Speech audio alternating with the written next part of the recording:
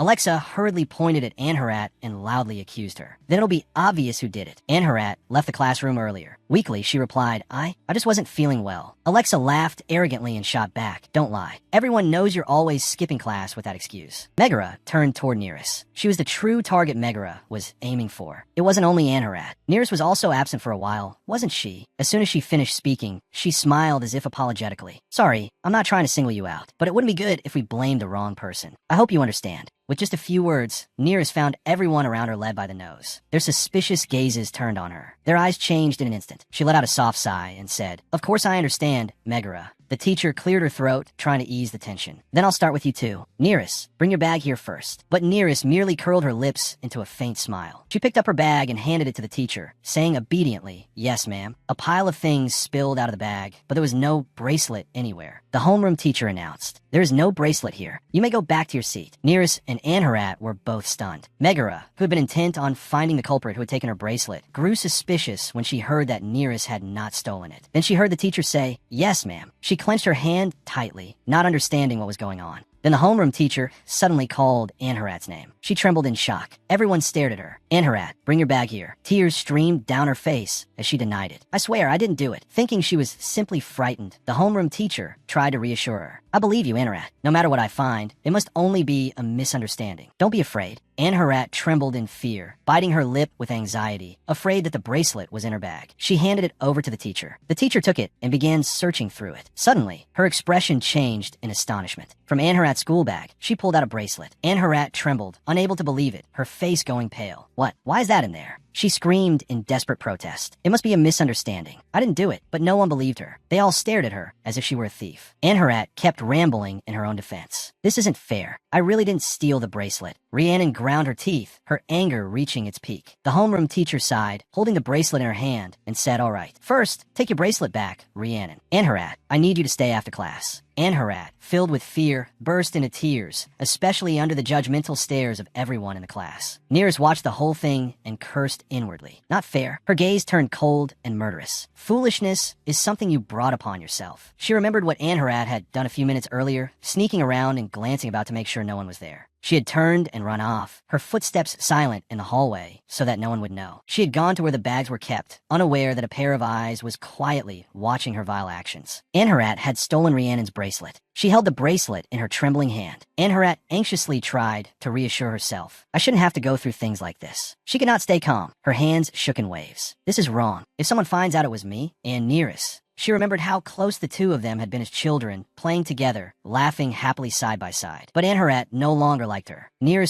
She remembered meeting Nearest again, only to be met with cold indifference. "I don't remember that." And there was another Nearest, a cruel one, who could crush a spider in her hand without hesitation, her eyes full of killing intent. Blinded by revenge, Anharat saw her as a thorn in her side. "She's only the daughter of a lowly knight, yet she acts arrogantly and ignores me. It would make more sense if it were someone like Megara. At least she comes from a noble family famous in the capital." Anharat could not stand that cold expression on Nearest's face. That girl needed to be taught a lesson. She remembered Megara's face, full of jealous hatred. "She has to pay. You caused all of this, Nearest." Anharat slipped the bracelet into Nearest's bag. "This is what you deserve." She worked quickly so as not to leave any trace. What she did not know was that a hand rested on the door, witnessing her despicable act. That person was none other than Nearest, standing outside with the door slightly ajar. Only a sliver of light shone out from the room, but it was enough for her to see everything Anharat had done. Nearest tilted her face toward the sky, unable to hide her disgust at her own status. Do I really need to pay the price as some monster? Why did I ever doubt myself? She refused to accept it. Her hand clenched tightly. You are all exactly as I already knew you to be. Thank you, Anharat. It was thanks to Anharat's foolish action that she had helped Nearest greatly. Thank you for acting stupidly just like before, and for still being as pathetic as before. Because of you, I don't feel conflicted anymore. She no longer felt any guilt or remorse. She went to the place Anharat had just left. Nearest stood before the bag, clenching her hand. I don't know who was behind a money theft in my previous life, but this time I caught the culprit. She decided to put the bracelet back into Anharat's bag and declared, now you will pay for what you've done. Back in the present, Rhiannon furiously screamed in Anharat's face. You thief! Was stealing Alexa's ribbon not enough for you? So now you dare to steal my bracelet too? Terrified, Anharat denied it. No, I really didn't do it. Nearest closed her eyes tightly. There's no need to panic so much, Anharat. Soon enough, all of them will fall into that hell with you. Meanwhile, on the other side, Liber was holding a bouquet he had arranged himself for Megara. Embarrassed, he offered it to her. Megara, these flowers suit your eyes very well. She gladly accepted them. Thank you, Libert. Are my eyes really as beautiful as these flowers? He was delighted to be speaking with his goddess. Of course. Actually, your eyes are even more beautiful. I think you're the loveliest girl in the whole world. Watching the two of them chat happily, Idalia could not help feeling gloomy. Megara was adored by everyone and showered with gifts, while she was not. Feeling insecure, she thought, Megara really is beautiful. She's not only remarkable, but she also has the noblest blood among all of us. But I'm afraid that in the end, she'll marry Lord Nellian. Idalia could not help worrying. Nobles usually marry people of equal standing. She bit her thumbnail in frustration. Natasha Granos is the Duke's daughter, but right now the Crown Prince is pursuing her. That leaves only Megara, the only highborn noble lady of marriageable age suitable for Nellian. Megara noticed Idalia looking lost in anxious thought and asked with concern, What's wrong, Idalia? Startled, she replied, Huh? Oh, it's nothing. She lied. I was just enjoying the outdoor class. Megara responded cheerfully. Right, now it's your turn to receive guests. Idalia agreed and slipped into the role at once. All right, welcome, Megara. The weather is lovely today, isn't it? Meanwhile, Rhiannon sat alone at a table by herself. She found the whole group irritating. Idalia is close with Maggie because they're in the same group, but I'm stuck here. She stared at Anharat, who was trembling in fear, her face pale, a thief. Then she looked at Diane and Nearest. One is a newly rich girl, and the other is a country mouse. Rhiannon clearly despised the fact that she was there with them at all. What am I doing with a bunch of provincial nobodies like this? She ground her teeth, angry at being grouped with people beneath her class. I come from a renowned noble line. My father is the second son of the Honorable Count Bert. I was born nobler than all three of them. Nearest looked at Rhiannon, who was gnashing her teeth in bored anger, unwilling to speak to anyone. Then she looked at another table where Idalia was sitting, and suddenly a strange smile appeared on her lips. The kind-hearted teacher, Saridan, informed the students that it was time for practice. All right, now each person in the group will practice etiquette in turn. Suddenly, someone called, Nearest, wait. She turned toward the speaker. It was Rhiannon. Then Rhiannon asked her, You once asked whether I had ever learned proper etiquette, didn't you? She still sounded arrogant, cold, and slightly mocking. Why don't you show me what it looks like, since I'm the uneducated one? Nearest rose from her seat and began instructing her. Then let me greet you. If you're my first guest, I would begin by showing you to your seat. Rhiannon disliked her to the core and thought, I really can't stand you. Someone of such low birth should only have lowly ambitions. How dare you behave with such elegance, as if you were born into a noble house? What use is it that you rank first and are fluent in foreign languages? She bit her teeth in utter loathing. You act as though you're better than all of us. It's disgusting. Try all you want. You're still nothing but the daughter of a lowly knight. Nearest quickly immersed herself in the role. Thank you for attending my party, Rhiannon. I hope you'll have a comfortable time. Let me show you to your seat. She pointed to the empty chair. Suddenly, Rhiannon burst into loud laughter. I suppose your grades don't mean much in situations like these. She wore an arrogant, provoking look. The first guest should be seated in the place of honor. Don't you even know where that is? It's the chair farthest from the door. But Nearest answered very calmly. That is true if the party is held indoors. But in a place with beautiful scenery, the seat of honor is the one with the best view. Seeing Nearest's calm composure only made Rhiannon angrier. Don't be ridiculous. My grandfather is a count. Do you think you know things that I don't? Diane hurried over to help. Actually, Nearest is right. At outdoor parties, the most important guest sits where they can see the most beautiful flowers. Rhiannon instantly shouted back. That's only because your family is just a bunch of nouveau riche. You don't know anything. Diane was taken aback, but then Nearest spoke up. If you want to be sure, why don't we ask the instructor? Rhiannon grew angry at once. What? But Nearest gave her no time to bluster and immediately called the teacher. Teacher Saridan, may we ask you something? Rhiannon's eyes widened as she watched Nearest call him over. Seridan kindly replied, "Oh, Nearest, how can I help you, my lady? I didn't think you would need my help." Seeing him turn to speak with Nearest, Rhiannon could not help feeling uneasy. Then she finally spoke up. "Actually, I'm the one who wanted to ask." But she did not wait for her to continue. She quickly spoke up to explain, "Oh, it's nothing, Professor. She just misunderstood what I meant." He looked at her curiously. "Is that so?" he said, then reminded them, "All right, whenever you need anything, just ask. Don't be shy." Then he left. Rhiannon pressed her lips together in anger. After getting him to leave, she shouted and demanded, "What was that supposed to mean? Were you really going to tell him everything just to humiliate me?" Suddenly, she heard her reply, "You're the one acting ridiculous here." Dien completely agreed with her. She was angry and refused to admit she was wrong, yet at the same time did not dare ask the instructor. Hearing that, Rhiannon grew even angrier and laughed harshly. How dare they? No wonder Megara looked down on them. One always pretended to be pure and saintly, hiding behind an angelic mask, while the other never stopped boasting about her family's wealth. Nearest felt grateful to her. "Dien, thank you for coming to my party. Let's go to our seats." She happily took her hand as well. "Nearest, I'm truly honored by such a wonderful place. Thank you so much." Rhiannon watched the two of them acting so close and grew annoyed. Birds of a feather really do flock together. Then Nearest smiled brightly in Anherod's direction. "Oh, I didn't expect to see you here." At the sight of her cheerful face, Anarad could not hide how irritated and displeased she felt. But Nearest still acted friendly, as if she held no grudge against her at all. "I'm very grateful that you gave me this honor. Dien and Rhiannon have already arrived. Please sit over here." Then she brushed past her. Suddenly, Anarad spoke up and asked, "It was you, wasn't it?" Nearest deliberately pretended not to understand what she meant. Anarad looked up at her. "You were the one who put that bracelet in my bag." She kept staring at Nearest's back and said bluntly, "I know you did it." Rhiannon was shocked to hear that. She could not believe it. What? Anarad still did not dare raise her head. She began saying humiliating things to Nearest. "My father buys me all the clothes and school supplies I need. But you, Nearest, are so poor." She looked at Nearest's outfit and mocked her. "You're wearing only one dress, and you don't even have a servant. Other than you, who else could have stolen it?" Rhiannon could not listen anymore. She slammed her hand down hard on the table and glared at Anarad in fury. "I can't believe what I just heard." She would not let her off. "Anarad, do you really want to say that in front of me?" Seeing the confused look on her face only made Rhiannon even angrier at her stupidity. "You idiot. You should have said that before you were caught red-handed. My bracelet was found in your bag, so stop trying to deny it." She leaned in close, staring her down as a warning. "Shut your mouth, unless you want to be despised even more than you already are. Right here and right now." Rhiannon hurled more insults at her. "You're disgusting enough already, you shameless thing. Stop pretending to be innocent." Nearest stood there like an outsider, watching them argue back and forth. Hearing Rhiannon's contemptuous words, disgusting, shameless, pretending to be innocent, weren't those all her own specialties? Nona? She remembered her painful previous life. People had ruined everything in her locker, and all she could do was stand there helplessly, unable to do anything. Then she noticed a letter tucked beneath one of her red books. She opened it and read it. After finishing it, Nearest was overjoyed, as if she had found the light of her life. The letter said, "I want to be your friend. Nona." She glanced around, wondering who had sent it. Nearest clutched the letter tightly and wondered who it could be. Maybe she was an upperclassman. Had she never heard the rumors about her? Everyone in this academy hated her, so she did not dare believe that someone would actually want to be friends with her first. It had been so long since she had smiled this brightly. She thought she had found her best friend, the one true, precious person in her life. She wrote back as well, "I want to be your friend too. Nearest, I hope we can come to understand each other better. Tell me your secrets. Nearest's stories are always interesting. I want to grow closer to Nearest. Please tell me more of your secrets." The more letters she wrote, the more she opened her heart to Nona, until in the end she told her everything, like a fool. She was like a withered flower dying in the garden. She could not help hating that girl. "I still regret it. I had another secret too, hidden away in a remote corner of the academy. I planted flowers and tended a small garden there. It was the place I had always wanted to show my friend Nona, if we ever met." Nearest stared blankly at the flowers she had cared for. She tried to analyze the damage. Wild animals would not have done this. It had to be a person, not just one. It looked like several children had deliberately dug them up. Her heart ached. Who would do something like this? But Nearest could not hold it in any longer and burst into tears. Why did everyone treat her like this? Even after that, she still sent letters to her friend. "Dear Nona, did you stop by my secret place?" She wrote out her thoughts, then crossed them out. "Actually, something terrible happened there, and you're the only one I ever told about that place. If you know anything, please tell me, all right?" She tried not to think badly of her friend. "I'm sorry. Please forget what I said in my last letter. I don't think you were the one who did it, so please answer me." Then she returned to the classroom. Someone spoke up. "All right, I need someone to collect the essays for me." Rhiannon arrogantly threw her paper at Nearest. "Did you hear me? Get up and go collect them."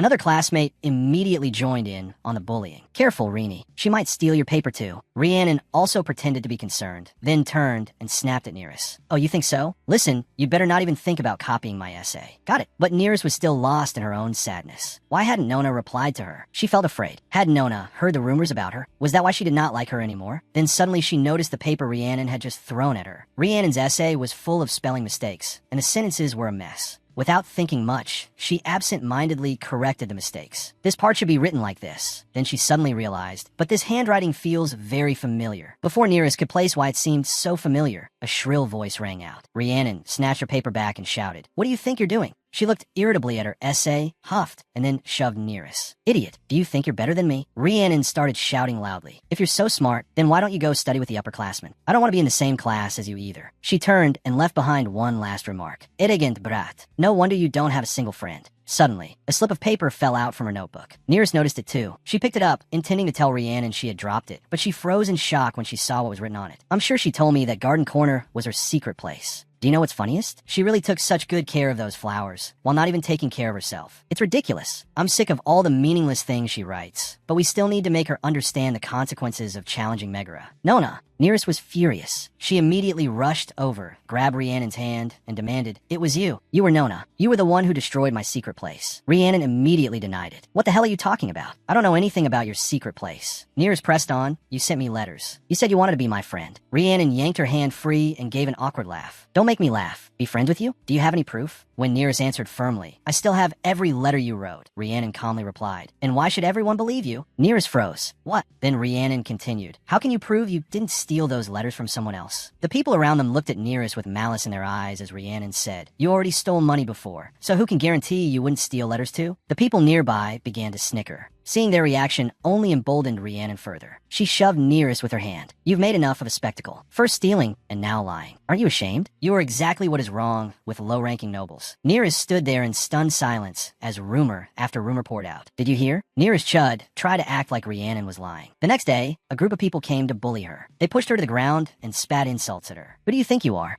And now you're trying to drag Rhiannon down into the mud with that ridiculous story? You and Rhiannon being pen pals. What a joke." They began using violence against her. "If you're going to lie, you should at least come up with a more believable story. You idiot. You come from a dirty, lowly family, so don't forget that. Do you know how many other low-ranking nobles are being looked down on because of you? Why do so many people have to suffer just because of you? Stop making our lives harder. You should leave the school or just die." A teacher happened to pass by. "Who are you? What are you doing here?" The teacher shouted. "Let her go right now. What year are you students from?" In Nearest's thoughts, the ones who beat me that day were in the same year as me. By chance, a teacher caught them and took me to the hospital. The doctor examined her and said, "Luckily, these injuries won't leave scars. In a few days, you'll be able to go back to school." But Nearest's eyes turned lifeless when she heard that. "I have to go back to school." Then she gripped the bedsheet tightly. "Sorry, it's nothing." She thought, if I go back, will the same thing happen again? I was lucky a teacher showed up, but what if no one had been there? And then there was the dormitory too. I was afraid. In the end, she returned to school. After I came back to the academy, the others did not beat me anymore, but they became colder. Even the people who attacked me, and Rhiannon as well, did not bear any responsibility for what they had done. The school board made an agreement with their families without ever asking for my opinion, and the whole matter was covered up. The reason a case of school violence witnessed by a faculty member could be buried without consequences was largely because Megara worked hard to protect the culprits. They were useful pawns to her, so of course she had to shield them. Coming back from the memories of her past life, she took notes as she thought. So in this life, I will crush all those pawns, one by one, here in the classroom. Natasha opened the door with a cold expression. Seeing her appear, everyone started whispering. "Isn't that Natasha from the student council? What is she doing in a lower year classroom?" Natasha held a letter in her hand. She looked around as if searching for someone, then suddenly asked, "Where is Nona?" Rhiannon startled at that. Hearing the unfamiliar name, everyone began whispering again. "Who's Nona? No idea." When no one stepped forward, Natasha continued, "I know she's here. I've searched every year from the senior classes downward, so come out." Slowly, one hand rose. Rhiannon stood up timidly and said, "It's me." Natasha quickly walked toward her. "Oh, so you're Nona." Rhiannon moved toward Natasha as well. "Yes. Did you need something from me?" Seeing how nervous she was, Natasha burst out laughing. "Why are you so tense?" "I'm only delivering a letter." Rhiannon looked confused. "Huh, what letter?" Natasha held the letter out in front of her. "This one." Then she said seriously, "I know you wrote it." Rhiannon immediately denied it. "You've got the wrong person. I've never written any letter." Natasha looked at her coldly. "But you just admitted that you were Nona, didn't you?" Natasha's attitude made Rhiannon panic. "That's true, but I swear I didn't write it." Natasha did not believe her. She gave a cold snort and read from the letter. To Nelison Elandria, the very model of courage and generosity. Greetings, my lord. I sincerely wish to be your friend, Lord Nelison. I truly cannot erase the image of your kindness and elegance on the opening day from my mind. That is why I have quietly observed you. No matter where you are or what you are doing, I keep my eyes on you from afar. Hearing the contents of the letter, the students in the class reacted in different ways. Some were shocked, while others laughed mockingly. Rhiannon shouted, "No, I never did anything like that,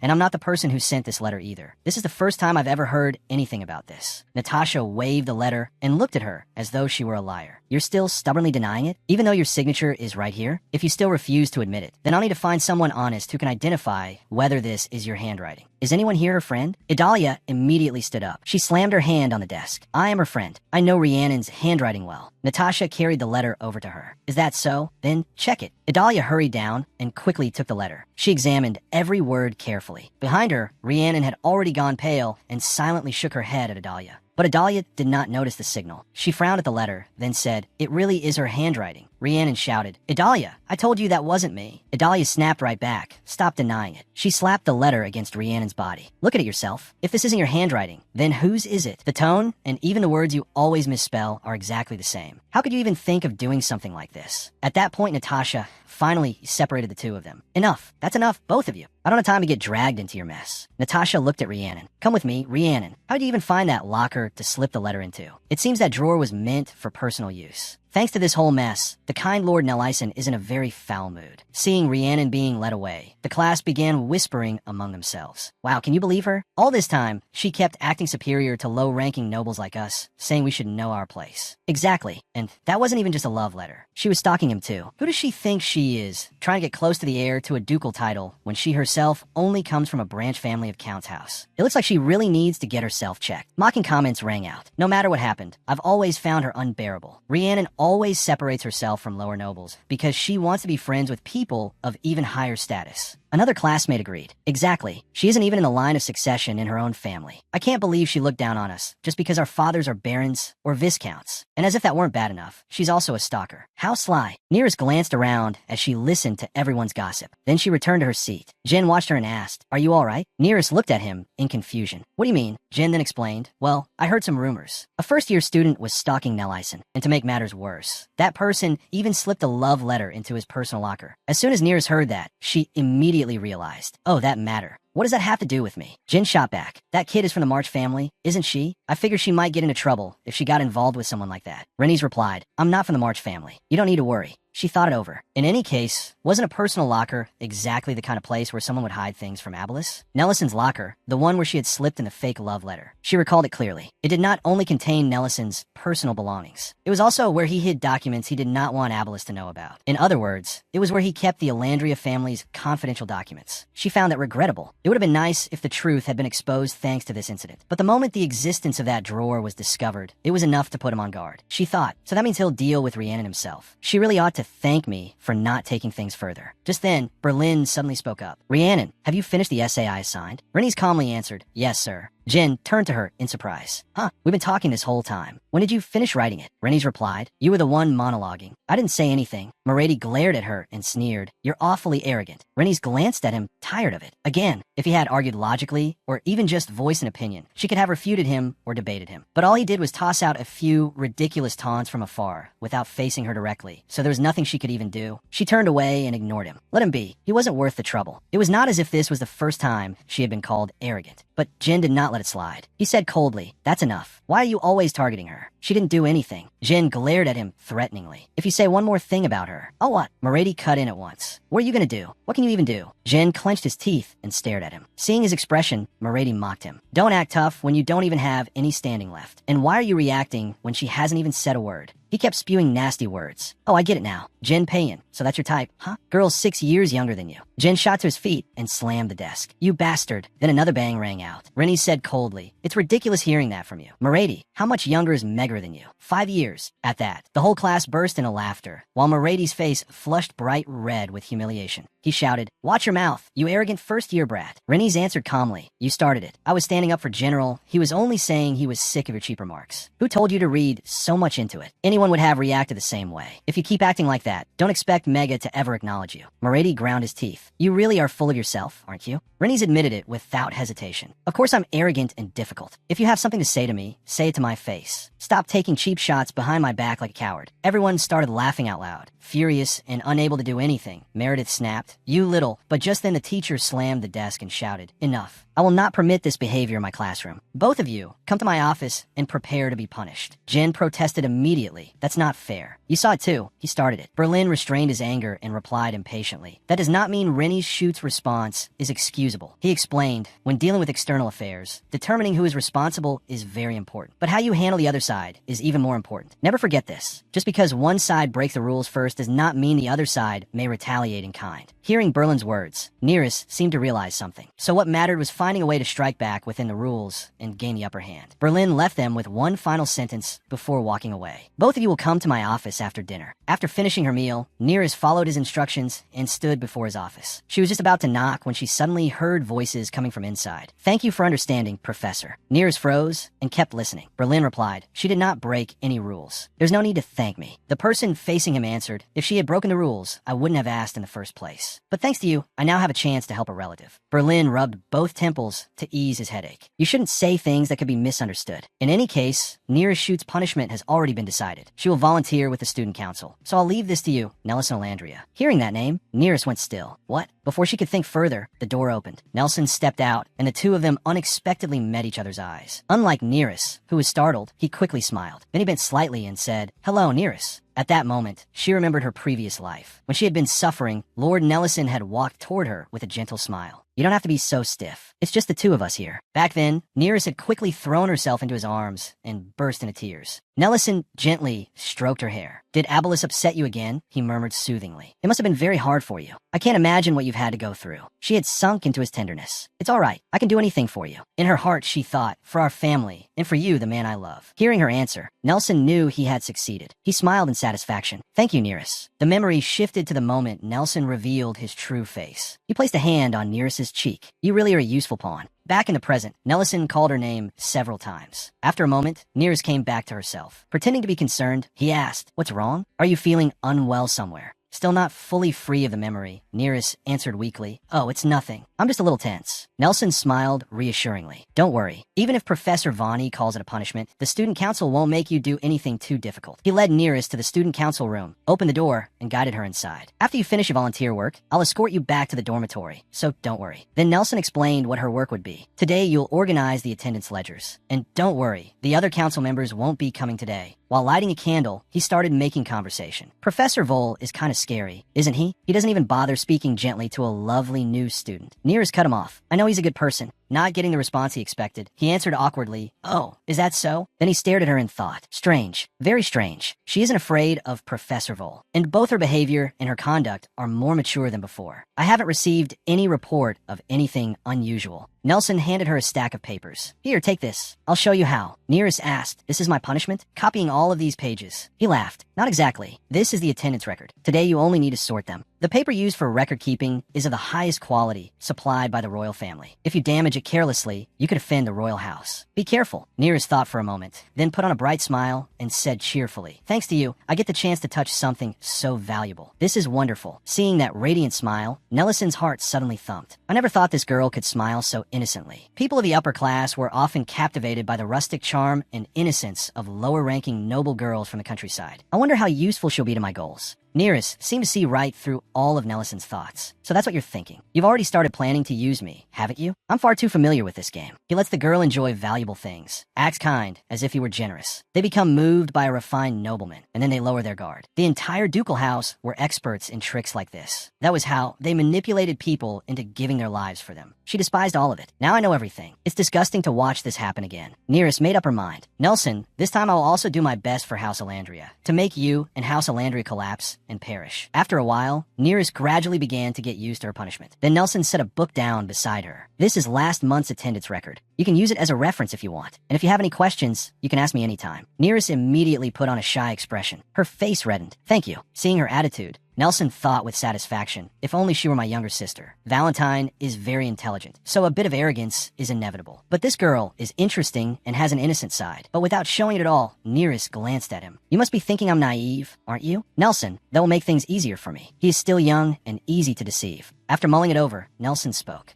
Nuri, I'd like it if you called me by a more affectionate name. He said it with a bright smile. Nearest was visibly displeased, but he continued anyway. You can call me Nun. We're relatives, after all, and our names are similar too. So I feel there's a special closeness between us. But Nearest remembered another scene from her previous life. Back then, Nelson had also said gently to her, now that House Alandria has adopted you, we're family. You can call me brother. Nearest had been crying bitterly. I feel so lost. It seems Lady Duchess and Valentine don't accept me as part of this family. Ellison had embraced her and soothed her softly. I am sorry, Nearest. I should have realized sooner that my mother and Valentine were mistreating you. After a blank moment, she had also clung to Ellison. It's all right. I'm the one who should apologize for not solving things myself and only complaining. Only now did she understand. His sweet words and gentleness had only been a disguise, a lie meant to exploit me. No, both Valentine and the Duchess saw no value in me after the adoption, and he did not even try to stop them from tormenting me. No, he deliberately looked away. He made me depend on him more and more because I could not bear the abuse. That was his plan. After sorting through everything in her mind, Nearest smiled and pretended to be pleased. As you wish. Nelson pulled out the chair opposite her. Then what should I call you? She smiled back. You could just call me Nearest. He answered casually, all right, Nearest. Though it would be nicer if I had a special way of calling you. But that wouldn't be proper, since I'm not your fiancé. She said politely, thank you for being so considerate. Inwardly, she sneered. Fiancé? He had already thought as far as marrying me, just like the way he sold me off to Abelis in my previous life. Suddenly the door opened, and the very person she had just been thinking about walked in. Abelis looked surprised to see them. I didn't think anyone would be here. Nearest quickly stood and bowed. Greetings, Your Highness the Crown Prince, second son of the kingdom. Abelis waved a hand. All right, no need to bow. Go on with your work. He walked over to Nelson and teased him. Hey, Nelson, didn't you tell me in taxi not to use the student council room for secret dates? Nelson hurriedly explained. A secret date? Your Highness, you misunderstand. I'm only supervising a student's punishment in my capacity as a student council member. Abelis looked toward Nearest and said with a grin, of course, since you're all alone with the prettiest girl among the students. The moment she heard that, Nearest felt a stab of irony. What? She remembered her previous life. He had said cruelly, what are you looking at, you ugly thing? Were you expecting something? Don't make me laugh. He had embraced another woman right in front of her, even though they were married. You know perfectly well this marriage is only for the benefit of our two families. Nothing more. At that time, Megara had looked at her in triumph while clinging to Abelis. At another time, whispers had spread everywhere. House Alandria has broken away from the royal family and founded its own kingdom. House Beast was betrayed by the descendant of one of its warriors. What will become of this kingdom? Abelis grabbed Nearest by the nape and yanked her head back. He shouted, you knew everything, didn't you? Nearest answered, no, I didn't know anything. I am innocent. He did not believe her and shouted furiously, shut up. I should have suspected it from a moment, a little rat like you was chosen as crown princess instead of Valentine. Then Abelis ordered, throw this traitor into prison at once. Lock her up on the highest floor. No matter what methods you use, squeeze the truth about House Alandria out of her. As the memory ended, she glanced at Abelis. At that moment, Nelson spoke. Would you like to sit with us, Your Highness? If you're interested, you can join us. Abelis turned away. I have no business here. I only dropped by while taking a walk. Besides,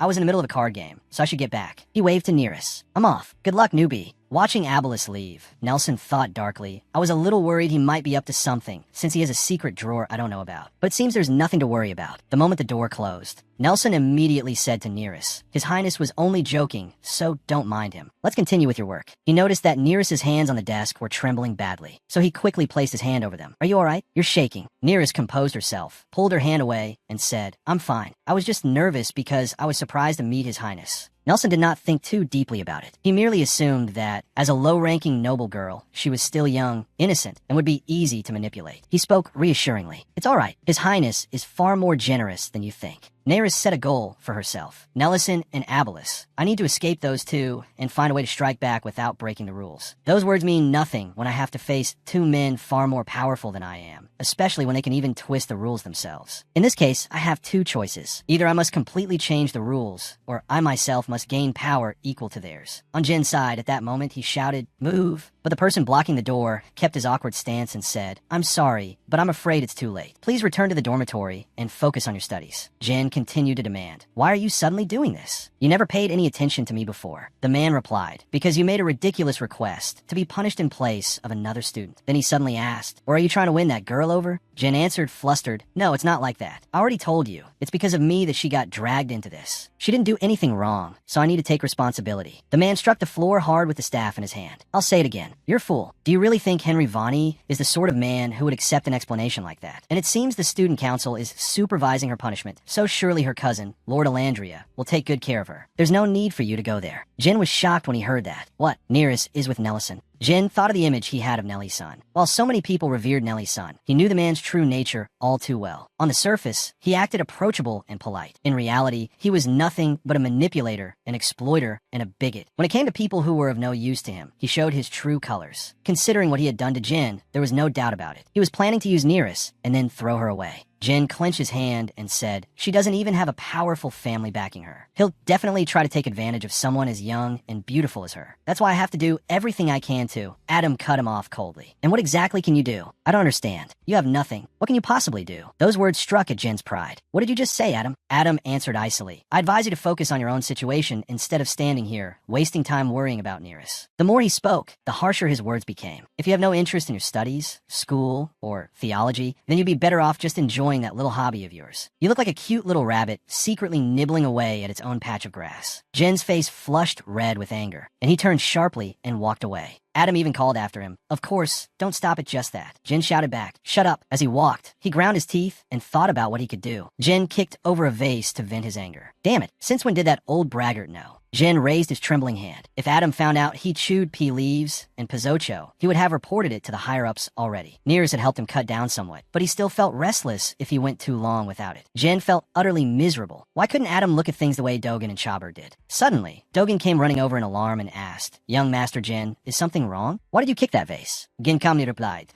"Dogen, I was just feeling irritated. It's nothing." Dogen straightened up and answered, "Oh, I see. Then would you like to use that to lift your spirits?" Hearing that, Jin was reminded of Adam's words. "Oh dear, are you about to go nibble grass, little bunny?" Annoyed, Jin waved the thought away with his hand. "No, forget it. I'm done with it. While you're at it, throw all of it away." Dogen was startled by those words. "What? Wait, young Master Jin." Dogen hurried after Jin. "Don't you remember how much they're worth? Throwing it all away like that is such a waste. Why not use up what's left before quitting?" Jin was firm. "Just throw it all away." Dogen kept trying to persuade him. "But young Master Jin, are you sure you won't regret it?" Irritated, Jin turned back. "What is wrong with you? It would be better if I stopped using it altogether," he demanded. "Why are you so determined to make me keep up that disgusting habit?" Dogen stammered and said nothing. Jin remembered what Nearest had said. If you keep chewing that every day, you'll die from addiction. As the younger brother of Pope Tacitus VI, he could not obtain that herb by himself. Someone had to be supplying it to him. If he died young from drug addiction, it would be a disgrace. He really should quit. He thought of how familiar the pattern was, luring someone down a path of self-destruction and letting them wither away little by little. All it took was for someone the victim trusted to introduce a few drugs or poisons, and the victim would take the bait. Then all you had to do was pretend to be concerned while actually pushing them deeper into addiction, making them believe the drug was their only escape. They would crave more and more. And in the end, Jin blamed himself. Why hadn't he realized someone was plotting against him? All of a sudden, Jin clapped a hand on Dogen's shoulder and said, "Dogen, I want you to go see my uncle." Dogen reacted as if he had been caught off guard and raised his voice. "Huh, why all of a sudden? But crossing the mountains to get there takes months." Jin tightened his grip on his shoulder and coaxed him. "I've heard of an herb even more enticing than pizzocho, but it only grows in Berlin." Jin whispered, "You know, I've grown tired of pizzocho and need something more stimulating. I know you can bring it back for me." Dogen realized the plan had not been ruined, and a pleased smile spread across his face. "I see." Jin was already calculating everything. "Of course, that wasn't my true reason. I'll hide the list of people who support me in your luggage. Omnibus is suspicious by nature. He'll become suspicious when you suddenly set off for Berlin. He'll search your belongings, only to discover you're chasing after a herb that doesn't even exist. Then he'll find my uncle's name on the list and brand him a heretic. He'll surely get rid of both of you. I'd become more wary of my uncle after Nearest warned me, but I never imagined Dogen was on the same side as him. We've known each other since childhood. Even if I've lost my title, how could he do this to me?" Jin steeled himself. "I have to leave the past behind and move forward. At the very least, I don't want to disappoint Nearest, the only person who sees me for who I truly am." At that moment, outside in the garden, Adalia cheerfully said to Megara, "It smells lovely, doesn't it, Mickey?" Megara agreed. "It does." Then Adalia suddenly noticed the person sitting at another table, Rhiannon. She was sitting there with her head lowered. People were still gossiping about her. "She acts like she's better than young Master Harrod. But whether you're a thief in a baron's house or a hanger-on in a count's house, it's all the same. At least young Master Harrod's father has a title. Her father doesn't even have one. Why is it that low-ranking nobles never seem to understand their place?" At those words, Idalia looked in that direction with displeasure. Megara tried to calm her. Don't look, Dolly. Just then, the teacher clapped his hands to get everyone's attention. Everyone, please pay attention. Today we will be learning recitation, an enjoyable activity that livens up social gatherings and expresses the reader's individuality. That is why it has become a central feature of house events. These days, memorizing a few classical poems is extremely beneficial for all of you when you enter high society. On a lectern was a short poem written by a friend of mine in a standard style. Today's class goal is to read this poem aloud as powerfully as possible. Megara turned and praised Idalia. I really loved the poem you recited at the Marquise gathering last time, Dolly. I'm really not gifted in the arts, so I'm pretty envious of people who are. Idalia shyly replied, "Thank you." The others, after receiving the paper, cried out, "What is this? Have you ever recited a poem out loud before?" "No, never." The teacher continued, "Now I'll give you a demonstration, so watch carefully." With that, he began to read. Deep within the autumn forest, a wild goose glides across the lake. The trees blaze with the flames of autumn leaves. Rihanna watched Nearest in front of her. She frowned, no one knowing what she was thinking. Meanwhile, the teacher continued reciting, "And so, I shall wait patiently." Everyone applauded enthusiastically when he finished. Then the teacher asked, "I'm sure you understand what to do now. Is there anyone who has memorized it and would like to go first?" He was met with silence. People whispered among themselves. How are we supposed to memorize 14 lines in an instant? Exactly. I've never done anything like this before. Suddenly, Rihanna spoke up. "I'm sure Ju can do it, sir." She hasn't even looked at the paper. Diane, displeased, quickly shot back at Rihanna. "Bert, stop picking on Nearest." Rihanna raised her voice. "I'm only saying it. Why are you being so sensitive, Jude?" She skipped a grade in literature, so I thought something this easy would be no problem for her. Everyone immediately began whispering again. "She's starting again. Looks like she still hasn't learned her lesson. But I don't like Nearest Jude either. I heard she insulted Mega." The teacher stepped in to defuse the situation. "Quiet, everyone. Nearest, if you don't want to, you don't have to." Nearest calmly stood up. "It's all right. I'll try." Young Master Herrick glanced at her. She really couldn't resist a provocation. I bet she doesn't remember a single line. But no, Nearest calmly and clearly recited everything the teacher had just read. Deep within the autumn forest, a wild goose glides across the lake. The trees blaze with the flames of autumn leaves. The birch trees stand tall in their white bark. Migrating birds beat their wings, strong and free. And so I shall wait patiently. Everyone was astonished, and when she finished, even the teacher applauded her generously. Rihanna turned pale, never expecting Nearest to actually pull it off. But Nearest had no intention of letting her off. "You were right, Nona. This is far too easy for me." Furious, Rihanna slammed her hand onto the desk with a loud bang and shouted at Nearest. "That's impossible." She yelled and pointed at her. "You've seen this poem before, haven't you? Don't pretend this is your first time looking at it." Nearest answered with complete calm. "You're being unreasonable, Nona. Where would I possibly have seen a poem written by Mr. Sheridan's friend?" Rihanna snorted in disbelief. "How should I know? Maybe Mr. Sheridan showed it to you." The moment she said that, Sheridan frowned, clearly displeased by her tone. "Rihanna Baird, it sounds as though you were implying that I broke the school's rules in order to help a student, doesn't it?" Hearing the icy tone in his voice, she shrank back in fear and stammered. "No, sir, I mean, I'm sorry." Diane, leaning on her desk and watching her blame Nearest, could not hide her anger. "Do you expect everyone to say, 'Oh, it's fine,' and let it go just because you say you didn't mean any harm? Especially after behaving so rudely? It seems you didn't even think before acting, Nona." Rihanna flushed red and could not answer. She could only endure the giggles and mockery around her. Sheridan quickly stepped in, placed a hand on Nearest's shoulder, reminded the others, and did not hesitate to praise her. "That's enough, everyone. You did very well, Nearest. You recited the poem perfectly. There's nothing to criticize." Then he did not forget to rebuke Rihanna.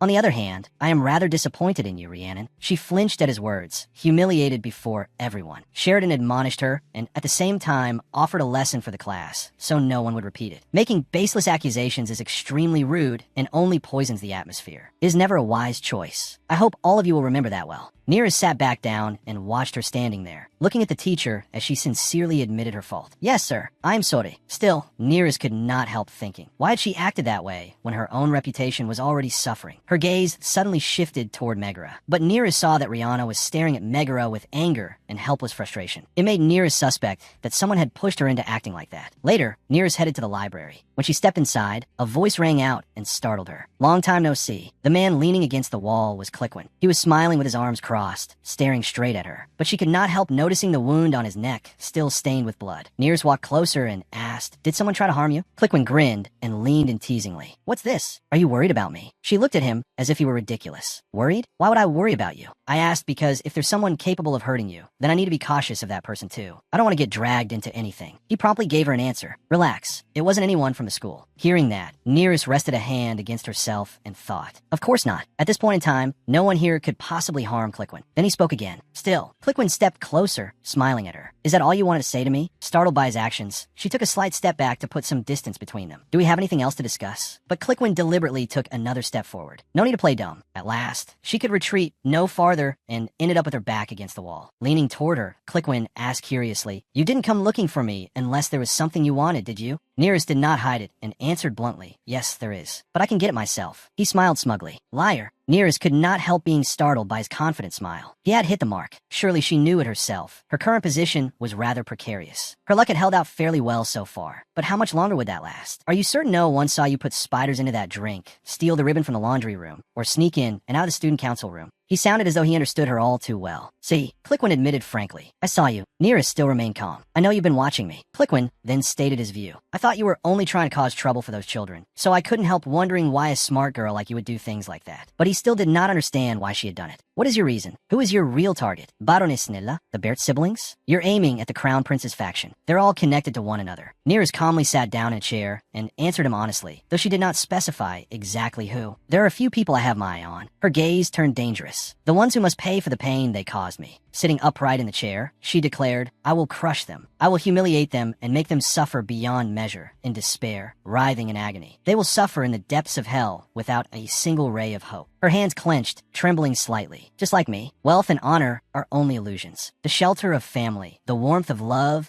and the comfort of friendship are luxuries far beyond my reach right now. Well, I want us to see them pay with my own eyes. I pray they will endure torment without even knowing why, and writhe in pain and humiliation beyond imagining. I want every secret refuge they flee to reek of betrayal. I pray they wake every day haunted by the thought that life would be better if they were blind and deaf." At that, Cliquin realized something. "It sounds like your reason for existing is revenge." I won't ask what happened. He was not particularly interested in her past. "Whatever it is you want, I won't judge whether it's right or wrong." And he leaned closer to her. "But I believe you will need my help to make them pay dearly." She did not think he would willingly help her. "What makes you think that? Though you are very intelligent, taking on the Duchy of Elandria and Marquis Licandros by yourself would be pointless." Cliquin smiled, intrigued by her. "I find you remarkable. I despise people who hide their dark, deceitful nature behind smiling masks." She replied, "You're worrying too much. It seems your interest in me has gone a bit too far." Cliquin did not hesitate to praise her. "I've been observing you because I think you have great potential. You still have your shortcomings, but nothing is beyond improvement. In time, you will become a perfected version of yourself." Then Cliquin held out his hand, ready to cooperate with her. "I'm willing to invest." He made her an offer. "What do you think about selling your talent to me?" But Nearest still hesitated as she looked at his outstretched hand. She could not help wavering as she thought. "I could not deny that I hesitated before Cliquin Mandolan's offer. The truth was that even though I knew my enemy's weaknesses and personalities well, I still was not strong enough to destroy all of them, to bring down a marquis and a duchy. Even the royal family would need tremendous power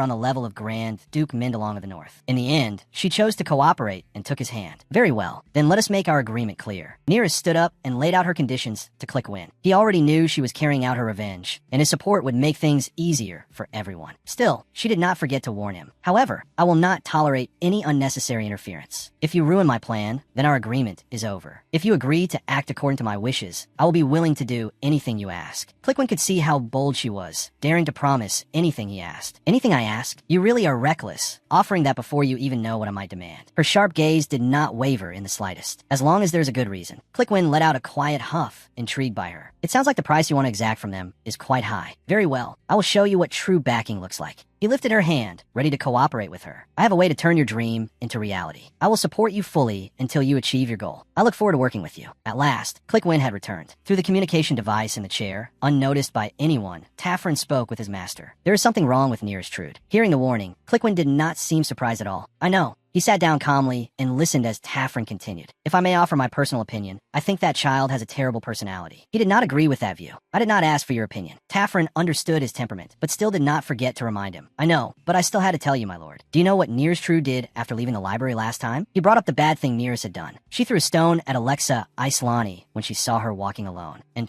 just as expected, Rihanna Bertha, who happened to be standing nearby, was wrongly blamed and attacked. Normally, I would not pay attention to someone who does things like that." According to the investigation, there was no significant conflict between her and Herad Bak in her hometown, and her first meeting with Rihanna Bertha was also at the academy. But Taffrin found Nearest's actions far too impulsive. Whatever her reason may be, Nearest Trude is taking things too far. Cliquin seemed to sense that something was off, yet he could not explain it. But is that really true? When I spoke with her, I stared closely at her expression when she talked about wanting revenge. She truly looked like an adult who had endured a long time of unbearable suffering. He could not help but wonder what on earth she had experienced to show such an expression. Had something terrible happened? If so, when? Where? Or had she witnessed someone else become a victim? His mind filled with countless questions he could not answer. But those things were not important right now. Clickwin stood up and reminded Taffrin, "There's not much time left. I need to gather as much support as possible. I need people who are not tied to other powers. People trustworthy enough to work for me." On the other end, Taffrin agreed. "Yes, exactly. We will obey your orders, Master." Meanwhile, Diane and Nearest had just finished class. Diane happily and excitedly held Nearest's hand. "What do you want to eat?" "My family makes lots of delicious food for Easter." But Nearest still kept a cold expression, not letting the slightest warmth show to her. "I can eat anything," Diane eagerly continued. "Then what about bedding? I'll have them make a set in your favorite color. What material do you like, velvet or cotton?" But Nearest did not seem to pay much attention to what she was saying, only staring out the window. She saw a group of girls teasing one another. Alexa threw a stone at Rihanna's head, and then they all laughed excitedly. Furious, Rihanna turned around, pointed straight at her, and shouted. But Alexa only shrugged as if she were innocent. And so the argument escalated fiercely. Then Alex Tor stepped forward and grabbed her by the throat, while the others only stood there watching. They made no move to stop it, only laughed in amusement. Diane saw it and ground her teeth in anger. They are so childish. But Nearest said nothing, only thinking to herself, childish but effective. Just as expected, Alexa would believe Rihanna was the one who threw the stone, and now they were retaliating against each other. This would keep repeating itself for a while. Alexa was the type who enjoyed tormenting others, trampling on them with cruel words. She craved attention and the thrill it brought. Nearest gave them a mocking smile. Diane noticed her clenching her hand tightly, her cold demeanor making Diane slightly uneasy. "Nearest, are you okay?" She adjusted her emotions and chuckled. "I'm Euphina. No matter how disgusted I am by this, I still have to watch it through to the end. This is the stage I set myself. The price for the suffering I endured. Enjoy it while you can, Alexa. After Easter, it will be your turn." Nearest walked closer to a room and suddenly noticed something. A letter had been slipped under the door. Curious, she picked it up. "Who left a message here?" She opened it and found neat, forceful handwriting inside. "Congratulations. It seems your plan has gone rather smoothly." She could guess who had sent the letter. It was Clickwin Mandela. "So from now on, will we be communicating this way?" She went inside, picked up a quill, and wrote him a reply. "I do not believe our relationship requires congratulations. There is something I would like to ask of you. Please buy me some halo grass seeds in Landview. You may put it on credit, and I will repay you later. Also, during the winter break, you can find me at the McKinnon Estate. I will be staying there from Thanksgiving until the new term begins again." After a long carriage ride, they finally arrived at the McKinnon Estate. Diane excitedly peered outside and boasted to her, "That's my house." She chattered happily, pointing out where everything was. Nearest only replied faintly, "It's wonderful. Your house is truly beautiful." Diane excitedly went on showing her around. On Thanksgiving, the ground floor of the main building will be decorated with red embroidered silk. When the windowsills are covered in snow, the candlelight will shine across both the snow and the silk. Everything will sparkle. It will be an absolutely beautiful sight. She giggled as she told her, "Every year, I get locked in my room all alone while the adults hold a ball, but this year you'll be with me, so I won't be bored anymore." Nearest only smiled gently and answered, "Yes, definitely." Then she fell into thought again. Was Diane really sincere in treating her well? Could someone like her harm others without feeling the slightest guilt? At the academy in her previous life, not a single person had treated her kindly, not even a little. Surely Diane had been one of those who bullied her, or at the very least, one of those bystanders who simply watched it all happen. She had no memory at all of someone named Diane McKinnon. Then another thought occurred to her. Had Diane transferred out early? Or had something changed after I came back to life? She sighed, looking at Diane's smiling face. It was hard not to feel conflicted. She could not bear to be suspicious. Right now, Diane was very good to her, yet Nearest did not know what Diane had done in her previous life. That made it hard to accept her kindness. At present, Diane was devotedly acting as her guide. "We'll play chess and paint in the garden. In the afternoons, there will be a tea party and a ball for the guests." Then Diane smugly added, "This time Heather Jelling won't be able to mock me when she sees you dance. I'll throw it right in her face that the steps she taught me were completely wrong." She told Nearest indignantly, "She's been invited as a guest representing the Jelling Merchant Guild. She's Angelo Jelling's daughter, but she's always picking fights with me. Just because she's a few years older than me, she acts like she's such a big deal." Suddenly, Nearest murmured that name to herself. Angelo Jelling. In my previous life, Angelo Jelling was one of the people I recruited to support House Alandria. He had been extremely arrogant and quick to betray others for personal gain. The Jelling Merchant Guild was as powerful as the McKinnon Merchant Guild, so it was no surprise they had been invited to the party. Then Nearest asked Diane, "You said Heather Jelling always picks fights with you?" Diane quickly nodded. Nearest could not help thinking about it. The Jellings were commoners, while the McKinnons were nobility. Where did Heather Jelling get the nerve to challenge an earl's daughter? Betty, sitting beside Diane, could not help advising her. "You're too harsh on Miss Heather, my lady." Diane did not think so at all and pouted. "Not at all. You've never seen it yourself. That's why you say that, Betty." Betty kept trying to persuade her. "This must just be a misunderstanding, my lady. Perhaps you could become closer to her if you let go of your prejudice, because she is a commoner. But hearing that, Nears did not think so either. Diane was not foolish enough to look down on others simply because of their status. From what I remember of Heather gelling, Diane is probably right. Then the sound of approaching horses made her alert. She turned and asked Diane, "It sounds like someone is coming this way. I can hear horses galloping." Diane looked surprised. "Really?" She leaned out of the carriage to look. Her eyes sparkled with excitement. She joyfully shouted, "Joyce! Joyce!" He rode his horse up alongside the carriage and smiled as he asked after her, "Have you been well, Dee?" At the sight of Joyce, Nears was suddenly reminded of her previous life. One night, heavy rain had been pouring down and a desperate cry had rung out. "Your Highness!" That person had been none other than Joyce. He had been stopped outside, but he still shouted desperately, begging, "Please, grant me a moment." Angelo gelling, what he did to my family. But Nelson seemed intent on pulling her away, not letting her concern herself with the man below. "There is no need to bother with him, Your Highness." He placed a hand on her shoulder and calmly explained, "That is the nephew of Count McKinnon. He is merely trying to accuse Angelo gelling." Nears asked in confusion of what. He answered only vaguely. "It is nothing more than a minor dispute among heirs. He and Joan Morrow will soon be expelled. Our plan will not fail." But her eyes had remained fixed on him. She could feel that something was wrong. "I'm certain that in my previous life, Joyce McKinnon was only a relative of Count McKinnon, not part of the line of succession. But in this life, he is Diane's older brother and the Count's son. What is going on?" Then he introduced himself. "Joyce McKinnon, I heard you've taken very good care of my troublemaking little sister." She answered politely as well. "It is a pleasure to meet you, Lord Joyce. Actually, it's the other way around." He stared at her and thought to himself, "So this is the girl Dee mentioned. It's rare for a girl raised in the countryside to behave so gracefully. If she's befriending Dee for some other purpose." Diane noticed him staring and was displeased. "Joyce, stop staring at my friend." Joyce replied helplessly, "I wasn't staring." Then he smiled sweetly at her. "Has my little angel been happy at school? Have you had any trouble?" She blushed deeply in embarrassment. "Don't call me that in front of Nearest. It's so embarrassing." Then he continued chatting. "My dear little sister, do you know what happened while you were away from home? Uncle Savina told me about a doctor named Lou Martree." Nearest paid no attention to the siblings' conversation and instead suspected two possibilities. Either some unfortunate accident had happened in the McKinnon household before I became crown princess in my previous life, or something has changed in this life. She could not help furrowing her brows in thought. No matter which possibility it was, the truth would be revealed sooner or later. At last they arrived. As the two girls got down, a delighted cry rang out. Miss Diane, the butler and several servants, who had missed her dearly, rushed over crying and hugging her tightly. "Are you well? We missed you so much, miss. Good heavens, you become so thin, just skin and bones. You must have had a hard time moving around. Were you bullied by anyone?" Overwhelmed by all of them clinging to her, Diane shouted, "I can't breathe. Let go of me. You're embarrassing me in front of Nearest." Then Joyce lifted her into his arms. "Come on, Dee, let's go inside." Seeing him carry Diane like that, Nears could not help but think of someone picking up a little dog. Then she heard him remind them, "You too must be tired. Go and rest." The two girls held hands and walked into the estate. Suddenly, someone called out Diane's name. "Diane." Coming down the stairs were Nolan and Muriel. He was the first to speak. "Have you been well? How is school?" She joined in. "It's been so long, Diane." Diane was overjoyed. "Nolan, Muriel, it's been so long." "I'm very well. Thank you, both of you." Then Muriel glanced at Nearest with an unfriendly look. "And who is this beside you? Your new maid?" Diane was displeased to hear her speak that way and immediately shouted, "Muriel." Nearest stopped her and spoke up first with a polite greeting. She courteously lifted the sides of her skirt in a respectful curtsy. "I am Nearest Trude. I am Diane's friend." Diane was startled to hear Nearest herself call her friend. "Nearest, just call me her friend." Muriel snapped her fan shut and said, "Oh, I think I've heard of you before, miss. It seems that Academy is not as impressive as people say. Haven't they taught you etiquette? It is quite rude to interrupt a conversation between nobles." Then Nearest corrected her. "But the rule you just mentioned does not apply in this situation." Muriel paused. "What?" Nearest calmly explained. "According to the registry and the legislative authority, nobility includes only those who hold a title from baron upward and their legitimate descendants. Therefore, the only nobles here are Lord Joyce and Diane. If you wish to use that term for any descendant of a lord, then both you and I would be nobles alike, which means the rule you mentioned would not apply."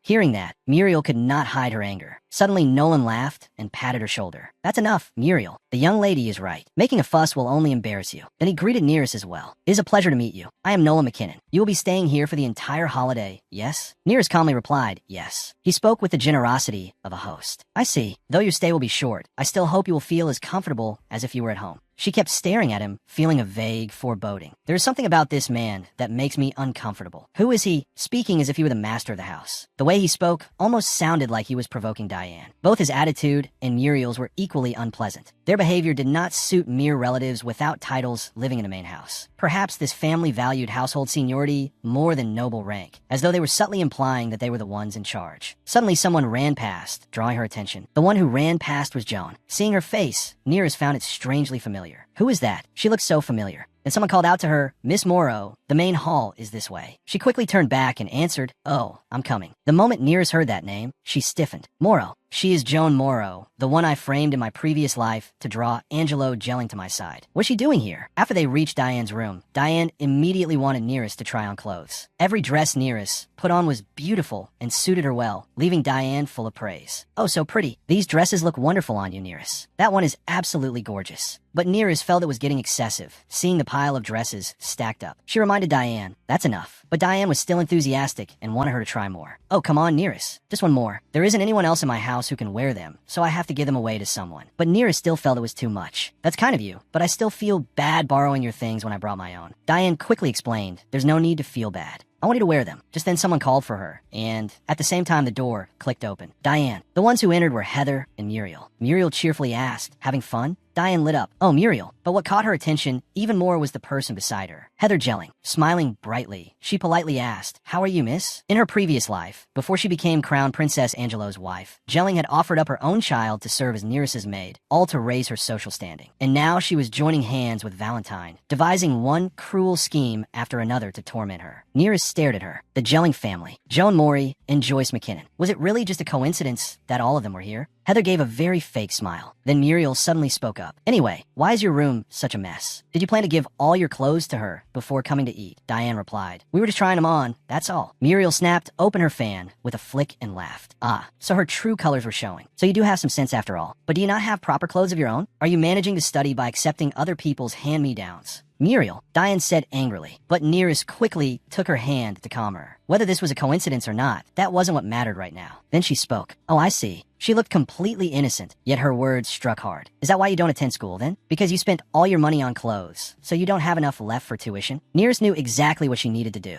Muriel cried out in shock. "What? Watch your mouth," she shouted, her voice trembling with fury. "Do you think I can't pay tuition just because I went shopping? You're nothing compared to our family. If I wanted to, I could enroll in the academy whenever I pleased." Nearest curled her lips into a faint smile. "Really? Then I must have misunderstood. I'm sure you have many other reasons for not attending school. My apologies." Muriel ground her teeth, her face twisted with rage. Heather hurriedly grabbed her arm. "My lady, we should go. If we stay any longer, you'll only upset yourself." She quickly ushered Muriel away, leaving the air tense behind them. Diane gave a small cheer, her eyes sparkling. "That was great, Nearest. She deserved that." Then she hesitated, her voice dropping. "But I'm sorry you had to hear such rude things. You're my guest. You should have been treated properly." Nearest shook her head. "It's fine. It's not your fault." Diane frowned. "But don't you think it's strange?" Muriel said she wasn't jealous. "Then why did she get so angry?" Nearest answered at once, calm but certain. "I think she wants to go to school more than you realize. But she said it was fine not to go, and that she wasn't jealous at all." Nearest turned to her and asked, "Have you ever brought up the academy to her?" "Not once." Nearest stood before the mirror, her eyes turning heavy for a moment. When someone seems sad and denies being jealous, even though you never mentioned it, there's only one reason, an inferiority complex. She's jealous, but she doesn't want to admit it. Diane nodded. "I see." Nearest continued. "I thought it was strange that she picked a fight with me the moment we met." "Who is her father?" Standing behind them, Betty replied softly. "Lord Savannah McKinnon oversees the merchant company's medicinal trade. They haven't made a profit in years. If anything, he comes here often to ask for loans." Nearest brushed her hair back and tied it neatly, a cold gleam flashing in her eyes. "I see," she thought. "Then of course they can't get into the academy. You can't entirely blame her." She turned back and sat down beside Diane. "You said we're both invited to tomorrow afternoon's party, right?" "That's right. It's the first event of the Easter season. There'll probably be a lot of people." Nearest hesitated slightly before asking, "Do you think we'll be staying with Nolan, Muriel, and the other children our age?" "Probably. We'll likely have our own tea party and dancing." A cunning light flashed in Nearest's eyes. "Excellent. That means we'll be surrounded by children our own age. It'll be a good chance to talk to everyone." That afternoon, Nearest appeared at the party with Diane. The great hall glittered with light. Nobles stood in little groups, and the sound of conversation filled the room. Lord McKinnon, who is that young lady with the red eyes? "Oh, you mean Nearest Chu? She's Diane's classmate at the academy." The surrounding nobles chuckled, half in praise, half in mockery. "I think she looks rather elegant. She must be the daughter of a distinguished family." Standing nearby, Muriel let out a mocking little laugh and sighed in feigned boredom. She frowned and glanced toward Nearest. "Elegant? Please. She's just the daughter of a knight, practically a commoner. Frankly, she doesn't belong in the academy at all. A distinguished family? Ridiculous. She doesn't even have enough clothes to wear." She glanced at Hazel, her voice full of disdain. I've never even heard of the Chu family. Why do you think she wants to be friends with Diane? Hazel immediately frowned and lightly tugged at Muriel's arm, lowering her voice. My lady, Heather signaled to Muriel. Muriel scowled. No one heard, did they? Phoenix, in a shadowed corner. Two other nobles whispered. I heard Miss Jelling say that the girl with the red eyes is a knight's daughter. Is that outfit Diane's? If I didn't know better, I'd think that low-born girl was trying to take advantage of the McKinnon family. Miss Nearest. Nolan approached from afar with a bright smile, waving to the two girls. Hello, you two. Enjoying yourselves? Diane quickly bowed politely. Greetings, my lords. He laughed teasingly. Diane, you're starting to look like quite the young lady, aren't you? Nearest tilted her head curiously. What was she like before? Nolan gave a snide laugh and answered mockingly. That little brat used to pout at everyone instead of greeting them. Looking at her now, it seems my uncle made the right decision sending her to the academy. He glanced at Diane and deliberately raised his voice so everyone could hear. Diane may seem clever and stubborn on the outside, but she's really a tiny girl with a soft heart. I was worried she wouldn't be able to bear living away from home, but now I'm relieved. She's even managed to find herself a very intelligent friend. Hearing Nolan speak, Nearest remained silent, only lifting the corner of her lips into a faint, unreadable smile. Nolan bowed his head with a small smile. Are you enjoying the party? May we have the honor of inviting the ladies to dance? Nearest replied calmly. We'd be honored. She leaned close and whispered to Diane. Come on, remember? You said you'd show them what you've learned. Joyce held out his hand. Nearest placed hers in it, and the two stepped onto the dance floor. He bowed gracefully, his eyes attentive. The height difference must make it difficult. You may step on my feet if you need to. Thank you.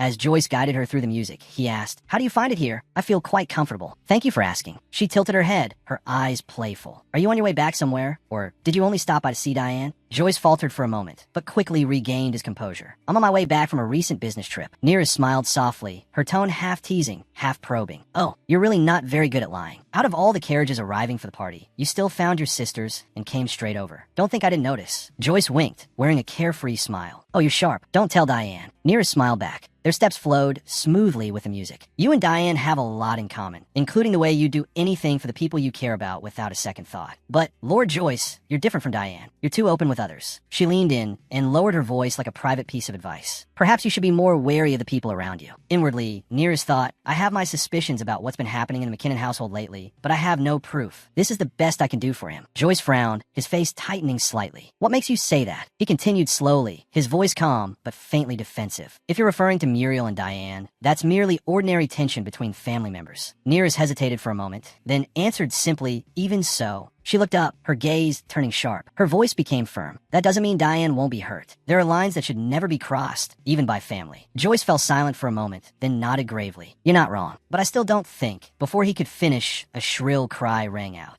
They both turned at once and saw Diane sitting on the floor after a fall. Joyce rushed over immediately. Diane, are you all right? Nolan also hurried forward, looking anxious. I'm sorry, it was my fault. I didn't keep a firm hold when she turned. But Nearest quickly helped Diane to her feet and soothed her. It's not your fault. I tripped. This piece is a little fast, so I couldn't keep up. But inwardly, she cast a glance toward the nearby pond. Just one wrong step and Diane would have fallen into the water. Then Nearest softened her voice and suggested, let's sit down and rest for a while. We can wait for a slower song. Excuse me, Miss Nearest. Heather stepped forward. May I join you? Nearest's eyes turned cold with caution at once. Heather kept her friendly expression, smiling as if she meant no harm. It's been a long time since I last saw Lady Diane. I'd love to hear about the academy. Shameless, Nearest thought. Do you have no shame at all? There was a brief silence. Then Nearest unexpectedly beamed and answered cheerfully, Of course. Actually, I wanted to speak with you too. Heather and Diane sat down together at a table with tea. Diane was utterly uncomfortable. She didn't want to look at Heather's face at all. Joyce and Nolan had gone off to entertain the other guests, and Nearest had gone to the restroom. I really don't want to be alone with her, Diane thought. Heather smiled faintly, her tone intimate. I've missed you, Lady Diane. The house feels so cold without you. How is life at the academy? Have you made many friends? Diane answered curtly. You've already met one. Heather tilted her head, her tone half curious, half probing. Don't you have any friends besides Lady Nearest? Diane answered bluntly and firmly. I don't need anyone besides Nearest. Heather hesitated briefly, then laughed awkwardly. Well, my lady, I know I'm not in a position to say this, but when your father sent you to the academy, I believe he hoped you would make friends with noble girls of your own standing. Of course, Miss Nearest is very intelligent, but before she could finish, Diane slammed her hand onto the table and shouted, Be quiet. Heather flinched in shock. The noise drew the attention of the nearby nobles, who quickly came over. Oh my, what happened? You're Lord Jelling's daughter, aren't you? Did you do something to upset Diane? Heather's eyes immediately filled with tears as she tried to look pitiful. I think my lady is angry because I dared comment on her choice of friends. I spoke without thinking. A few noble women immediately chimed in. Of course you'd worry. You two were close since childhood, Diane. You're still young and don't understand yet, but you really should choose your friends carefully. Diane frowned and argued back in a firm voice. I'm choosing wisely. My friend is the most intelligent and dignified student in the entire academy. Diane burned with anger inside. Why do they always have to speak of Nearest like that? Just because she was a knight's daughter? So what? They didn't know anything about her. Just then, a familiar voice rang out behind them. Diane, are you enjoying your conversation with Heather? Diane looked up, her eyes shining. Nearest. Nearest bowed politely. Greetings, ladies. I'm Nearest Chu, Diane's friend. At that, the nobles began whispering among themselves. Oh, so this is the girl. The one trying to take advantage of poor, innocent Diane. They exchanged glances, then put on courteous smiles. But she does seem quite polite and refined. I think rumors are only rumors. Not to mention those vivid red eyes. The women let out soft little laughs. It's lovely to meet you, dear. We're sorry to have disturbed you girls. We'll be leaving now. Heather smiled lightly, her voice full of flattery. Miss Nearest is truly so graceful. Lady Diane told me how intelligent and elegant you are. Nearest replied politely, though her tone held a trace of sarcasm. Is that so? She exaggerates. Diane always idealizes me. As the two continued talking, Heather tilted her head and asked, I heard you and Diane have been close since childhood. How old are you now? I'm the same age as Muriel. 16. Nearest said, oh, I understand why Muriel wants you by her side then. You're the same age, and you see each other often. You must be friends. Heather hurriedly waved her hands. Oh no, not at all. I'm not worthy of being friends with someone of her rank. Nearest laughed softly. Oh, so you do know that. Heather bit down on her lip and murmured, I'm sorry. But Nearest smiled mockingly, her gaze piercing. Why are you so surprised? I mean, you're quite clever too. Diane really does have a good eye for people. Heather gave an awkward laugh, then suddenly burst into tears. Her voice choked with sobs. I don't know what I did wrong, but I'm sorry. Nearest looked straight at her, her voice icy. What did you do wrong? Heather's crying stirred the nobles behind them into an uproar. Angelo pushed forward, his face red with rage. What the hell is this? He hurried over to comfort her. Tell me why you're crying. Father will deal with it for you, my daughter. Heather wiped her tears, her voice trembling. It's nothing, Father. It's just Miss Nearest. Nearest answered evenly, her words clear. Yes, it really is nothing. She suddenly started sobbing over a mere remark. It seems her heart is simply too delicate and sensitive for ordinary words. Through clenched teeth, Heather muttered under her breath, You bitch. At that moment, Diane's parents hurried over in alarm. Diane, what happened? Diane's mother anxiously asked. Did you quarrel with Heather? No. Nearest only made a small comment about Heather, and she got upset and suddenly started crying. Nearest's mother blurted out. If Heather had seen Diane trip while dancing, she probably would have burst into tears too. She really is terribly fragile. Diane's mother reacted at once. What? You fell. Nearest turned to Diane and calmly explained. She fell while dancing because of Nolan's turn, but Diane didn't cry. She was very composed. Diane's mother let out a relieved breath, her eyes softening. I'm very proud of you, Diane, but you still need to come inside and be checked, just in case you hurt yourself somewhere. On the other side, Angelo bent down and whispered to Heather, his voice thick with resentment. What is this? That brat is acting as if she's better than you. She isn't even a real noble. Then he leaned in closer and lowered his voice in warning. Think, Heather, this is the Count's house. You won't get any support here. Just wait until my plan succeeds. Standing behind them, Joan silently heard every word. On this side, Diane quietly asked her friend, Nearest, why do you think Heather did that? Because she saw us as easy targets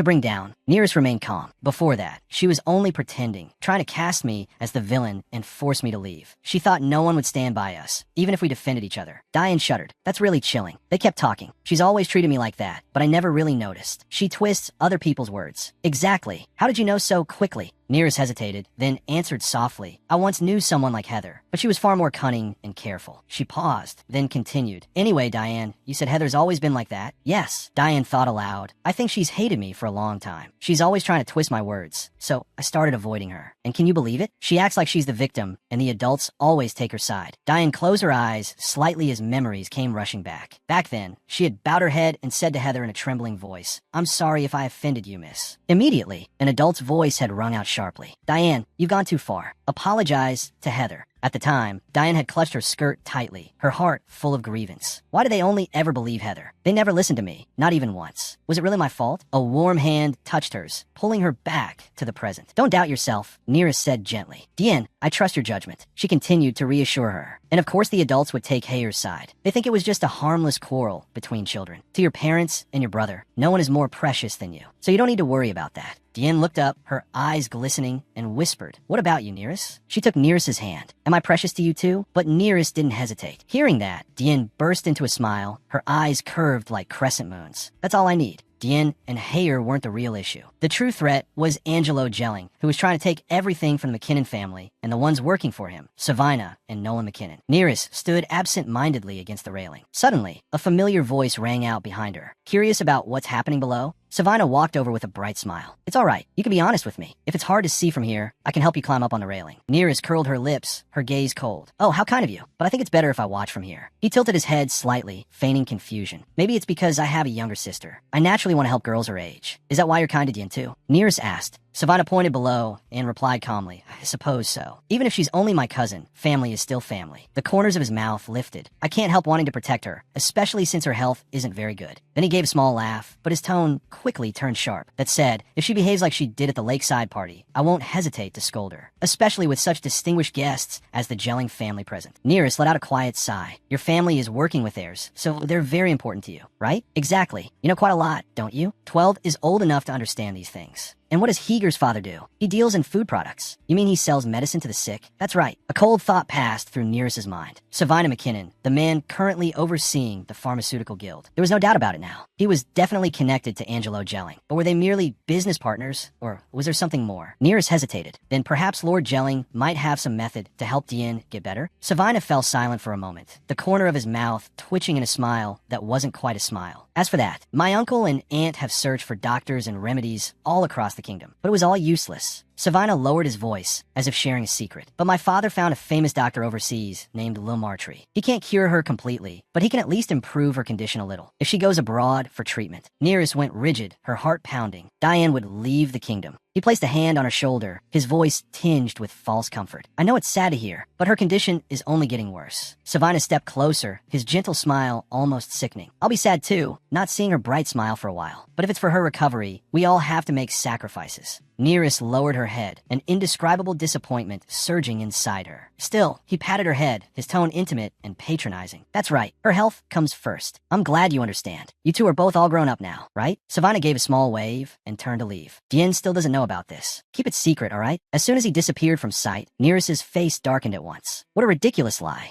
She thought back to the illness she had suffered as a child, the after-effects left behind in part of her body after a fever. When I was crown princess, I saw a case exactly like Diane's. It was a younger sister of the former emperor, one of the most exalted figures in the empire, Grand Princess Maria. In the end, even she never found cure. So how can an ordinary count possibly find one now, when even the imperial family couldn't? Nearest clenched her fist, fury rising in her chest. And not only that, Lil Martree means quack doctor in a foreign language. They really do think we're idiots. Her eyes turned icy. What happened to Jin in the previous life? What became of her? A memory surged back. Your Highness, please grant me a few moments. Angelo Gelling, what he did to my family. He destroyed my family and caused my little sister's early death. Her heart twisted painfully. Around that time, Count McKinnon and his wife had renounced their title and left the empire. That must have been why Dien never got to attend the academy. Poor Dien. You never did anything to me, and yet I doubted you. In the silent study, Joan Moyer was busily searching through documents. Suddenly, Nearest appeared. Joan Moyer. Joan looked up in surprise. Lady Nearest? There's servants in the hallway. Did you get lost? If you're looking for Lady Diane's room, it's over. Nearest cut her off coldly. I know where Diane's room is. I only stopped by because I saw how hard you were working. Joan looked flustered and asked slowly, huh? You wanted to speak with me? Nearest smirked, her voice low but sharp as needles. I noticed that some things brought in earlier by servants were later taken out with the trash, then loaded into Gelling's carriage. Joan froze in horror. She quickly turned her face away, avoiding the gaze that seemed to pierce straight into her heart. Have you told anyone? Nearest replied, and if I haven't, will you silence me? Joan hurriedly shook her head, her voice trembling. I would never dare. I couldn't do something so vile. I did something wrong and got exposed. Now I have to face the consequences. That's all. Nearest lowered her voice, but every word rang out clearly, allowing no escape. I don't think so. The guests should answer for what they did, not you. Her eyes locked onto Joan, stripping her bare with a question. Stealing goods that had already been paid for and delivering them again. Angelo forced you to do that, didn't he? It's not fair for you to be the only one punished. But Joan bit her lip and whispered, how do you? Nearest stared straight at her. A cold thought struck her. If this continued, Joan would be nothing more than a disposable pawn, used by Angelo, and then discarded and utterly ruined, just like what the Alandria family had done to me. If Joan was trustworthy, maybe I could change her fate and gain an ally.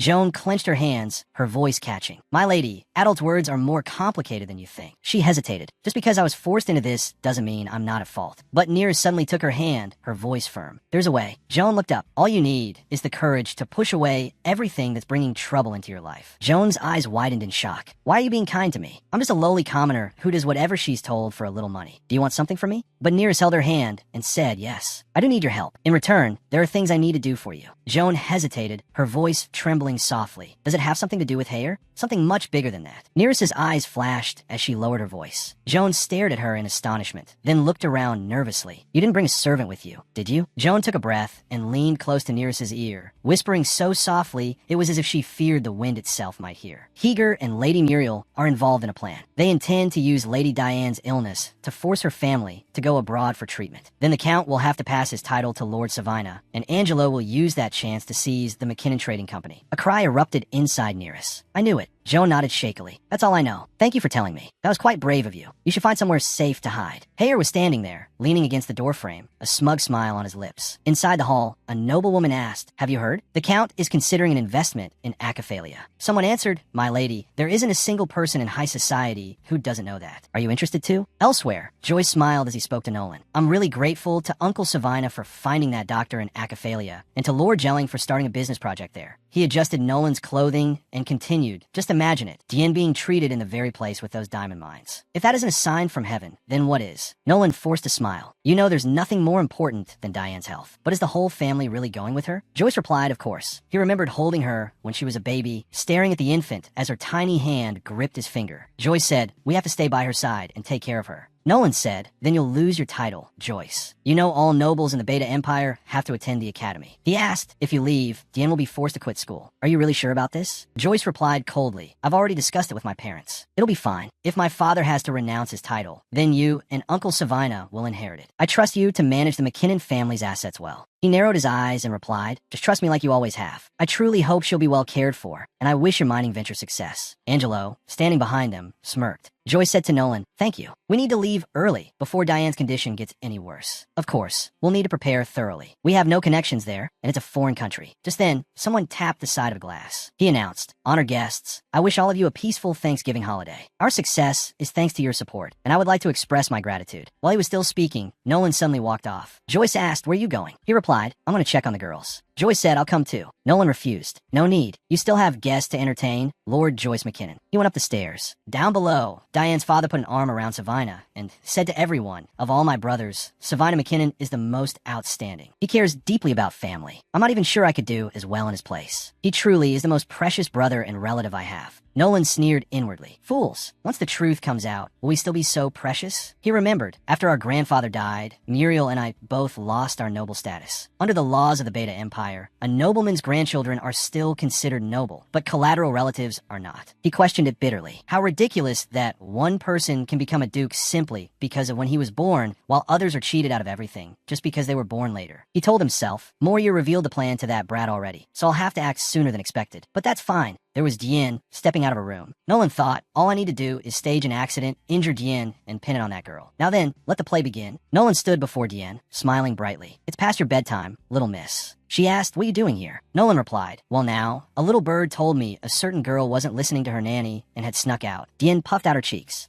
Even Joyce doesn't try to control me that much. He laughed. Joyce is the one who sent me. Then he added, normally I'd take you straight back to your room and say no snacks for you tomorrow. He asked, but if you want, I'll let you look downstairs, just for a little while. After that, you have to go back to your room immediately, all right? She replied, all right, all right. Nolan curled his lips. Come here. I'll lift you up so you can see better. Diane looked down at the noisy main hall. In Nolan's arms, she stared blankly at the party below. She said, Nolan, this is a little scary. Can you step back a bit? He replied, no, Diane. Then he carried her closer to the railing, his hand tightening around her leg. Nolan said, you have to look from up close. Otherwise, how can you really feel the atmosphere down there? She panicked. Nolan, my leg hurts. Let go. Trembling, she thought, it hurts so much. I am scared. He's acting strange. Then suddenly someone asked, what are you doing, Nolan? Nearest coldly demanded, you might make Diane fall. Or was it your intention all along? He replied, what are you saying? I'm just helping Diane look downstairs. Nolan raged inwardly. Damn it, why does she always have to show up now? No matter. This works out perfectly. I'll drop Diane and blame it on her. Diane slapped his cheek and screamed, let me go. She shouted, get away from me. Joyce was stunned. Didion? He looked up at the balcony and froze. Nolan? Holding his face, Nolan said, Diane, you've misunderstood. Nearest stood in front of Diane. A misunderstanding? Ridiculous. This whole time, you've been looking for every opportunity to hurt Diane. She continued, you also deliberately made her trip at the lakeside party. And what else? She demanded, you've been trying to force Diane's family to move abroad, haven't you? But it seems you decided to speed up your plans because Heger told you Moyer confessed everything to me. You were planning to harm Diane and put the blame on me, weren't you? And if Diane ended up more badly hurt than you intended, I'm sure your family had already planned every step to seize the Count's title and fortune while the Count and his wife were focused entirely on their daughter's health. Not a bad plan, she went on, hearing footsteps pounding across the floor. But it's over now. Joyce ran up, calling anxiously, Didion. Nolan, he asked. I heard shouting. What happened? Nearest turned around. Trembling, she cried, Lord Joyce, please help us. She stammered, Nolan. He was trying to break Diane's leg. I tried to stop him. He asked in shock, what are you saying? Diane trembled and called, Joyce. He rushed over and hugged her. It's all right. I'm here. Then he demanded, Nolan, she says you were trying to break Diane's leg. What does that mean? Nolan shouted, of course that's a lie. Why would I do that? That lying girl of unknown origin is trying to drive a wedge between us. Joyce asked worriedly, Didion, can you tell me what happened? Frightened, she replied, my right leg hurts a lot. Nolan, he wanted to. Joyce stopped short. He looked at Diane's right leg and saw the handprint bruised into it. Nolan still raved. Everyone was right. She only cares about our family's money. Joyce lunged at him and punched him square in the face. Everyone in the ballroom turned their eyes toward the upper floor. Nearest held Diane tightly, watching the person before her warily. Nolan wanted to kill Diane. That was an undeniable fact. But without proof, it would be hard to believe. But Joyce glared at him through clenched teeth, as though one punch wasn't nearly enough. Still, Nolan had tried to break Diane's leg. Nolan held his face, madness blazing in his eyes. Nearest thought, Diane's terror and the bruise on her leg alone are enough to form evidence, to push Joyce into action. Then he screamed at Joyce, what are you doing? You don't believe me because of her? Joyce shouted back, glaring at him. Open your eyes and look at the bruise on Diane's leg. It's exactly the size of your hand. How am I supposed to believe you? Just then, their parents came running over. Joyce, Nolan, what happened? He looked at the bruise on his son's face and asked loudly, Nolan, what happened to your face? He rubbed his wound and replied with a smile, it's nothing, father. It was just a small misunderstanding. I was helping Diane enjoy the atmosphere of the party from up here, but I held on too tightly and bruised her leg. I was afraid I might drop her. Nearest shouted, cutting Nolan off. She would not let him make up such lies. How can you say something like that? Look at how terrified Diane is. I can't believe you can be this shameless, making up such a fake story while treating her so cruelly. Sniffling, she asked her friend, Diane, are you okay? I was so scared something would happen to you. Their mother stepped forward and asked Joyce, what did Nolan do? In a heavy silence, he quietly said, Mother. Joyce slowly recounted everything that had happened. After learning the full truth, their parents were stunned speechless. It had all happened because of their son. The husband could only gently ask his wife, my dear, please go calm the guests. Trembling, she wiped away her tears and softly replied, all right. Then she looked down at the banquet hall and did her best to make her voice sound as normal as possible as she addressed them. We sincerely apologize for disturbing your enjoyment on this special day. This is a family matter, so please do not worry. Please continue enjoying the party. After taking care of the guests, he let out a weary sigh and said, it's late. Let's talk about this tomorrow. Joyce nodded. Yes, father. Nolan's father immediately spoke up, pleading with his older brother. No, sir. I promise I will discipline Nolan, please. But Joyce's father only coldly said, Savannah, do you really believe this situation? He only said half of what he meant before deftly changing the subject. There's no need to make a scene in front of everyone. We'll discuss it after the party ends. Joyce's mother came over to Nearest and softly said, my dear Nearest. She hugged both girls, her voice choked with emotion. You two must have been so frightened. I'm sorry you had to go through something so terrible. Please forgive my carelessness. The adults will handle this, so go back to your room and rest. Nearest had not expected Diane's mother to be such a warm person. Her embrace was full of a mother's love. That night, Nearest took Diane back to her room. Before bed, she did not forget to reassure her. You should go to sleep early. You must be exhausted. Then Diane suddenly hooked her little finger around hers and stammered, Nearest. Shyly, she asked, do you want to sleep with me? Nearest guessed Diane was still terrified from what had happened at the party, so she agreed. Okay, let's sleep together. A maid helped apply medicine to Diane. After finishing, she tucked the blankets around them. The ointment will help the bruises fade quickly, milady. Who would have thought young Master Nolan could do something like this? She sighed in distress. How could he do something so horrible to you? Diane turned away and said quietly, Betty, I want to sleep. Please turn off the lights. Knowing she had misspoken, Betty tried to soothe Diane. Would you like me to prepare your favorite chocolate cake before bed? But Diane answered coldly, no, just turn off the lights. With no other choice, the maid obeyed. The room went dark, lit only by the flickering fire from the fireplace. Nearest tried to drift off to sleep, but she felt as though someone was watching her, so she opened her eyes again. Diane was staring at her, fear written across her face. Nearest asked softly, you can't sleep? In a tiny voice, Diane asked, what should I do, Nearest? I'm so afraid of seeing Nolan tomorrow. Nearest comforted her. Don't worry, your parents definitely won't let him come near you. Diane had only escaped disaster today because Nearest helped her. Suddenly curious, she asked, how did you know? How did you know Nolan had such a horrible plan? Nearest clicked her tongue. She did not answer her friend's question directly, and instead thought to herself, I've always wondered why you were missing from my memories of my previous life. When I heard what Nolan said in a foreign language, I realized his sinister intentions. And another time, I saw Joyce being stopped by soldiers after saying something. Then I remembered your brother's accusation, and I found my answer. But more than anything, Nearest lowered her eyes and calmly said to Diane, I've met many people like him, the kind who wear the mask of an angel, but are always scheming, using others to achieve their own goals. The people she meant were none other than Nelson and Megara, the two cruel people who had ruined her life. Diane felt tears welling up. It turned out she had still been far too innocent for such a deceitful world. She hugged Nearest and whispered happily in her ear, thank you so much, Nearest. Maybe I'll never be as smart as you, but I'll help you, and the people who hurt you. Before she could finish, Diane fell asleep. Nearest looked at her friend, sleeping soundly, while her own thoughts kept running. As long as she still had the memories of her previous life, once she was left alone, endless thoughts would keep surfacing, and the terrible things that had happened could never truly disappear. In the past, the ones who had ruined Diane's family were the Gelling family and the Savina family. She listened to the crackling of the fireplace, her mood suddenly sinking. But the ones who had covered it up were the Alandria family. And even if I couldn't stop it, I still don't deserve forgiveness. She closed her eyes and tried to fall asleep. So this time, I have to seize the chance to make things right. But Diane was pressed all over Nearest. Too heavy, she grumbled inwardly. The next morning, warm sunlight streamed through the window and birds chirped outside. Nearest looked utterly worn out. Diane had apparently crushed her all night, and she had not slept well. Joyce greeted her. It seems you didn't sleep well last night, Nearest. Seeing how exhausted he looked himself, she said mockingly, I think I slept better than you did, Lord Joyce. He replied quietly, ah? The two of them were sitting in the drawing room. Joyce cleared his throat and got straight to the point. I'm sorry for calling you here so early in the morning, but there's an urgent matter. He had someone brought in and then introduced her. This woman says she received help from you and insisted on seeing me at dawn. Joyce's expression suddenly turned serious, but she has provided some astonishing information, and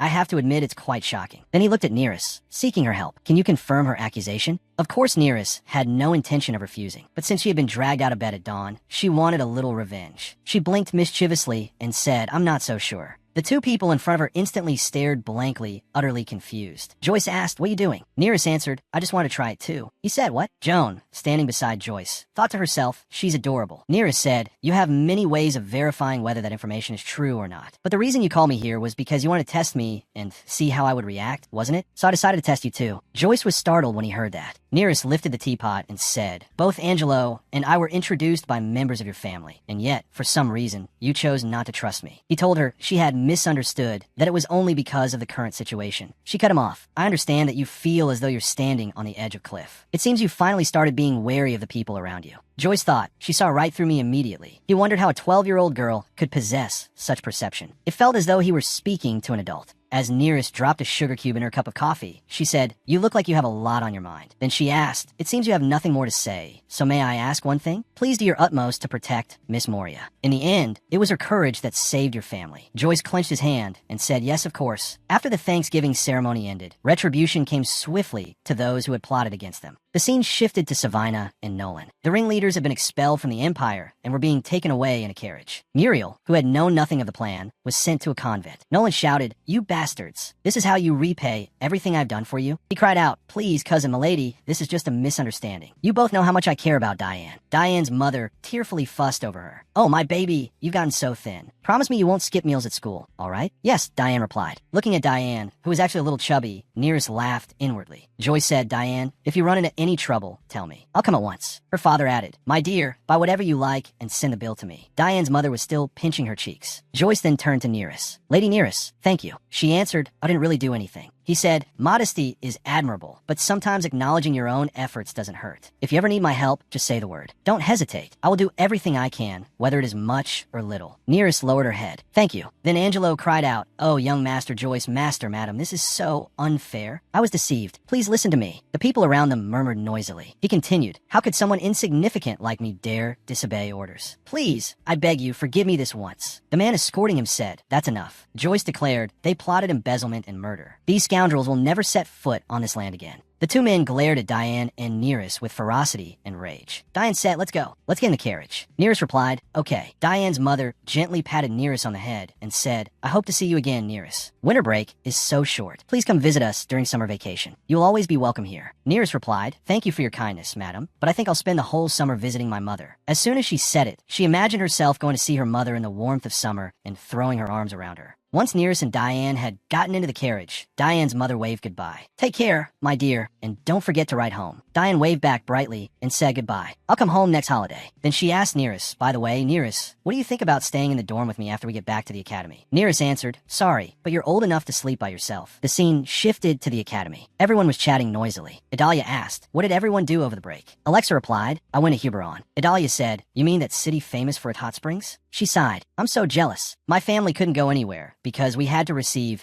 so many guests during the Thanksgiving holiday." Alexa thought to herself, just so you could show off your family's luxurious traditions and prestigious reputation to the nobles. She's really so arrogant. Then she noticed Rihanna. "Hey, Rihanna, where are you going?" Startled, Rihanna turned her head to look at Alexa, then suddenly ran off. Alexa burst out laughing and said, "You dare ignore me now?" Then she sprinted after her. Idalia hesitated. Sometimes Alexa goes too far. Should I stop her? But then again, Rihanna was the one in the wrong. How dare she write a love letter to Lord Nelson? She's so weird. No wonder everyone looks down on her. As she chased Rihanna, Alexa shouted, "Hey, I'm asking where you're going." Some of the students watching laughed gleefully.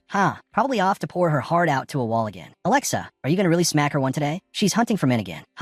This is hilarious. Megara, standing in the crowd, only watched Alexa chasing Rihanna while the other students gossiped about it, saying nothing herself. Alexa grabbed Rihanna and shoved her against the wall, shouting angrily, "Hey Rihanna, how many times do I have to ask you where you're going?" Rihanna replied, "That's none of your business." Alexa smirked. "Looks like you've gotten bold." She tapped Rihanna on the head and said, "A stalker dares talk back to me? Ever since your grandfather was buried and your uncle became head of the house, you're not a noble anymore. You're nothing now, understand? Even a servant has higher status than you." The other students chimed in too. "That's right. By law, she's not a noble anymore. Do you think she'll get expelled from the academy too?" Megara noticed Idalia watching the scene unfold in visible worry. Megara said, "Alexa, class is about to start." "All right, Megara," Alexa answered. Then, out of nowhere, someone appeared, causing the students to stir. He said, "Young lady, which department are you in?" Alexa replied, "I'm a first year." He asked, "Let me see. You're Alexa Icelandy, correct?" She said, "You know me?" He replied, "Yes. I've heard quite a lot about you. I need to speak with you about what you've done to my daughter. Come with me." Then he added, "And if any of you see Nearest Jute, tell her to come to Miss Hoffman's office." Anurad peeked out from behind his back with a smug grin. At Miss Hoffman's office, Alexa, Anurad, Miss Hoffman, and the man were already sitting there waiting for Nearest to arrive. Knock, knock. A knock sounded at the office door. Miss Hoffman said, "Come in." Nearest opened the door, stepped inside, and said, "You were looking for me, Miss Hoffman?" "Yes, sit down," Miss Hoffman said. Nearest took a seat beside Alexa. The man called out to her. She bowed her head and replied, "Greetings, sir." He said, "I haven't seen you since you were little. I'm surprised you still remember me." Anurad shouted, "See? I knew she remembered everything, yet she pretended not to know me." But Nearest said, "I truly don't remember anything, even now. But you look very much like this gentleman, so it isn't unreasonable to assume he is your father." He said, "You have always been a sharp child. That hasn't changed at all." Nearest politely replied, "Thank you, sir." Then she turned to Miss Hoffman and asked, "May I ask why you suddenly called me here in the middle of class, miss?" Miss Hoffman said, "Of course, Nearest. I need to confirm a few things. I heard that Anurad has been bullied and that you girls are the cause of it. Is that true?" Alexa and Nearest exchanged glances. Alexa snorted with laughter. Puffed. Miss Hoffman glared at her and said, "Alexa, mind your attitude. Can't you see your teacher is speaking?" Alexa shrugged. "Oh, sorry. It's just that this is too funny. Who would ever listen to anything Nearest Jute says? Bullying someone? She doesn't even have the standing to bully anyone."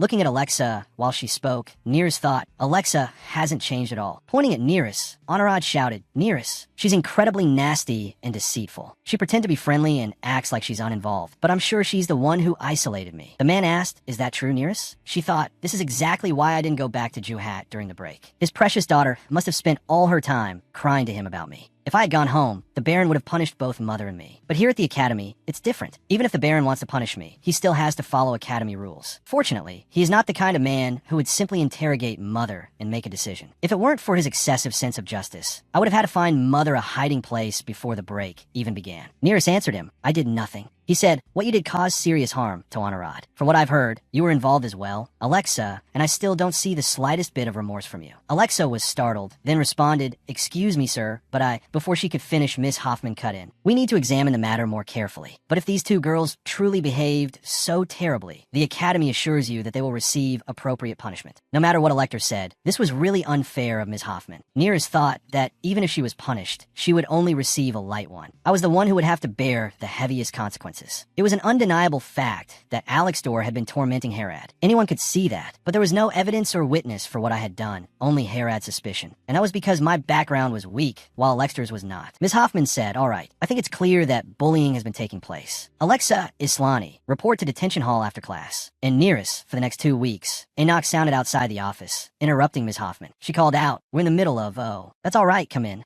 The door opened, and someone stepped inside. "Excuse me, Miss Hoffman." Nearest tensed up when she saw Nelson. Nelson said, "I heard my relative was summoned to your office over a serious matter. If you allow it, I came to apologize on her guardian's behalf." Miss Hoffman said, "Oh, how thoughtful of you." Ms. Hoffman hesitated for a moment, then said, "Well then, please have a seat. Why don't we review the matter together?" Nelson asked, "What did Nearest do?" Ms. Hoffman replied, "Nothing has been confirmed yet." Alexa was stunned by Ms. Hoffman's words. She thought, wait, didn't she just confirm that Herad had been harassed? She changed her stance completely just because of a little connection to the Alandria family. Social hierarchy is disgusting. Damn those Alandria people. Nearest looked at Nelson and Herad and thought, we aren't relatives. We don't even share a surname. He's trying to score points with me again? That sly snake. Nelson said, "Listen, Ms. Hoffman, what do you mean by nothing has been confirmed? Are you implying that my girl is lying?" Ms. Hoffman answered, "Not at all, sir. If this truly happened, then both girls and I will apologize to you and to Herad. But first, we must verify the facts to prevent anyone from being punished unjustly. As a faculty member entrusted with enforcing the Academy's rules, I must always be cautious." Ms. Hoffman added, "Although I believe Herad has spoken honestly and truthfully to you about what happened, there is still the possibility that the situation was misunderstood when viewed only from a personal perspective. I will consider every possibility, so there is no need to worry." Herad, Nelson, and Alexa were all stunned when they heard Ms. Hoffman say that. Only Nelson and Nearest remained silent, their faces completely unreadable. After leaving Ms. Hoffman's office, Alexa walked along angrily, saying,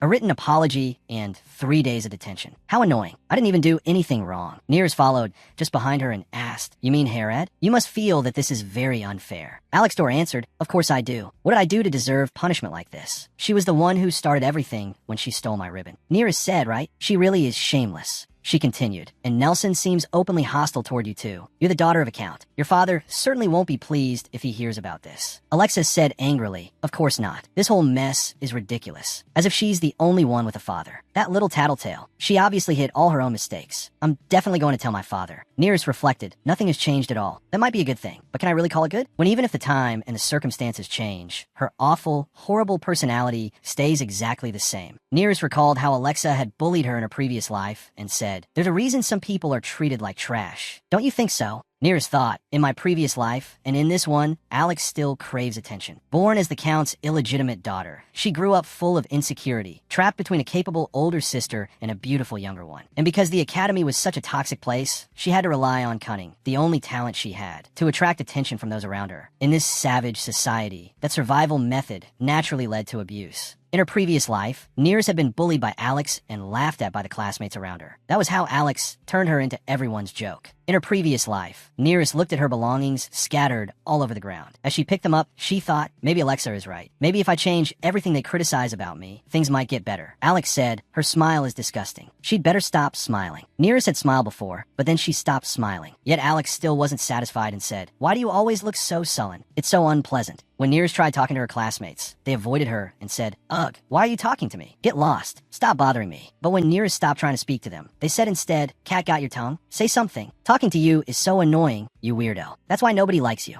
Nearest sat down, clutching her head and screaming inwardly, "Stop it. What am I supposed to do when you hate everything about me?" She thought, "I just have to endure a little longer. Once I graduate, it'll all be over. Just until then." But she had never expected that at the palace. As Nearest stood admiring the view, Alex Door would suddenly appear and say, "Nearest, I heard you become the crown princess. Is it true? Do you remember me?" Nearest trembled in fear when she saw Alex Door. She said, "Lady Alex Door." Alex replied, "Oh, come on. Don't be so stiff. It's been such a long time. How have you been?" Alex placed a hand on Nearest's shoulder and said, "Honestly, I was really worried about you. Everyone in class looked down on you. But look at you now. I'm so relieved to see you made it through everything. I can't believe my friend became the crown princess. That's wonderful." Nearest froze and thought, she changed her attitude toward me just because she wants access to the crown princess. Or does she really see me as a friend? Maybe both. The tree may remember, but the axe does not. Fine then. This time, I'll give you a memory you'll never forget. Once the final piece is set in place, my revenge will begin. Back in the present, in the cafeteria, Alexa shouted, "This is ridiculous." I didn't even get a chance to speak. Has she forgotten that she's the thief? You should have seen Herad's reaction when I brought up the ribbon. She acted like she had no idea what I was talking about. A classmate eating with Alexa said, "Oh my God, I can't believe she's that shameless." Alexdor said, that's what I've been saying all along. If there weren't a reason, would anyone treat her like dirt? The conversation between Alexdor and her friend drew everyone's attention. Angrily, Alexdor grabbed her fork and stabbed it into her plate. Look at her clinging to her father because she has no friends. What exactly does she want? Does she think I'm suddenly going to be nice just because her father threatened me? If the whole class hates her, then she should reflect on herself and change. None of us are treating her this way for no reason. Before Alex could finish, Rihanna dumped her food over Alexa's head. Alexa cried out as her spoon and food clattered to the floor. The students eating nearby were stunned, and some gaped, unable to understand what had just happened. Alexdor snapped, "What the hell do you think you're doing?" Rihanna said, "Who do you think you are? What makes you think you're better than everyone else, talking behind other people's backs like that?" Alexdor replied, What?" She grabbed her tray and dumped it over Rihanna's head as she said, "At the very least, I'm better than you. If you know what's good for you, keep your mouth shut. Got it? What, you think I'm just going to sit there because I got detention?" Alexdor shoved her face close and said, "Don't make me laugh. How dare you? A girl who isn't even in line to inherit. Mock me. Daughter of a count, my foot. Do you think you're one of us just because we used to treat you like a friend?" Furious, Rihanna grabbed Alexdor by the collar and shouted, "Watch your mouth." The students around them started murmuring, "What's going on? Why is it so loud?" Rihanna dumped leftovers on Alexa's head. Seriously? She's so vulgar. Well, that suits her. Alexa grinned smugly when she heard the others talking about Rihanna like that. Rihanna, meanwhile, had clearly not expected everyone to gossip about her this way. She let go of Alexa's collar and ran off. Alexa laughed loudly and said, "Haha, where are you going, Rihanna? You haven't finished eating yet." Diane said to Nearest, "Ugh, I feel sick. I'm not eating anymore." She said, "Let's go." Diane added, "Let's go back to my room and finish our homework." "All right, you have to go see Ms. Hoffman, don't you?" Nearest said, "Yes. For the next 4 days, I have to write a report after class." Diane carried her tray with Nearest to put it away and said, Then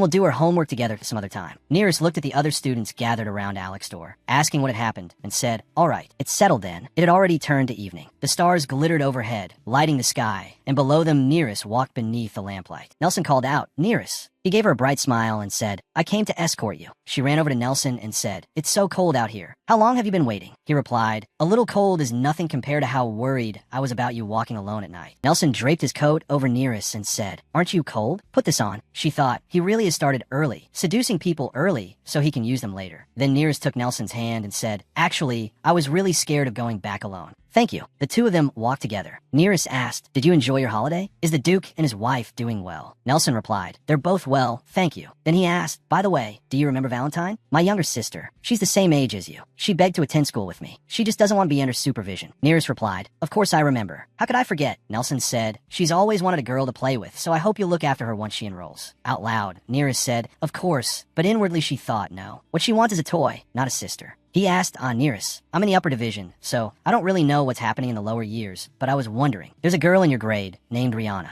I heard that ever since she sent that letter to me, she's been bullied. Is that true?" Nearest looked at him and thought, I can't believe he can act this fake. It's ridiculous, as if no one reported it to him already. The truth is, something must have happened, or he wouldn't suddenly be asking about Rihanna, right? She answered, "I'm not close to Rihanna, so I don't know very much. But it does seem like she doesn't get along very well with some people in class." He said, "I see." Nelson said, "Though it's rather awkward for me. She's still young, so I'm sure she doesn't really understand. It's unfortunate that she can't get along with the others, and it puts me in an awkward position as an upperclassman too. If you don't mind, keep an eye on her for me. And if she feels lonely, perhaps you could keep her company from time to time." But Nearest smiled brightly and said, "All right, how could I possibly refuse you, Nelson?" Watching Nelson's behavior now, Nearest was certain that the events of the past were repeating themselves. This was it, the final piece she had been waiting for. In a noisy classroom, someone said, "I'm looking for anyone who doesn't have a partner yet. Do you want to pair up with me?" But Herod stood there alone, shrinking into himself. The whispers around the room made Herod's heart pound. Really? I can't believe she did that. Alexdor giggled and whispered with her classmates, "I told you, she's ridiculous like that. I'll tell you everything from start to finish at lunch." Herod trembled as she looked in their direction, fear rising in her chest. Are they talking about me? Just then, someone slammed into her. A classmate shouted, "Hey, watch where you're going." Seeing that, Alexa sneered, "Just leave her alone. Be careful, or she'll go home and tattle to her father." Herod heard those words, but could not fight back. Furious, she clenched her fists tightly. Her eyes were wet with tears, her teeth gritted, and she thought, this is so infuriating. Every single day, I'm exhausted from everyone talking behind my back all the time, making me constantly watch how I act. Why do I have to endure this kind of humiliation? She glared over at Nearest and Diane. It's all Nearest Chu's fault. At that moment, Nearest turned her head and glanced back too. That look made Herod recoil, worry flashing across her face. Why is she looking at me like that? Is she pitying me because I have no friends? How dare she, when she's nothing but someone lowly herself? But Nearest's face remained expressionless, her gaze sharp and cold as she stared at her. Nearby, Rihanna stood by the wall in gloomy silence. Her expression showed irritation, but Nearest only glanced at her and thought, is it still too early? I remember that happened around this time. The door opened, and a man stepped in, saying, "Please excuse this sudden interruption." Startled, the teacher said, "Sir, we're just about to begin class." He removed his hat and introduced himself calmly. "I am the attendant of Count Berta's newly appointed heir, Ollie. I have come to escort Miss Rihanna." She froze in shock when she heard her name, and the other students all turned to look at her as well. She ran over and seized his hand tightly, asking in a rush, "Ollie, what did you say?" "My father has become a count." He hesitated, then replied, "Miss, please come with me for a moment." With that, they quickly left the room. The classroom immediately erupted into whispers. "Did you hear that? Rihanna's father inherited the title. How is that possible?" Her father was clearly the second son. But Nearest quietly listened to their murmurs, thinking to herself. News brought by the count's attendant spread quickly, and everyone soon knew what had happened. The previous count and his eldest son had both died in an accident, so the second son inherited the position of head of the family. A week after the funeral, Rihanna Berta returned to the academy with the lofty status of a count's daughter. As she appeared in such arrogant fashion, the other students whispered among themselves. "I heard she came to school in a carriage bearing the family crest, pulled by 4 horses. Look at that purple dress with the silver buttons. That must have cost a fortune." Rihanna walked proudly through those comments and entered the classroom. The whispers did not stop. Not long ago, she was a complete nobody, and now she's acting like some high-ranking noble. Honestly, it's so annoying. I don't like her at all. Still, no matter what, she really is a noble now. At that moment, one student leaned toward Adalia and whispered, "How should we treat her now?" Hearing that, Adalia hesitated and answered, "I don't know, and I don't think I care." Then Rihanna raised her hand and said, "Excuse me, teacher." The teacher asked, "Yes, Rihanna?" In an accusatory tone, she said, "Alexa keeps glaring at me." Alexa, who was sitting above her, jerked in shock and anger. "I was not." Rihanna pointed at her. "You were. You just glared at me." Faced with the situation, the teacher looked utterly helpless. Rubbing her temple, she sighed and said, "Can you two settle this after class? We're still in the middle of a lesson." Rihanna frowned. "There's nothing to settle. When one student keeps harassing another, isn't it the teacher's responsibility to address it?" Alexa was not about to back down. She scoffed. "Keeps?" She shot to her feet. "You're not even using the word correctly. Or are you so stupid that you think it's the right word? That's why everyone always hates you." Rihanna ground her teeth in fury. "You really think you're so smart, don't you?" At that moment, the teacher immediately raised her voice sternly. "Rihanna, Alexa, that's enough. You're disturbing the whole class." But they refused to stop. They kept glaring darkly at each other in anger. After class ended, Alexa opened the door and grumbled, "I can't believe it. Why did she suddenly pick a fight with me for no reason? She seriously has issues." Then, in a stubbornly loud voice, she called out, "Hey, does anyone have something sweet? I need to eat something to calm down." But the only answer to her question was silence. She turned around with a puzzled look and asked her classmates, "What? Why are you all looking at me like that?" They sighed. "Don't you think you took things too far?" That made Alexa pause. "Huh? What do you mean?" "Well," her friend said wearily,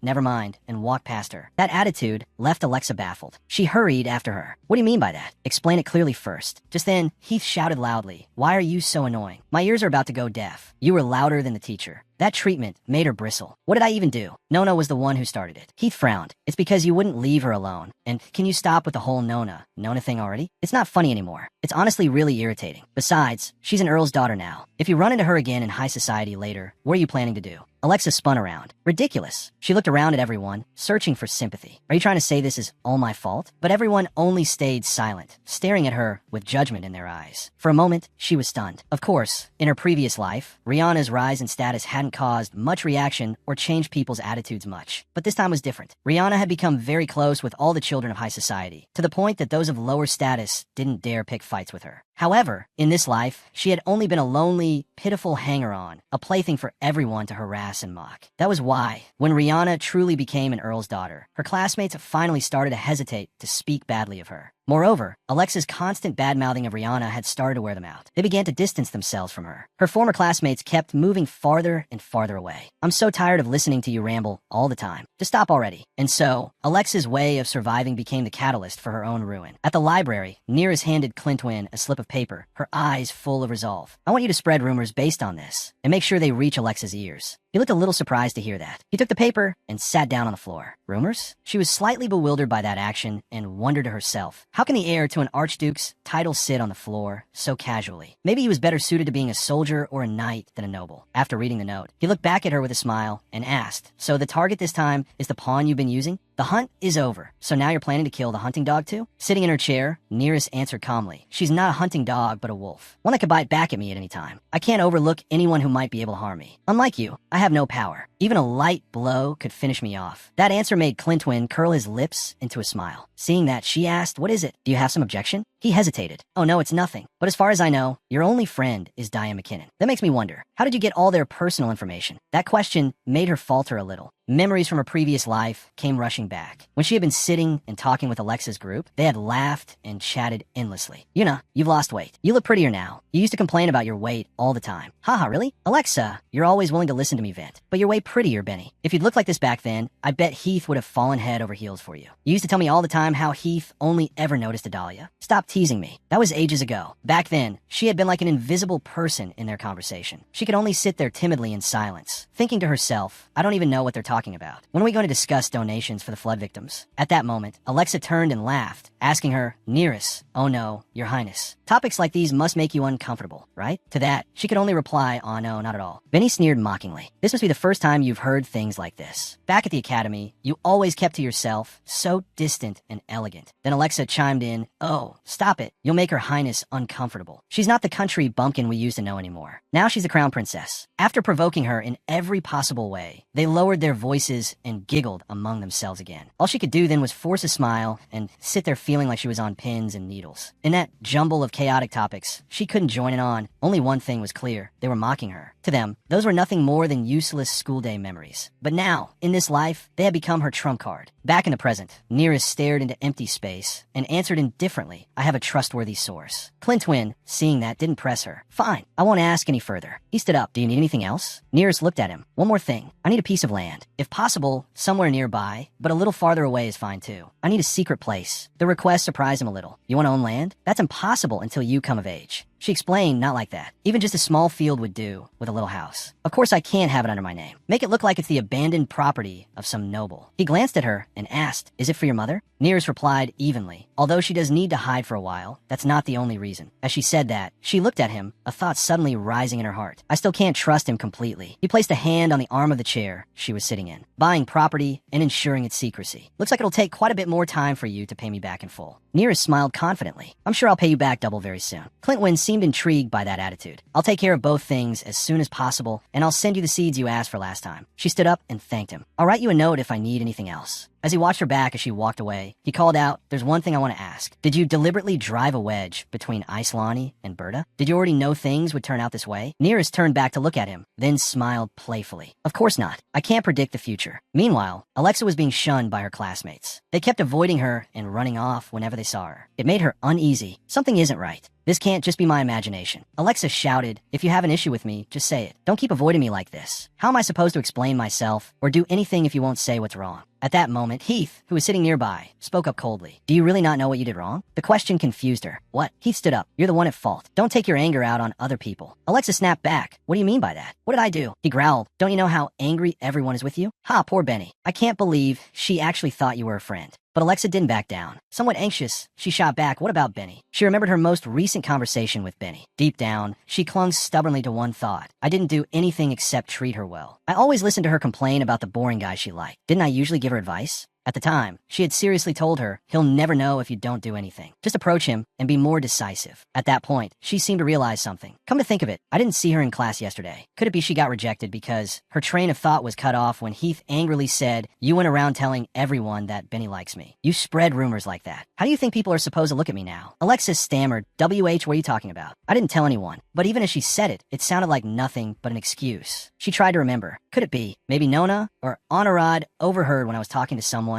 and went around telling everybody. But neither of those two even had anyone to talk to. At that moment, someone grabbed her shoulder along with a loud shout. You think I believe you? The strong shove sent shards scattering. Crash. One classmate said angrily, if it wasn't you, then who else could have been? You've never known how to keep a secret. The only thing you know how to do is badmouth everyone. Do you like being the center of attention that much? Is it fun for you to gossip about other people's secrets? Benny is so upset, she can't even eat anything. You'd better watch yourself. If anything happens to Benny, I won't let you off. Heath immediately added, same goes for Unibes Ha. Hearing that, Alexa panicked. Una? Why? He answered furiously, you said she was as ugly as a pig, and that's what made her obsessed with losing weight, didn't it? How could you say something like that about your friend? His words left her stunned. I said that. No, I've never said anything like that. Alexa tried to remember. Wait, did I maybe say that when Una wasn't around? At the time, she had said, I'm sick of listening to her complain about her weight. If she cares that much, why doesn't she just do something about it? Back in the present, she still insisted, but I didn't say anything that harsh. At that moment, the other girl shoved her. You're a truly awful person. Faced with all those eyes full of disgust and hostility, Alexa unconsciously unconsciously stepped back in fear. The whispers and murmurs around her didn't stop. No one likes you. The next day, while Nearest was talking with Diane told her the whole story. So that's what happened. Nearest replied calmly, I see. Diane sighed. First Anurad and Nani, then Rihanna and Berta, and now Alexa. There's not a single peaceful day at this academy. Theft, stalking, gossiping. How do they even manage to do such terrible things? Nearest half closed her eyes and replied faintly, who knows? They're truly strange. She lowered her gaze, quietly thinking to herself, so my third revenge is finished. It wasn't easy, but everything went smoothly. Things between those three will never be able to return to the way they were. I've trimmed away all the excess branches. A smile appeared on her face. Now I need to find a way to cut down the trunk. Nearest turned her head and called out, Betty, I have something I'd like to ask. Hearing that, Betty answered brightly, yes, miss. Nearest continued in an even tone, you said you're from Lytton, right? I heard that place is famous for its many kinds of herbs. I'm researching them for a report, and I hope you'll tell me about them. Betty replied proudly, of course. Lytton's herbs are the best in the kingdom of Vita. Famous people from all over have discovered them. Among them is one plant called West Leaper, which only grows in the northern regions. It's especially good for treating nerve pain. There's even an entire village that specializes in growing it. This information made Nearest speak up with excitement. Really? So, do all the people there make their living by growing this plant? It would be a disaster if something suddenly happened to the supply. Betty laughed. Oh, that's the one thing they worry about least. There's always plenty of it. West Leaper grows as fast as weeds. Nearest lowered her eyes, a faint smile crossing her face. That's wonderful, but she knew that in just 6 months, everything would change. In her previous life, all of the herbs had been wiped out after a natural disaster, causing a severe supply shortage. Naturally, the price of the remaining West Leaper skyrocketed. Much later, people discovered that growing West Leaper together with hello grass not only promoted vigorous growth, but also enhanced its medicinal effects. Her fingers tapped lightly on the tabletop. This time, I'll be the first person to grow these two herbs together. Only then will I be able to build influence in the medical world and accumulate capital. That capital will be the foundation I need to stand against the great families in the future. With a somewhat helpless look, she thought about him. Although I could ask Clintwin for support. In her mind, he would rummage through his purse and answer in shock. What? The subsidy you're asking for is really expensive. Do kids these days spend money that recklessly? In any case, I already have the land and the hello grass seeds. Now I can spend my time planting them. A class began. Sheridan lectured on and on. The highlight doesn't necessarily have to be flowers from your own garden. Holding up a bouquet, he winked and said with a smile, in a vivid season like this, mixing in a few wildflowers to create a unique touch is also a good idea. Now, let's begin with your bouquets. Alexa, Rihanna, Diane, and Nearest were all working together at one table. At that moment, Alexa sneered mockingly. Hey, scholarship girl, I heard you pick these flowers yourself. Do you really have to help the lecturers to earn spending money? You know, real nobles live off the taxes from the land and estates they own. Seeing that Nearest didn't answer, she became even more smug. You may have the title of a noble, but in reality, you're no different from some poor peasant. What? Kekayutong. Staying silent means you're admitting it's true, right? Diane replied with a hint of contempt. She's picking a fight with you because she isn't good at anything else. That made Alexa gape. What did you say? Rihanna couldn't hold back any longer either and snapped. Honestly, you're so obnoxious. Are you clinging to Nearest now because no one else pays attention to you anymore or what? Alexa defended herself. That's not it. And then they started arguing loudly again. Watching the scene, Diane frowned to herself. They really do love fighting. Then she suddenly brightened and said, Chris, these flowers are so cute. Who chose them? Nearest answered gently. It was Professor Sheridan, along with a few upperclassmen. I also heard he asked them to organize a literary exhibition for him. As soon as the words left her mouth, Alexa and Rihanna stopped arguing. They looked over at her in shock. Alexa clenched her teeth and thought, Professor Sheridan's literary exhibition. Every year, Professor Sheridan holds a literary exhibition and invites upperclassmen. People call it the Sheridan Society. All the distinguished ladies of high society were former members of the Sheridan Society who had attended those gatherings. Professor Sheridan introduced them to influential people, giving them opportunities to connect with high society. Her eyes widened as she stared at Nearest. I heard only the top 2 students in the class get invited, which is why my sister gave up. But the professor gave Nearest that chance. Does that mean he'll invite her? Diane said loudly, full of delight. Wow. Then does that mean you'll get to attend too? Nearest answered softly. I hope so too, but I'm not old enough yet. If I really do get invited, I'll let you know. We'll go together. Hearing that, Diane became delighted. Really? You're such a good friend. I believe you'll get invited soon. I can't wait. Their laughter and chatter caught Megara and Adalia's attention. Megara's face showed open hatred, while Adalia looked toward them somewhat nervously. She thought uneasily, this is strange. It doesn't feel right at all. Megara and I both come from prestigious families. How could a country girl possibly rank first in class and receive the attention of all the lecturers? She had even spent most of her time studying and being tutored before enrolling here, receiving a well-rounded education. Meanwhile, that girl had only been taught by the village priest. It was so unfair that a girl who spent all day playing with sheep would receive special treatment. She tightened the flower branch in her hand. Or had someone helped her cheat? If that was the case, then this was even more wrong. Everyone paid paid tuition and attended school the same way. Her anxiety suddenly flared up. What if that girl even managed to win Lord Nelson's heart? The thought made her panic a little, and she hurriedly shook her head. No, what am I even thinking? Idalia lightly touched her flushed face. I'm letting my imagination run too far. Nereus isn't worthy of him. In the end, no matter what anyone says, there is simply no comparison between Nereus and someone of noble birth like me. She pictured him proposing to her. In the end, Lord Nelson will choose me. The outcome is already decided. I should be ashamed of myself for feeling jealous and comparing myself to girls that nasty. As she was lost in her fantasies, Professor Sheridan spoke up. Everyone, pay attention. The words made her jump. He announced, as you all know, the midterm exam will be held in 2 weeks. So I prepared a special class for tonight. This class will be a chance for you to ask questions about the exam. If you make good use of it, it will be very helpful for your grades. Hearing that, one of her classmates asked, "You're going, right, Dolly?" She turned and smiled. Of course. Tell the others too. It'd be great if everyone does well on the exam. But at that moment, Nereus was silently watching them. Her cold gaze rested on Idalia as she thought to herself, Idalia Kindle, you really haven't changed at all. You think you're so kind, don't you?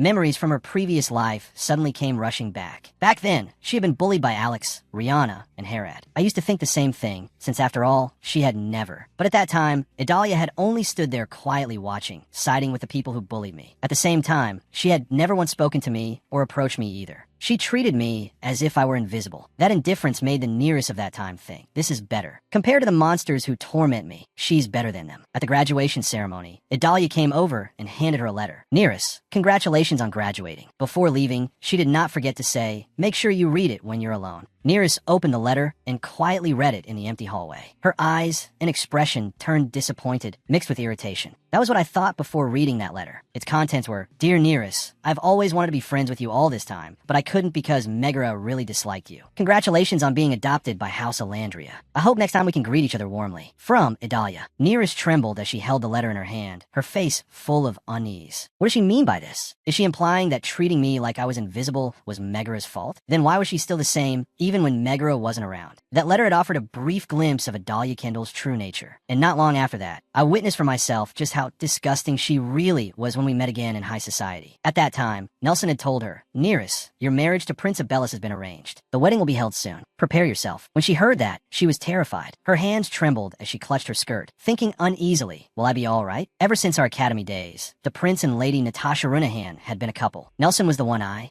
Noticing her mood, he gently patted her shoulder to reassure her. It's all right, Nereus. Nelson leaned close to her ear and whispered softly, you can do this, can't you? For your family. A flicker of surprise passed through her eyes before her gaze lowered. Naturally, when the subject of uniting House Alandria and the royal family came up, for the first time in her life, Natasha Runahan's attention shifted to a small, ordinary underclassman, Nereus Alandria. Soon after, she met Idalia again. Under the moonlight, Idalia said gently, it's been a long time, Nereus. You must be surprised to see me. Natasha wants to talk to you. That information startled her for a moment. Idalia continued, I know this isn't really my place, but surely you aren't happy with this arrangement either. Why don't you speak to her yourself? I'll be there too, so you don't need to worry. Looking back now, her suggestion was highly suspicious. At the time, I was exhausted by the rumors surrounding my sudden engagement, as well as the harassment from the Duchess and Valentine. So after thinking for a long time, she answered Idalia. All right. She said it was the room on the left at the end of the third floor hallway, right? But when she arrived at the dark room, the door was open and there was no one inside. She stepped into the darkness, uneasily thinking, did I come to the wrong place? Idalia said she would wait here. So why is no one here? That train of thought was abruptly cut off when a hand grabbed her from behind, making her cry out in pain. In an instant, she vanished, leaving behind only the empty room and one shoe that had fallen off. She was taken to a place engulfed in darkness. Nereus slowly opened her eyes. The man before her spoke coldly. Finally, Simon, haul this whore up. Nereus stared blankly, her head throbbing. What is this? What happened? The man grabbed her face tightly and sneered. Pathetic. After hearing people rave about your jewel-like eyes, I expected something more enchanting. Natasha's big toe is prettier than you. Seeing the man before her, she recognized him. He was Natasha's younger brother, Oscar Runahan. He slapped her hard. You need to be taught a lesson. Just because you carry the Alandria name, you think that makes you better than us? Simon, tie her up tight. You filthy trash. How dare you steal my sister's place? From behind, a man with a snake tattoo immediately tied her hands. Oscar turned to leave, but kept threatening. I'll poison her so she'll never be able to open her mouth and talk again. Sell her off as a slave. Make sure she can't escape. But in that dangerous situation, with tears in her eyes, Nereus struggled desperately against the rope. Fortunately, I managed to escape. The knot had not been tied too tightly, and the guard had been careless. She ran as fast as she could on her bare feet and escaped from that place. She returned to House Elandria, but all she received was the Duke's disgust. You let yourself be kidnapped right before the wedding? How pathetic. He turned to look at her with cold eyes. As the future crown princess, you must be more careful. Do not leave your room until the wedding. At the time, all she could do was obediently accept it. Yes, my lord, please forgive me. On the day of the wedding, while everything outside was filled with noise and commotion, Nereus stood silently in her room, looking at herself in the mirror in her wedding dress. At that moment, Idalia burst through the door in a panic. Nereus! With tears in her eyes, she said, "My God, thank goodness you're safe." She ran over and grabbed Nereus's hands tightly. "I'm sorry, Nedis." You can't imagine how panicked I was when I saw that room empty. Only later did I find out what happened. I never imagined Natasha would do such a thing. I tried to contact you to apologize, but you never replied. Struggling to free herself from that grip, she said, "It's fine. Let go of me now." Idalia's eyes became frightening. "But Nereus, how did you escape?" She brought her face close and asked, "Was it Lord Nelson who came to save you?" But as Nereus looked into those infuriating eyes, she realized it. Idalia knew everything. She knew that I liked Nelson and that he doted on me no matter what. She said she never imagined Natasha would do that. But Kindle and Runahan were the two oldest families in the Empire, regarded as the pinnacle of the nobility. The two houses had to be very close, so it was absurd to think she didn't know Natasha's true character. Returning to the present, she set the wildflower down on the table and picked up a bright yellow blossom. I can't deal with Idalia using the same methods I use on others. No matter how much I try to control the situation, her position is practically untouchable. Her eyes narrowed, but that doesn't mean there's no other way. Nereus picked up the scissors and snipped off the flower stem. As evening deepened, she walked leisurely down the stairs. A voice called out from behind, "Hey you."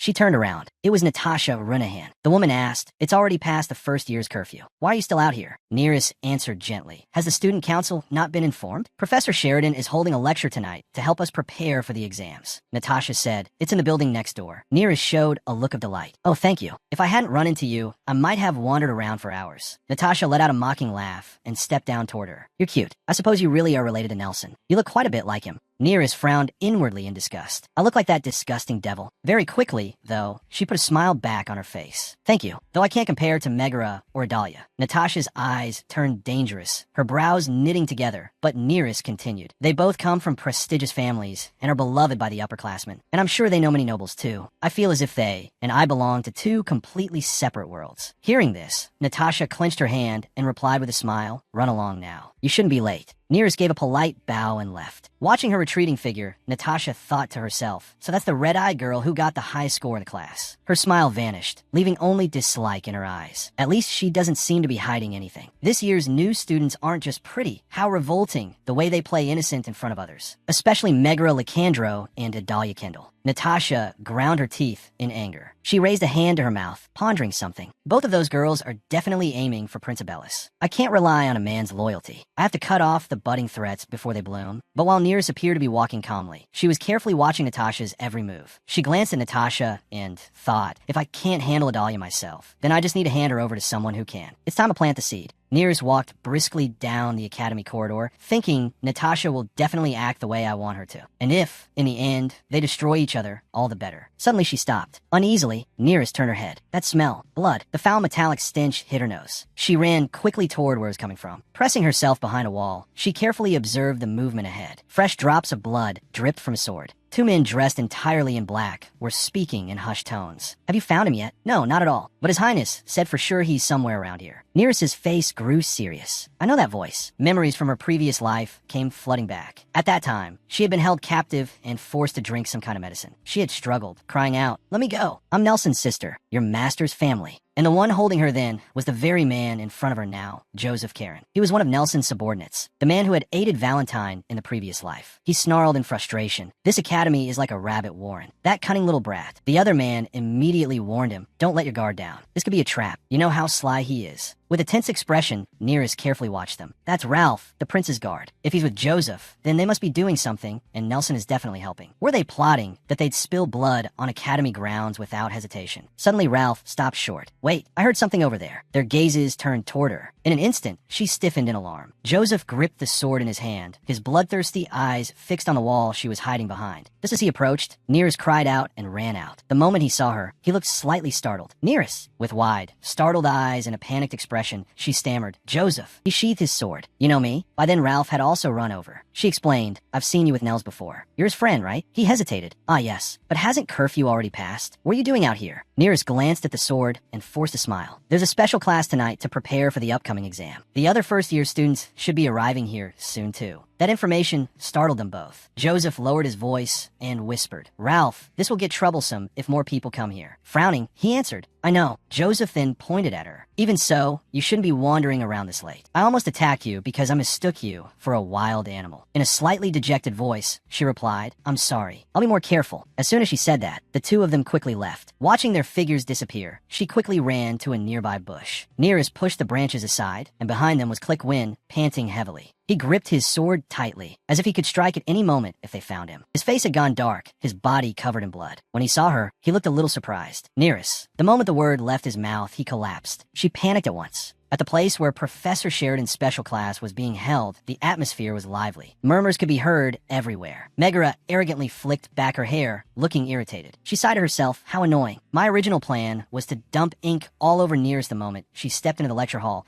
and have her get cut by the razor blade I hid under her desk. But she never even showed up. The thought made her grind her teeth in anger. Just then, a voice called out, drawing both her attention and Adalia's beside her. "Hello, Megara." Finished studying. The moment Megara saw him, she seethed inwardly. This clingy idiot still dares talk to me when he couldn't even translate that passage. That was how she felt inside. But outwardly, she smiled brightly and replied, "What about you, Maradona?" He answered shyly, "Same here. I'm a senior now, so there's just too much to study. I was studying with Joseph Cray, but he said he had something to take care of and left, so I ended early too. What a coincidence, running into you like this. I guess you could call it fate, huh?" Adalia, her eyes shining, looked at him. Hearing Nelson's name, she quietly wondered, is Joseph someone very close to Lord Nelson? At that moment, Megara asked, "So then, where did Joseph go?" Without hesitation, Maradona answered, "I'm not sure, but it seemed urgent." Nelson Alandria said he wanted to see him. He said he'd be right back, but when he returned, he packed up his things and left. He said he ran into Nearest in the old hall or something, and he asked me if I had noticed anything strange about her in class. The information startled Megara, and she blurted out, "The old hall? When was this?" He replied, "Joseph left at 8, so it must have been before that." After finishing the conversation, he waved goodbye and left. Megara kept smiling and waving back as she said, "Dolly, do you know where Nearest's dorm room is?" Meanwhile, Clickwin groaned in pain as he opened his eyes. "Where is this?" At that moment, Jinzen appeared looming nearby. He replied coolly, "My room, idiot." But the moment Clickwin saw him, he exclaimed in shock, "Jinzen, what are you doing here?" Sounding slightly impatient, Jinzen answered, "I just told you. This is my room." As soon as she finished speaking, the room door opened. Nearest walked in, her uniform stained with blood, a towel in her hand. "You're awake." The moment Jin saw her, he happily ran over. "Thanks, Nearest. I already wiped him down, so the kid doesn't have to do anything." Gladwin thought to himself, I knew Jen was very friendly with Nearest, based on the report, but isn't this a bit too much? Nearest half closed her eyes and gently patted Jen on the head. "Thank you. General, could you give us a little privacy?" "What a good child. Jen is such a good child." At that moment, he really was like an adorable little puppy. "Yes, of course. I'll be right outside. Just call me if he does anything ridiculous." With that, he went outside. Once the door closed, he finally asked her, "Why am I here?" She sat down in the chair beside him. "Don't you remember? I found you in the old hall and brought you here." In his hazy memories, he recalled how, with her small frame, she had supported him all the way here. Back then, she had also fed him some kind of leaf. After a long silence, he recalled it and suddenly asked, "What was that leaf you stuffed into my mouth?" "It tasted terrible." Nearest calmly replied, "Don't worry. It was just a kind of stimulating herb. It's the reason you survived. Otherwise, neither of us would be here." Outside the door, Jin was also sitting there seriously. He asked, "How did you know I was there?" She answered, "I didn't. I saw two of Abelis's and Nelson's lackeys, so I found a way to make them leave, and then I happened to find you in the bushes." "What happened?" Gladwin clenched his teeth. "I was betrayed by someone I trusted." She propped her chin on her hand, looked at him in silence for a moment, then spoke. "Was it Marquis Tiffian? Your grandfather?" But her question startled him. Shock appeared on his face. "What? How do you know that? Who are you?" At that moment, Nearest remained completely calm and expressionless. With half-lidded eyes, she said indifferently, "You're not the only one who knows how to investigate someone's background. I looked into my employer a little too. From your allies in the remote north, I narrowed it down to those ambitious enough to secretly contact the crown prince and influential enough to reach the academy. From among them, I picked one at random. It seems I guessed right." He frowned. "That's not information a first-year student could know. Is this what you meant before by hearing it from a reliable source?" She recalled her previous life and answered faintly, "You could say that." Back then, she had overheard a conversation between Marquis Tiffian and Joseph. He had shouted an accusation. "You should have dealt with that monster on the spot." Marquis Tiffian had not backed down either and shouted back, "I never expected that brat to be so persistent. And you're hardly in any position to talk, Joseph." Gladwin looked at her in silence for a long while, then closed his eyes and said evenly, "We made the plan together. At least, that's what I thought. I believed he and I wanted the same thing. But clearly I was wrong. Nearest poured some water, lifted his head, and helped him drink. You have to live. She leaned close to him. You promised to help me get what I want. I swear, if you dare die like an idiot right now, I'll go all the way down to hell to find you. So remember that. Gladwin gave a dry laugh. Are you worried about me? Or threatening me? Without the slightest hesitation, she answered bluntly, threatening you. Anyway, Jin needs rest too, so when you feel better, find a way to sneak back to your room. And you should repay Jin someday. After all, he's the one who cleaned you up, changed you into clean clothes, and healed your wounds. Hearing that, he remembered how Jin had disgustedly hauled him up a few times. It was horrifying. Looking at his own hands, he thought to himself, General, my wounds were so severe that even most doctors would have given up. Yet he healed them instantly. His holy power is on the level of a cardinal. Then he noticed her puzzled expression. What are you looking at? He asked. He answered, for a moment, I thought I might be in heaven. Nearest glanced at him. Obviously not, especially when I'm here. After a brief silence, he explained, that's not what I meant. She frowned at him, suspicion on her face. He looked at her thoughtfully. How strange. How long has it been since someone looked at me like that? A gaze with no hatred and no fear. Maybe that's why I don't mind when she orders me around. At first, I only saw her as an interesting little subordinate with a twisted personality. But there's something about her I can't resist. Something beyond charm or intimidation. Something hard to explain. His thoughts abruptly stopped when she placed a hand on his forehead. No fever, and you still have enough energy to joke. You must be feeling better. You should start keeping someone with holy power by your side at all times. Looking at her small hand, checking his temperature, he realized,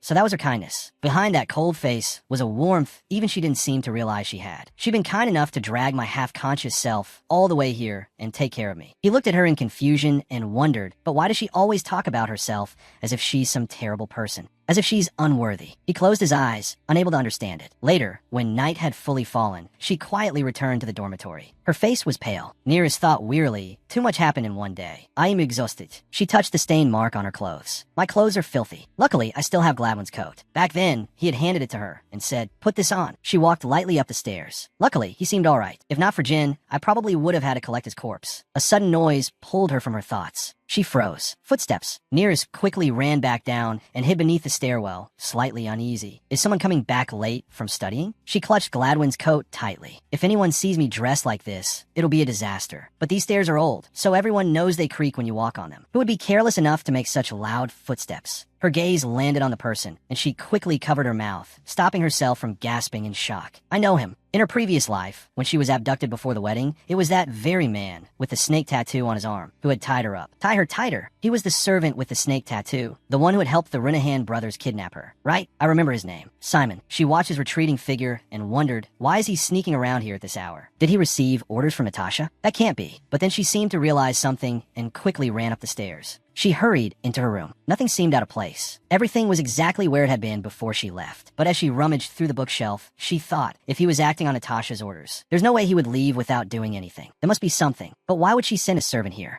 Is it because I angered her last time? Or is this because of Abelis? After failing to assassinate Gladwin, maybe he heard from Joseph or Rapp that I was nearby, so Natasha did this? Her face was tense with worry. Luckily, I already burned all the letters exchanged with Gladwin. Then her eyes suddenly lit up. She turned toward the bed. Looking at the wrinkles in the sheets, she thought, I don't think I made the bed. She walked over and carefully fixed it. She lifted the mattress, and beneath it was a sealed envelope. Shock and disbelief appeared on her face as she read the words written on it. Top secret. First year social etiquette midterm exam. The next day, at the student council, Abelis sighed and said sternly, Professor Sheridan's first-year social etiquette midterm exam has been stolen. Natasha, beside him, immediately asked in concern, when did this happen? Nelson answered, sometime between last night and this morning. Professor Sheridan is certain it was still in his office before the special lecture for the first-year male students last night, and then this morning. A janitor found the office lock broken and reported it immediately. Abelis frowned. This year's freshmen are truly troublesome. There isn't a moment of peace. One is stealing, another is bullying. Not to mention the stalking incident. And now someone has stolen an exam as well. In contrast, the others in the student council looked exhausted and miserable. It's suffocating here. I want to go home, Natasha said. Then should we search the first-year students' rooms? Abelis immediately shook his head. That would take too much time. By the time we discovered anything, they would have erased every trace. His expression darkened. The person behind this is bold indeed. Once caught, as a member of the royal family, I will make sure they receive the punishment they deserve. I'm certain that is also what the school council expects of us by entrusting this matter to us. A knock sounded at the door. Someone called out, we're in a meeting. Who is it? From outside came a familiar voice. It's Megara Lacandros. May I come in for a moment? Abelis replied at once. Come in. The door creaked open, and she entered with a dahlia tucked in behind her. Sorry to interrupt everyone. Nelson smiled. You've come here this early in the morning. What is it? Megara answered briskly. We heard some shocking news during breakfast, so we came here as fast as we could. Please overlook the state of my clothes. She looked a little uneasy and timid. I'm afraid of disturbing you, but there's something very important I think everyone should know. Nelson looked slightly surprised. Oh, what is it? Megara's cheeks flushed red. She hesitated in silence, unable to speak at first. That expression pleased Abelis. He smiled to himself. Is she nervous because we're all her seniors? I thought she was a decisive girl. I didn't expect her to have such a cute side. Then he said, It's all right, Megara. Just say it. As if she had been waiting for those words, she immediately spoke. I heard that Professor Sheridan's exam was stolen last night, and I know who was behind it. The moment she said that, the three of them were startled. She continued, I didn't want to report a classmate, but this is a serious matter, so I thought I should. Hearing that, Nelson grew anxious. He swallowed hard and thought, no way. Abelis asked sternly, Speak. Who do you think did it? After a brief silence, she answered, Nearest Chu. Shortly after, Nearest was summoned to the student council. She stood there in her neat uniform and bowed. Good morning. Whispers immediately began to spread around her. That's her, the girl rumored to be involved with Nelson. So she really does have violet red eyes. I've never seen eyes like that in real life. Then Abelis pointed toward Megara and Adalia nearby. We have two witnesses here. Without the slightest fear, she asked, Witnesses? What exactly did they witness? At that moment, Nelson forced a hesitant smile and said, Nearest, His Highness summoned you here to ask a few questions. There are some matters we need to confirm. We're only doing this to avoid misunderstandings, so don't be afraid. Please answer His Highness's questions honestly. All right. Megara's eyes gleamed slyly. She sneered inwardly as she looked at him. Just look at that. He's trying to protect her just because she's from the same family. But it's useless. His Highness already sent people to search Chu's room for the exam papers while we're talking. It looked like everything I did last night had been for nothing, but thanks to Maradona, I had another plan. According to what Maradona said, Nearest Chu was on her way to the lecture hall, but for some reason she never arrived. I don't care why she skipped class. But according to the person I sent to her room, Simon was the one she had dispatched. Even though curfew had long passed, she still hadn't returned. He broke the lock, stole the exam, and placed it in her room. It was the perfect chance to steal the exam papers and hide them in Chu's room. I even used someone else's servant, so no one could trace it back to me. Megara covered her mouth and stole a glance at Nearest. But why is she so calm? With that same composure, Nearest carefully pieced things together. At first, I thought it was strange that Natasha would pull such a petty stunt. It looks like Megara persuaded her, but this still doesn't make sense. I still don't understand Megara's role in all this, but there's no reason Natasha would let Megara use her servant when there's a risk Natasha herself could be implicated. Even if they were working together, if Natasha were truly the mastermind, she would definitely cut ties with Megara the moment anything went wrong. Her expression tightened slightly. Simon probably didn't come to my room because of the exam at all. Whatever is happening right now. She looked at Abelis and Nelson standing before her. I need to prove I'm not involved in this. All it would take is one small slip, and they'd realize I helped Gladwin. I don't know how I'll get out of this. Her gaze grew resolute as she steadied herself inwardly. But I have to stay calm and choose my words carefully. Abelis demanded, Were you last night? She replied evenly, In my room, Your Highness. Then he said, Give me the exact time. She answered, From 9 o'clock last night until this morning. Natasha Renahan looked at her and said, I heard you attended Professor Sheridan's lecture last night, didn't you? But Nearest turned to look at her. At first, yes, but then I suddenly felt unwell, so I returned to my room. Abelis's gaze was cold. Who can verify that? She showed no fear and met his eyes directly, answering in a clear voice. No one. That answer made Megara's lips curl into a smile. She was delighted inside. Got you now. I bet she's about to start crying over how unfair this is. Abelis tapped his fingers on the desk, considering something. Everyone leave except Nelson, Natasha, and Nearest Chu. As soon as he finished speaking, the crowd quickly moved out. Adalia pouted in frustration and thought I shouldn't have come along. Sir Nelson didn't even look at me once. While she was still feeling down, someone came over and patted her shoulder. Come now, my lady. Seeing him, she replied, All right, Simon.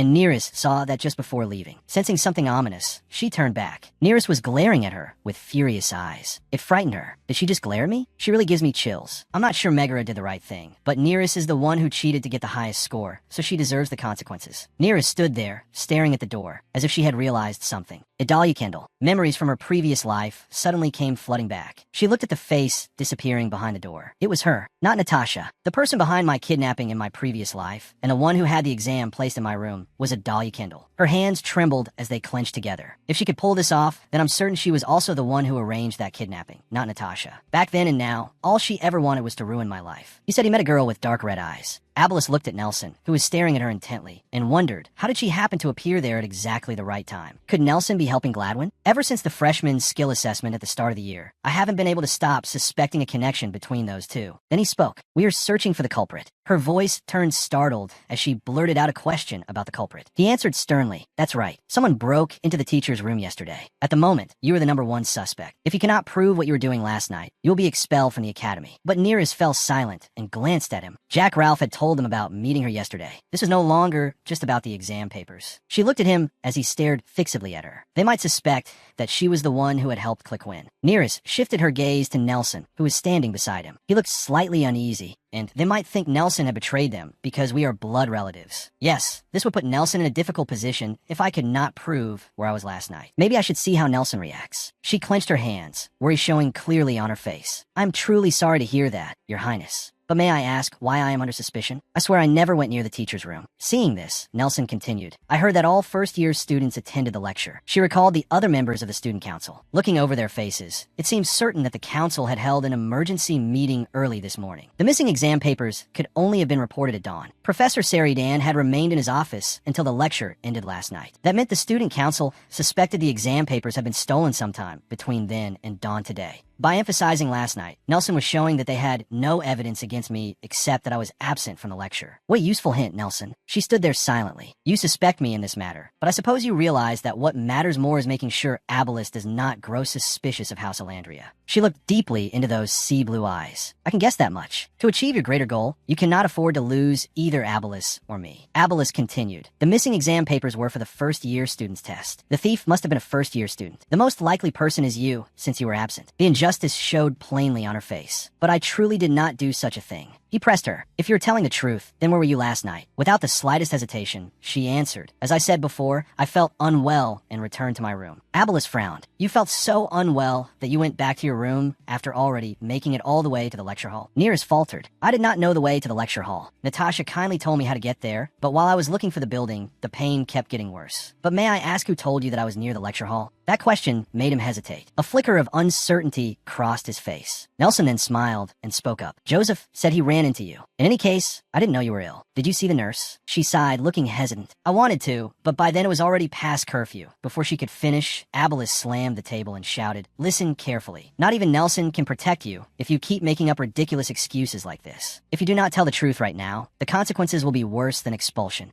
Nearest bit her lip and remained timidly silent for a long moment before answering hesitantly. To be honest, I returned to my room. She covered her flushed face with one hand. Because I got my period. The moment she said it, the room fell silent. Nelson awkwardly cleared his throat. Ahem, that is rather sensitive. I'm sorry we made you say that. But, I don't think we can. But Abelis, apparently in the same state of mind, stammered on. She's right. Do you think you can get out of this by shocking us like that? Her face turned bright red. Nearest covered her face with both hands and let out an embarrassed sigh. If your highness is asking me to bring proof, that would be very humiliating. But I suppose it cannot be avoided if I do not wish to be punished. There's a blood-stained undergarment in the trash bin in my room. If that can serve as proof, then I will bring it here. If even that is not enough to prove it, then I fear I will have no choice but to leave school because of the shame and unfairness of this matter. At that, Nelson hurriedly waved his hands. That won't be necessary. We apologize. At that very moment, Abelis also struck the table and raised his voice. Who gave you permission to leave school? Natasha, meanwhile, stood motionless nearby. Deep down, she was secretly pleased. They were still young, so this method worked rather well. And that blood-stained evidence was fabricated from Click-Win's blood. Abelis rested his chin on his hand, brooding darkly. So her being there yesterday was only a coincidence? I'm not sure. Now all we can do is wait for the one who searched her room to return. When there was a knock at the door, he immediately said, "Come in." The door creaked open.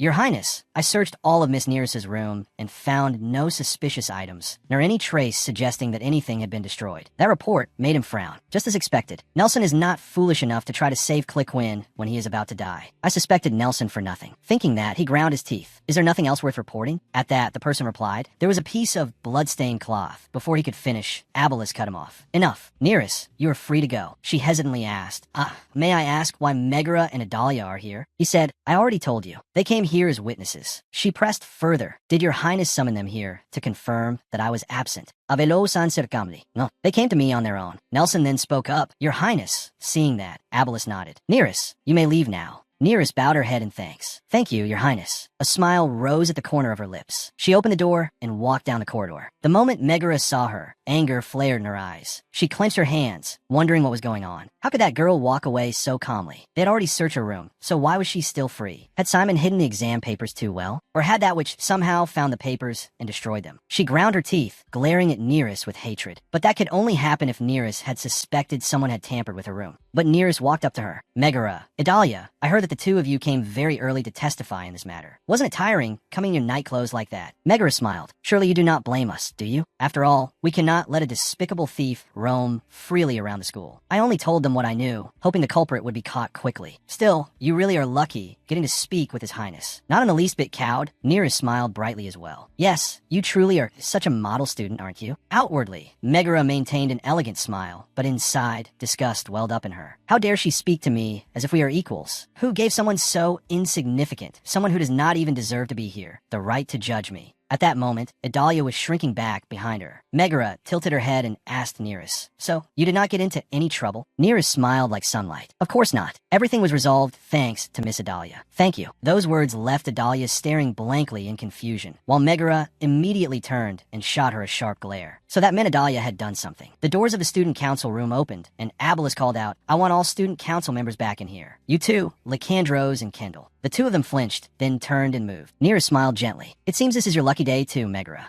You get to meet His Highness as well. I suppose coming so early was useful after all." Turning toward the door that was slowly closing, Megara forced herself to smile back. After the two of them stepped inside, Abelis spoke sternly. "There was nothing at all in Miss Nearest's room. We searched thoroughly, the floor, the walls, under the bed, but found nothing. Tell me, where did you hear that someone had broken in last night?" And when Megara fell silent, she swallowed nervously and spoke in a small voice. "One of my servants is friends with a cleaning staff member in charge of the teacher's room. So I heard the news early this morning. Since the matter was so serious, I wanted to report it immediately for the sake of my innocent friends. Is there some problem?" Seeing that attitude, Natasha frowned angrily and thought to herself, Megara Lycandros is so arrogant. Who does she think she is, deciding what should or should not be reported to the student council? Ah, that reminds me of what Nearest once said. I am nothing compared to classmates like Megara and Idalia, who come from prestigious families and are adored by the upperclassmen. Natasha gave a scornful laugh. Prestigious? A marquise family? As if. Does she not know her place? How irritating. As the daughter of a duke, and as a senior, I ought to teach her a lesson. With that thought, she folded her arms and said sharply, Megara Lycandros, of all things that could have gone missing, how did you know it was the exam papers that were stolen? According to the servant's report to the school, she did not know what had been taken. Those words instantly threw Megara into panic. Idalia did the same, shrinking behind Megara's back. Hearing this, Abelis merely looked at Natasha with his chin propped in his hand, thinking she found the hole in Megara's story. He glanced at the watch on his wrist. Megara might be a high-born noble and quick to catch wind of everything happening in the academy, but the timing of her report is suspicious and unusual. I had intended to overlook it because she is Marquis Lycandros' daughter. Thinking that, Abelis clenched his fist. But I have no desire to help a fool who has walked right into her own trap. I played along with your little performance because I found it amusing, but this is disappointing. Megara Lycandros was silent for a moment. Then she asked tensely, what else could there be to steal from the teacher's room besides exam papers? It is exam season, after all. Though her face remained composed, her body would not stop trembling, and Nelson noticed it. He narrowed his eyes and smirked. With terror written all over her face, Idalia thought, Megara, what have you dragged us into? You begged me to help you get Nearest expelled from the academy, so I let you borrow Simon. Tears gathered at the corners of her eyes. But now I'm being dragged into this for no reason. At that thought, she took a step forward. I have to say something. She spoke anxiously. But isn't it very strange that a country girl like Nearest always comes first in class? She has a very good memory, so maybe she memorized all the questions and then destroyed the exam sheets. That excuse from Idalia made Megara furious. She clenched her teeth, frowning as she glared at her and cursed inwardly. Idiot. Why would you say something so absurd? Seizing the chance, Natasha raised her voice and shouted, if someone were smart enough to memorize all the questions in a single night, would she even need to study for the exam? How dare you deceive your seniors with such blatant lies? Your Highness, we should send these people to the disciplinary room. Abelis rubbed his temple and sighed, then said to Nelson, handle this matter as you see fit. I am bored. Find the culprit and the exam papers. Nelson bowed at once. As you command, Your Highness. I will have Miss Lycandros' and Miss Kendall's rooms searched and investigate everyone connected to them. Hearing this, Idalia's face darkened at once. In a panicked voice, she whispered, Megara, what are we gonna do? Megara said nothing, frowning as she thought. How did Nearest manage to get rid of those exam papers? She could never have found them unless unless someone told her where they were. Thinking that, she narrowed her eyes at Adalia beside her. Wait, she remembered what Nearest had said. Everything was resolved thanks to you, Adalia. So thank you. That cold, frightening look made Adalia freeze for an instant. Megara was certain now. That's right. Nearest could not have known about those exam papers unless someone told her. I do not know what reason persuaded you to side with her, but you betrayed me, Adalia. She slowly brushed Idalia's hand off her arm. If that is the choice you made, then she spoke coldly. There is no need to search anymore, Your Highness. I think I know who the real culprit is. Deep inside, something dreadful swelled within her. This is the price of betraying me. Hearing those words, Idalia kindled. Abelis frowned. What do you mean? Megara put on a pitiful expression. I have just remembered that last night, after confirming that Professor Seridan had left, Idalia sent one of her servants to his room. The moment those words left her mouth, shock spread across Idalia's face. She looked as though she could not believe her ears. What? Megara raised a hand and wiped away her tears. I never imagined Dahlia would do such a thing, but I was wrong to accuse Nearest. I apologize for causing such disorder for the student council. I should have thought more carefully before acting, and I deeply regret showing His Highness such a naive side of myself.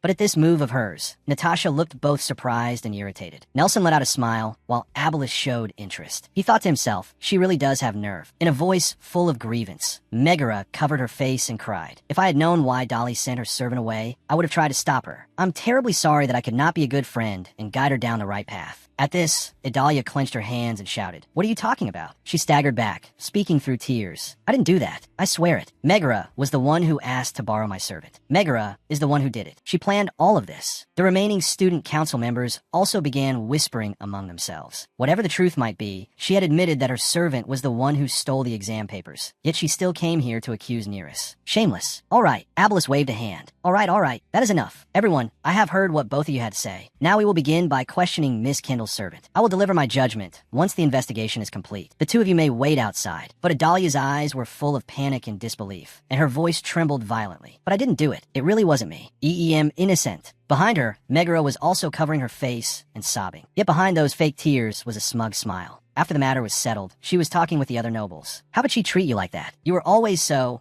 good to her, Megara. I can't believe she tried to throw the blame onto her own friend. How despicable. Hearing those words, she merely smiled leisurely and replied, I'm fine, so please don't say such harsh things. I'm sure Dolly must have been desperate. Her words and attitude made the others exclaim, Oh, Megara, you're too kind. Exactly. She had no right to speak ill of you like that. Nearest and Dien overheard their conversation as well. Dien turned to her and whispered, So, Nearest, what happened to you last night? You didn't even come to class. Nearest continued, eating calmly. I told you, I just got my period. Dien immediately asked with concern, How are you feeling now? Do you need some pain medicine? Nearest replied faintly, I'm feeling better. Dien leaned closer to her. So, nothing happened in the student council meeting room, right? I heard Adalia stole the exam papers and tried to blame you. I thought things like that only happened in novels. You know, when the girl in second place does something terrible out of jealousy toward the girl in first place. But Nearest lowered her eyes and thought in silence. But Adalia was not in second place. Megara was. And since Megara was the one truly behind all this, Dien was not entirely wrong. I knew she would find a way to wriggle out of this. In my previous life, she acted as if she were a princess, when in truth, she was only the crown prince's mistress. She even meddled in affairs of state, and when things went wrong, she blamed me for it. It was the same this time. The moment she realized she was in trouble, she remembered what I had said and didn't hesitate to use it to shove all the blame onto Idalia. The door opened. When they saw Idalia walking in, one of the friends sitting beside Megara immediately whispered, Megara, look, as Idea hurried in gloomily, brushing past everyone and sitting down by herself. Mocking voices rose around her. How can she eat after doing something so horrible? Do you think she cheated to stay in third place all this time? She's had a lot of nerve. Apparently unable to endure those words, she shoveled food into her mouth and coughed a few times. But Nearest silently glanced in her direction, thinking to herself, if I hadn't met Simon last night, all those accusations would have fallen on me. Much as I want to see Megara dragged down with her, it's better to make her lose her footing first. That's right. She lifted her eyes, and there she was. The two of them locked eyes. Both wore gentle smiles, but they were filled with killing intent. A desire for revenge swelled in her heart. Next time, I'll make sure you truly fall. At the library, Clickwin propped his chin on his hand, smiling as he said, I heard Idea Kindle transferred to the theology department. Nearest looked at him expressionlessly. 2 stacks of books sat in front of her. She must have been quite busy. She asked, Don't you have any assignments to do? He replied, I've already finished all of them. She pressed on, Then why don't you go read some books? As the future Duke, you should care more about broadening your knowledge than listening to those rumors. A hint of amusement appeared at the corners of his mouth. A future Duke also needs the ability to gather information. Nearest lowered her head and calmly said with her eyes half closed, Ah, that's true, of course, Your Highness. But this country girl doesn't enjoy such pointless gossip, so I'll get back to my assignments. She looked at the books on the table table and thought to herself. After the midterms, we were given a mountain of assignments to finish before summer break. If I want to keep taking my advanced classes next year, my grades need to be well above average, so I can't afford to slack off. She looked up and glared at him. If I were as careless as he is, I'd lose my first place ranking. And yet the man staring blankly in front of her was the top student in the year.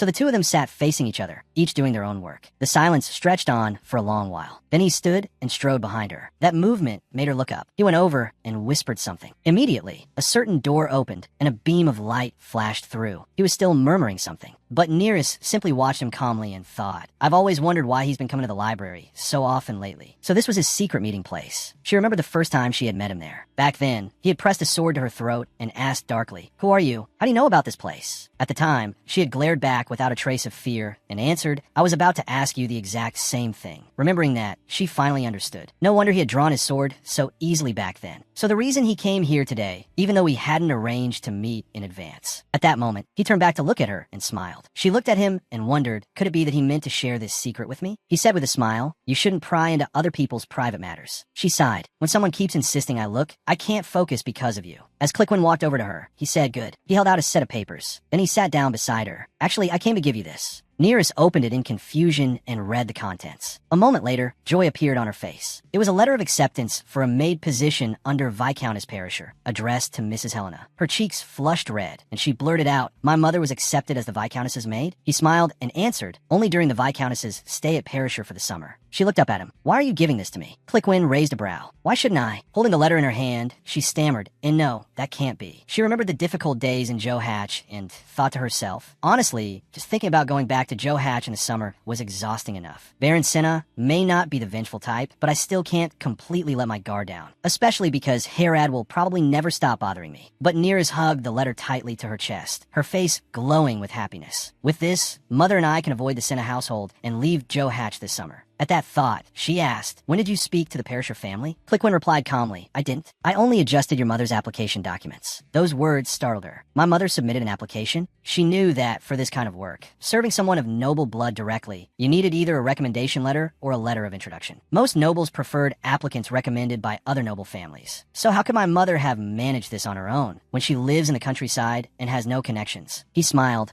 a gentle light seeming to emanate from him. She stared at him blankly and pressed, did you arrange this? He shrugged. Perhaps. I may have told your mother about the position and asked one of my subordinates to draft a recommendation letter. But your mother prepared the application herself and attended the interview on her own. Her jewel-like eyes shimmered as she looked at the letter in her hand. What a strange feeling, she thought. Clickwin and I are cooperating for our mutual benefit, but I've never truly trusted him. What we need is the assurance that we will each meet the other's needs, not personal trust. And yet now he has not only revealed his secret meeting place to me, but also arranged a place for my mother and me to stay this summer. She looked up at the man before her, and a question rose in her heart. Why is he doing this much for me? Is it because I saved his life? But I won't open my heart just because he's done this for me. I'm not that good a person. In a gentle voice, he leaned closer and said, Happy birthday. Think of this as your gift. The moment he said that, her gaze froze. She thought blankly, oh. Only now do I realize that today is. Memories from her previous life suddenly came rushing back. I had forgotten. For so long, this day meant nothing to me. Sometimes it was a day, no one remembered at all. Sometimes it was just used as an opportunity to gain favors. Nobles would flatter me with extravagant gifts for their own benefit. Happy birthday, Your Grace. Please convey our congratulations to His Highness as well. Please accept this gift and grant us the rights to mine the minerals. After my mother died, there was no one left who sincerely celebrated my birthday. That's why I had completely forgotten it. Clickwin gently continued, I arranged this because I thought you might need it. I hope you like it. Nearest said nothing. She simply stared blankly at this special gift in her hands. He chose this gift for me. A smile as bright as morning light, yet utterly sincere, spread across her face, flushed red with happiness. Thank you. That smile and that look in her eyes left him momentarily speechless. Nearest Chud saved my life. As the person who recruited her, it's only right that I repay her. Since she didn't ask for anything first, I simply gave her what I thought she might need. It's not anything especially remarkable, but I figured she'd be wary, so I didn't make too much of it. He gazed thoughtfully at the girl before him, overflowing with happiness over his gift. I never expected to see that expression on her face. It was like a wildflower blooming among rocks. A little embarrassed, he rubbed the back of his neck. Who would have guessed she could smile so brightly? Nearest gave a light cough. Thank you for the gift. Thanks to it, I'll be able to spend the summer comfortably. If the Viscountess takes a liking to us, we may even be able to stay with her every summer. But how are we supposed to keep in touch during the break? He answered calmly, I'll send letters to you in Perisher and explain the details. Hearing that, she smiled as she usually did. All right, I'll wait for your letter. The corners of his mouth curved up slightly as he thought. It seems she won't smile like that again. After a pause, he said, "Good luck on your finals, and have a pleasant holiday." Later, she sat leisurely reading beside the river. A servant's voice called out from afar, "Nearest, there you are. Hurry back to the manor." She closed her book and turned around. The servant shouted, "A delivery arrived for you." Hearing that, she guessed it was probably from Cliquin. Right on time. Holding her book, she stood up. "Is it a letter?" The question made the servant hesitate. I'm not really sure. Should I call it a pile of letters or a package?" When she returned, 3 thick stacks of letters were waiting for her. For a moment, she was stunned. As she signed for them, she wondered, what on earth is this? He's not the type to contact me in such a noisy way. The courier handed her a pen and paper. "Miss Nearest Chud, could you please sign here? The sender is your closest friend, Diane McKinnon."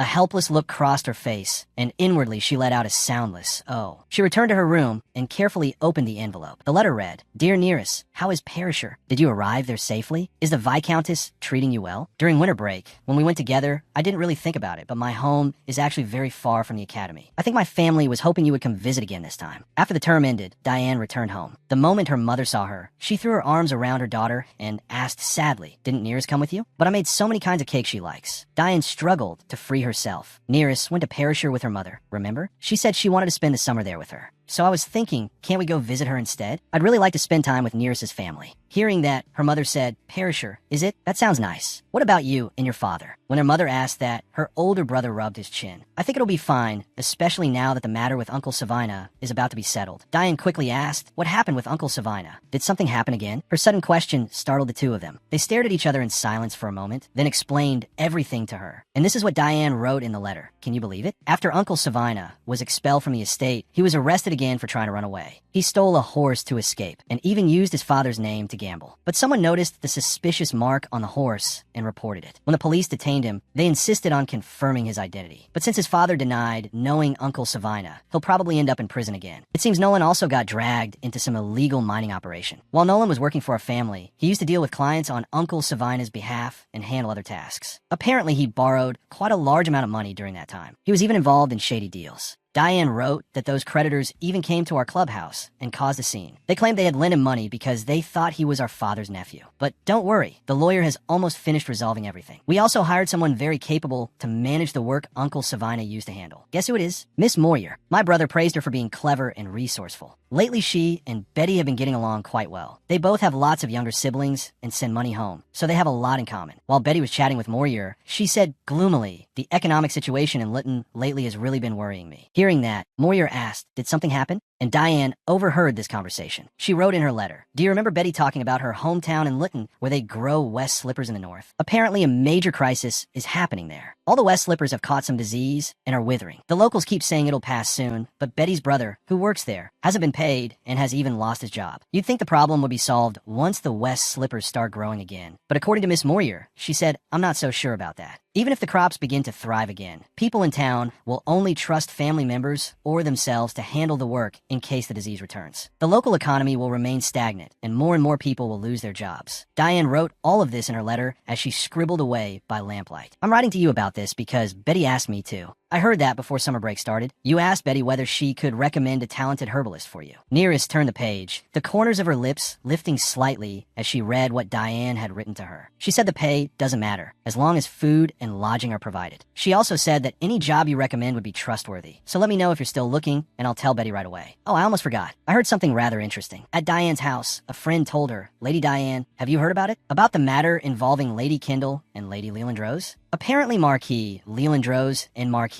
Kendall had a huge argument in the capital because of their daughters. But why did they fight so fiercely?" When she was asked that, Diane evaded the question. I don't really know either. She wrote this to Nearest in her letter. It's probably because of that, right? There's still so much I want to tell you. You only came here once during the holiday, but this house already feels so empty and lonely without you. I'm really curious how you've been lately, Nearest. Don't tell me you've buried yourself in studying there again. I sent you a stack of blank paper, so write back as soon as you can, all right? Reading those lines from her friend's letter, Nearest must have felt very happy. She glanced at the stack of paper Diane had sent and thought helplessly, she can't seriously expect me to use all of this, can she? She picked up her pen and hesitated over the blank page. Nearest faltered. I'm not good at telling stories like Diane is. After pondering for a long time, she finally began to write. Dear Diane, I hope this letter finds you well. My days here have been rather peaceful. Viscountess Perisher has generously allowed me to use her library. so I spend most of my time reading or taking walks outside. The weather in Perisher is lovely. Even though it's the height of summer, it isn't too hot. Recently, I had the chance to go boating with the Viscountess. The lake was so clear I could see every grain of sand at the bottom. The Viscountess is a very kind person. She takes good care of my mother, who has no experience as a maid, and arranged a very nice room for her. Everyone here treats me so well that I feel a little embarrassed. Interestingly enough, I've also run into some familiar faces from my time at your estate. When the servants saw her, they greeted her cheerfully. "Oh, Miss Nearest, isn't it? Your Lady Diane's friend. Do you remember us? We met at the McKinnon estate on Easter. They had given her a bag of pastries. We're so glad to see you well." She remembered the bag of pastries they had given her. Maybe it's because of our friendship that they're being so kind to me. It's all thanks to you. Please tell Betty that my offer still stands. Wages and lodging will be provided, though I will need to confirm the details later. I'm very happy here that Miss Maury is doing well. I'm very happy to hear that you'll be coming to Paris. I'll be waiting to see you, my friend Nearest. After finishing the letter, she carefully folded it neatly. As soon as she stood up, she suddenly noticed another letter beneath the stack of papers. She opened it. Then there was a knock at the door. A servant opened it and said, "Miss Nearest, may I come in? Have you finished the letter? The courier is about to leave." She was writing something too, and continued, "If you miss it today, it won't be sent until next week. So you'd better hurry." Hearing that, she stood up at once. "Oh yes, I'm done." She picked up the 2 letters addressed to Diane and to the Salina Agricultural Cooperative Association. Meanwhile, when Clickwin received the letter, he seemed to freeze as he read what was inside. He let out a laugh. "What do you mean, my lord? I wrote the letter exactly as you instructed. Dear Miss Chu, we wish you continued health in both body and mind." Before he could finish, he cried out in pain as Clickwin, furious, kicked him several times. In her letter, she had also asked, "Is McDonough the land you recently purchased? It's right next to Carton, isn't it? Thank you for providing the information I requested. May I begin the plan immediately? According to the reference materials on the fields, if I want to plant next year, it seems I need to improve the soil right away." He read the letter intently under Toffred's gloomy gaze. After a while, he spoke calmly. "For the next letter, no, forget it. I'll write it myself." The moment she heard it, she threw the letter into the fire. The door burst open. She frowned. "Don't make such a racket in the house." Tommy Hilson came rushing in, holding a toy sword. "Shut up. You're plotting to hurt people again, aren't you? I know you're bullying Harad." Just then, her mother came over to stop Tommy. "Please don't run around in the kitchen like this. It's dangerous. And don't treat Nearest like that." He wasn't frightened in the least and only sneered. "Don't treat Nearest like that. Don't tell me what to do. You're just a servant." The impact sent the stack of dishes in her hands crashing to the floor. Nearest hurried over to help and asked anxiously, "Mother, are you all right? Are you hurt?" Seeing her crouched down beside her, her mother became flustered. "I'm Fina. Let me clean it up. Don't touch anything." She glared at the boys retreating back, anger surging inside her. Tommy Hilson is Harad's cousin, I think. I've noticed they've been exchanging letters and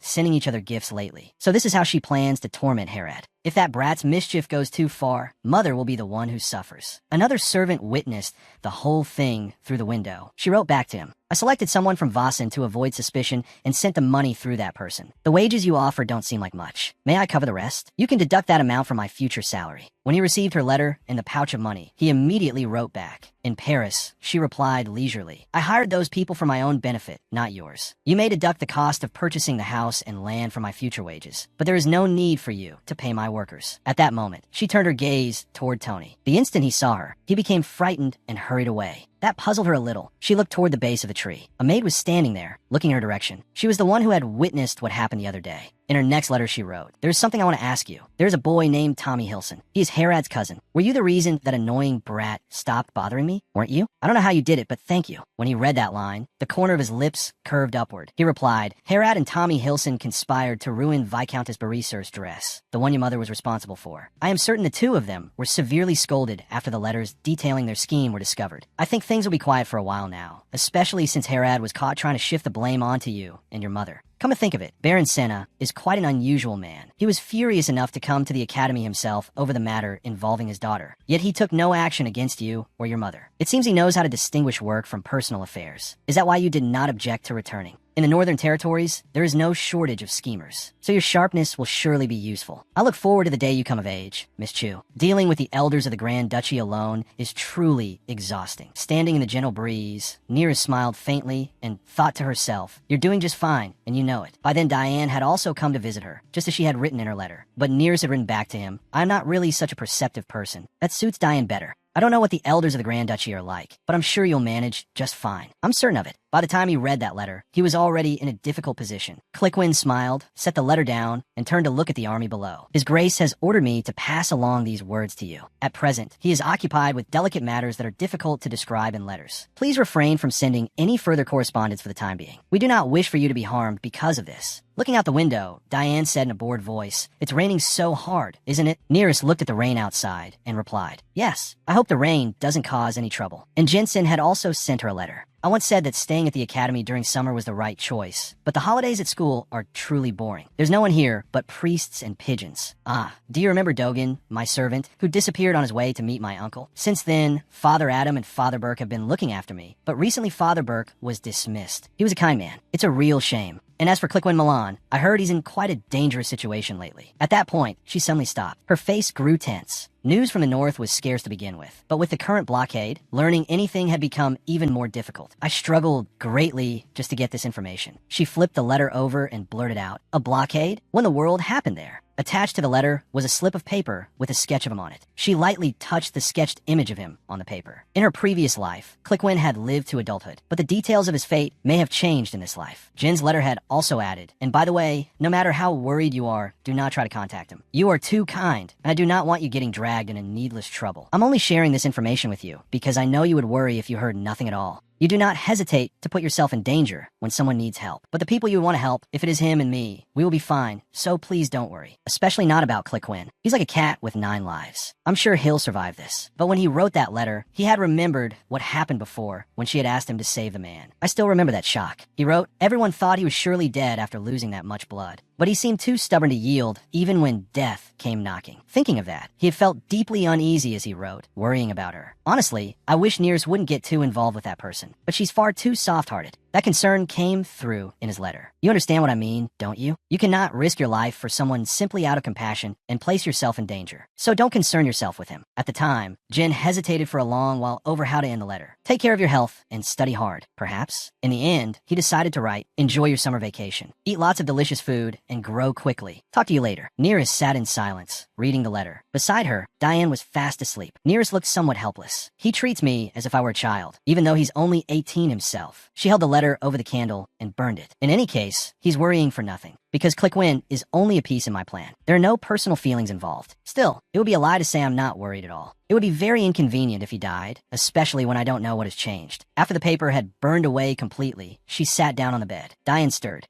Chris." She gently pulled the blanket up over her. Blowing out the candle, she thought, "I only hope nothing unexpected happens before the break ends." Capital city of Polina, Loy Road, the Alandria family estate. The atmosphere on the grounds was extremely noisy as crates were being moved. "Be careful with those. Make sure they're arranged neatly. You there, bring that over here and be careful. Those items are worth 3 months of your wages." Valentine Alandria, daughter of Duke Alandria, the imperial princess of Bisto and Neris's previous life, sat there with flushed cheeks, propping up her chin while servants attended to her. The older woman beside her scolded the workers. "Those belong to Lady Valentine, so be careful." Valentine turned eagerly and asked, "Delma, did you remember to bring my red dress? The one embroidered with roses?" A moment earlier the woman had been furious, but now she answered cheerfully, "Of course, my lady. I made sure to bring everything you love." Valentine closed her eyes and said petulantly, "Naturally. According to my brother, there aren't even any proper fashion boutiques there. And on top of that, we can't even bring the family's head designer, Madame Violet. How cruel." Delma lowered herself and smiled comfortingly. "Indeed, my lady. But once the break begins, you'll be able to see Madame Violet again." Valentine brightened. "Delma, what do you think? What if she came all the way to the house while we're there?" Hearing that, Delma replied at once, "A wonderful idea, my lady." A familiar figure appeared behind her. Valentine. The moment she heard that voice, she turned around happily. "Oh, Valen." She ran up and threw her arms around him. Looking at the pile of belongings she had brought, he looked a little helpless. "Valen, I believe I told you yesterday that the dormitory does not have enough space for all of this." Valentine clung to him and said innocently, "Then I'll move to a larger place." Nelson forced a smile. "I'm afraid there isn't any dormitory room large enough. You only need to bring your study materials to the academy. Why are you bringing so many things?" She puffed out her chest proudly. "Because I must preserve the dignity of a duke's daughter." Delma immediately chimed in softly in praise of her. Even though she is still just a child, she already understands her place in society. But in response, he could only gently stop her. "Please don't encourage her, Delma." He crouched down, lightly taking Valentine by the shoulders, and smiled as he advised her, "I told you this is not allowed." Hearing that, Valentine grew dejected and pouted. "Fine, Nelson stood up, ruffled her hair, then turned away. Good girl. Delma bowed her head and raised her voice in command. Yes, my lord. Everyone, stop what you're doing. Take all the crates back inside. Put everything back where it was. The movers turned pale, confused, and thought bitterly, is she serious? We worked so hard in this heat, and now it was all for nothing. Immediately, she pointed and shouted at them. You too. What are you waiting for? Get to work. Do you want to be dismissed without a letter of recommendation? Hearing that, they hurriedly got back to work. No, ma'am. Nelson looked around and called out, Isabel. She was carrying something, and when she heard him, she wiped the sweat from her brow and bowed. Yes, Lord Nelson. He smiled. This time, I want you to come with us to the academy. There is someone there whom you must serve. She asked, Do you mean Lady Valentine, my lord? He shook his head. No, a distant relative of ours. You've surely heard of her. Her name is Nearest Chu. Nelson patted her on the shoulder. I'm worried about that young girl being alone at the academy. He lowered his head and whispered softly. So your task is to look after her and report to me if anything happens. A sinister smile appeared on his face. Isabel, I trust you'll do this well. Those words immediately filled Tay with joy. Inwardly, she was thrilled. Lord Nelson has entrusted this task to me. Her cheeks flushed red. Of course, my lord. You can trust me. Nelson answered her reply with a meaningful smile. After speaking, she lowered her head and left. He also waved goodbye in a friendly manner. Nelson turned around. Let's go back, Joseph. Yes, my lord. Will Isabel be enough to serve her? He asked. As he walked, Nelson replied, That's right. We need to make it feel as though she's being cared for by her family. As if noticing something, he glanced at Joseph. Do you have something you want to say to me? Joseph clenched his hand. To be honest, I have some doubts about Jude. I was never formally introduced to her, yet she knew my name. And when she spoke about how all the first-year students went there, we had no choice but to leave. I admit her reasoning sounded plausible at the time, but there are a few things that don't quite add up. His eyes were full of killing intent, his face darkening. My instincts tell me that Nearest Jude was the one who helped that melon village. I know this may be beyond my authority, but it might be wiser to keep a closer watch on her. After hearing this, Nelson curled his lips into a smile. He remained calm. I understand, Joseph, he said as he strode forward. That's why I had Isabel monitor her. He stopped, turned his head, and narrowed his eyes at Joseph with a sly look. Like you said, I need someone close to that girl. I need someone by her side to know exactly what she's doing or whether she's involved with. That dangerous people who might exploit her. Then Nelson walked on. I know she's only a child, but children are the easiest to manipulate. Hearing that, Joseph lowered his head. Yes, my lord. His eyes followed Nelson's retreating figure as he thought to himself. I used to wonder why my lord was so lenient with Jude, but it seems that isn't the case. Even so, I don't know why, but I feel that he cares more for her than he suspects her. Meanwhile, Valentine was pouting. I already planned what I was going to wear there, but I can't even take a quarter of my wardrobe with me. Delma hurried after her, flustered, trying to comfort her. Please calm down, Lady Valentine. You can still bring your favorite outfits, can't you? I'm sure Lord Nelson has no intention of letting you leave the estate without bringing any of your toys. Before she could finish, Valentine turned around and shouted, I'm not angry over those stupid toys.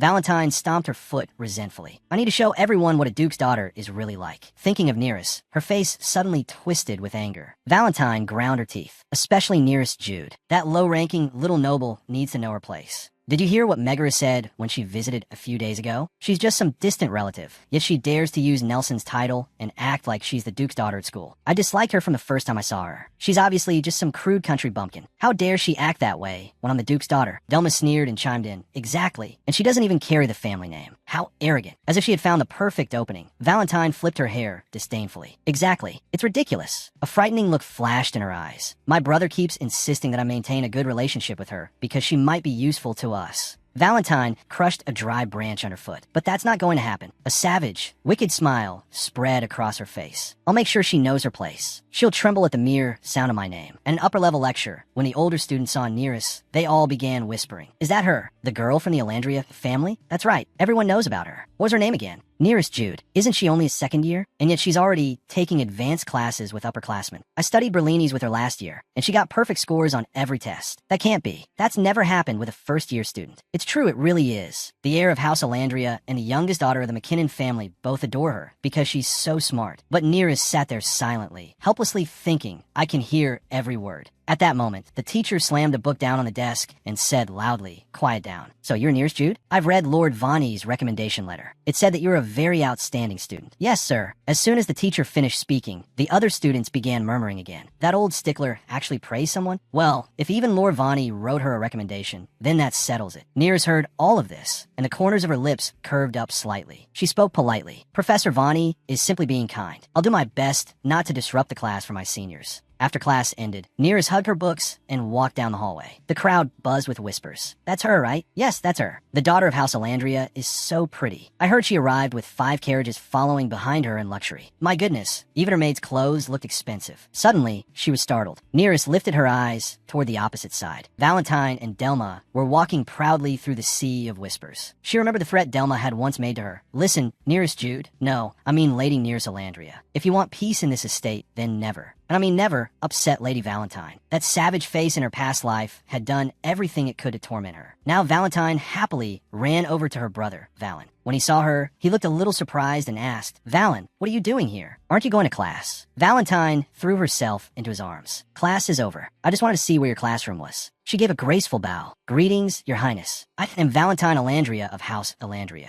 Abluz smirked. It's been a long time. I'm glad to see you here at school. He lowered his head teasingly toward her. A long journey must have been exhausting for a young lady like you. Don't you think you should rest? Valentine smiled sweetly. Oh, just your concern alone is enough to wash away all my fatigue. And so they chatted happily together. Nearest stood silently at a distance, her eyes brimming with hatred as she glared at them, cursing those hateful people inwardly. She recalled the painful memories of her previous life. Even after I died, those devils surely went on living comfortably. They never cared that, in pursuing their own happiness, they made so many others suffer bitterly. At that moment, Nelson turned his head. With a smile on his lips, he waved and called out, Nearest. In contrast, when Valentine saw her, her eyes were full of fury. She narrowed her eyes at Nearest. Then Nearest slowly walked toward them, thinking to herself, while I'm changing to avoid repeating my fate from my previous life, I hope all of you remain exactly the same as before. A chilling smile appeared on her lips. Enjoy that happiness while you still can. Nearest smiled, a cheerful smile that looked almost lethal, and spoke pleasantly. Outwardly, she seemed warm, but inside she was overflowing with hatred. Because when the moment comes for me to make you all pay, it will be all the more satisfying. Abluz Bisto, crown prince of the Bida Empire, Nearest's husband in her previous life, the man who used her and abandoned her. Nelson Elandria, heir to Duke Elandria, the man who exploited and betrayed Nearest in her previous life. And Valentine Elandria, daughter of the Elandria family, the one who stole Nearest's status and poisoned her in her previous life. Seeing Nearest approach, Valentine raised an eyebrow.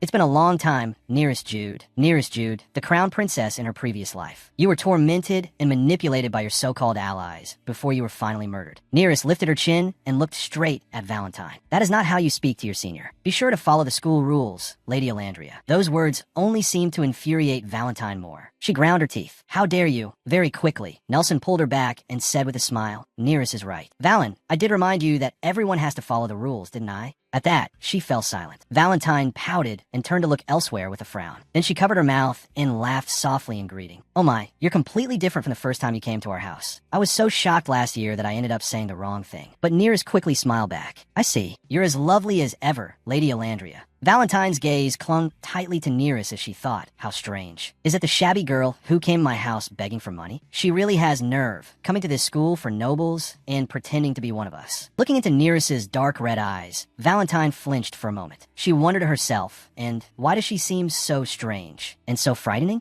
Nelson patted Valentine on the shoulder and said, Nearest, feel free to just call her Valentine. After all, she's always wanted an older sister. As soon as she heard that, Valentine grew angry. What? No, I don't want. Before she could finish, she darted her eyes around. The crowd had already begun whispering again. Noticing this, she smiled at Nearest and said, just call me by my name, Nearest. I mean, sister. And you can visit my dormitory anytime you want. In response to that stiff smile, Nearest also smiled brightly. Of course. Thank you. Standing behind them, Abluz watched in silence, deep in thought. Then he stepped forward. Let's go to our next class. Nelson, and Lady Valentine as well, pay attention in class, and best of luck with your studies. Yes, Your Highness, Nelson replied at once. Watching Abelos' retreating figure, Valentine curtsied. I wish Your Highness a very pleasant day. Nelson turned and smiled at Nearest. Right, Nearest. There's something I want to tell you. I took the liberty of arranging something, and I hope it doesn't make you uncomfortable. At your age, I think it must be difficult to get used to school life, so I arranged a maid for you. Her name is Isabel, and she's very gentle. Pretending to hesitate shyly, Nearest replied, a maid? Thank you. However, my room isn't large enough for another person. He smiled indulgently. Then she can assist you from morning until evening, and at night, she can sleep in the dormitory that Valen and I are using. He glanced at her reaction, thinking to himself, it would be ideal if I could move her into an entirely new room, but there's no need to indulge her that much. Valentine eagerly chimed in, just accept it, sister. Someone from the Elandria family shouldn't live without even a single maid. Nearest covered her mouth and hesitated.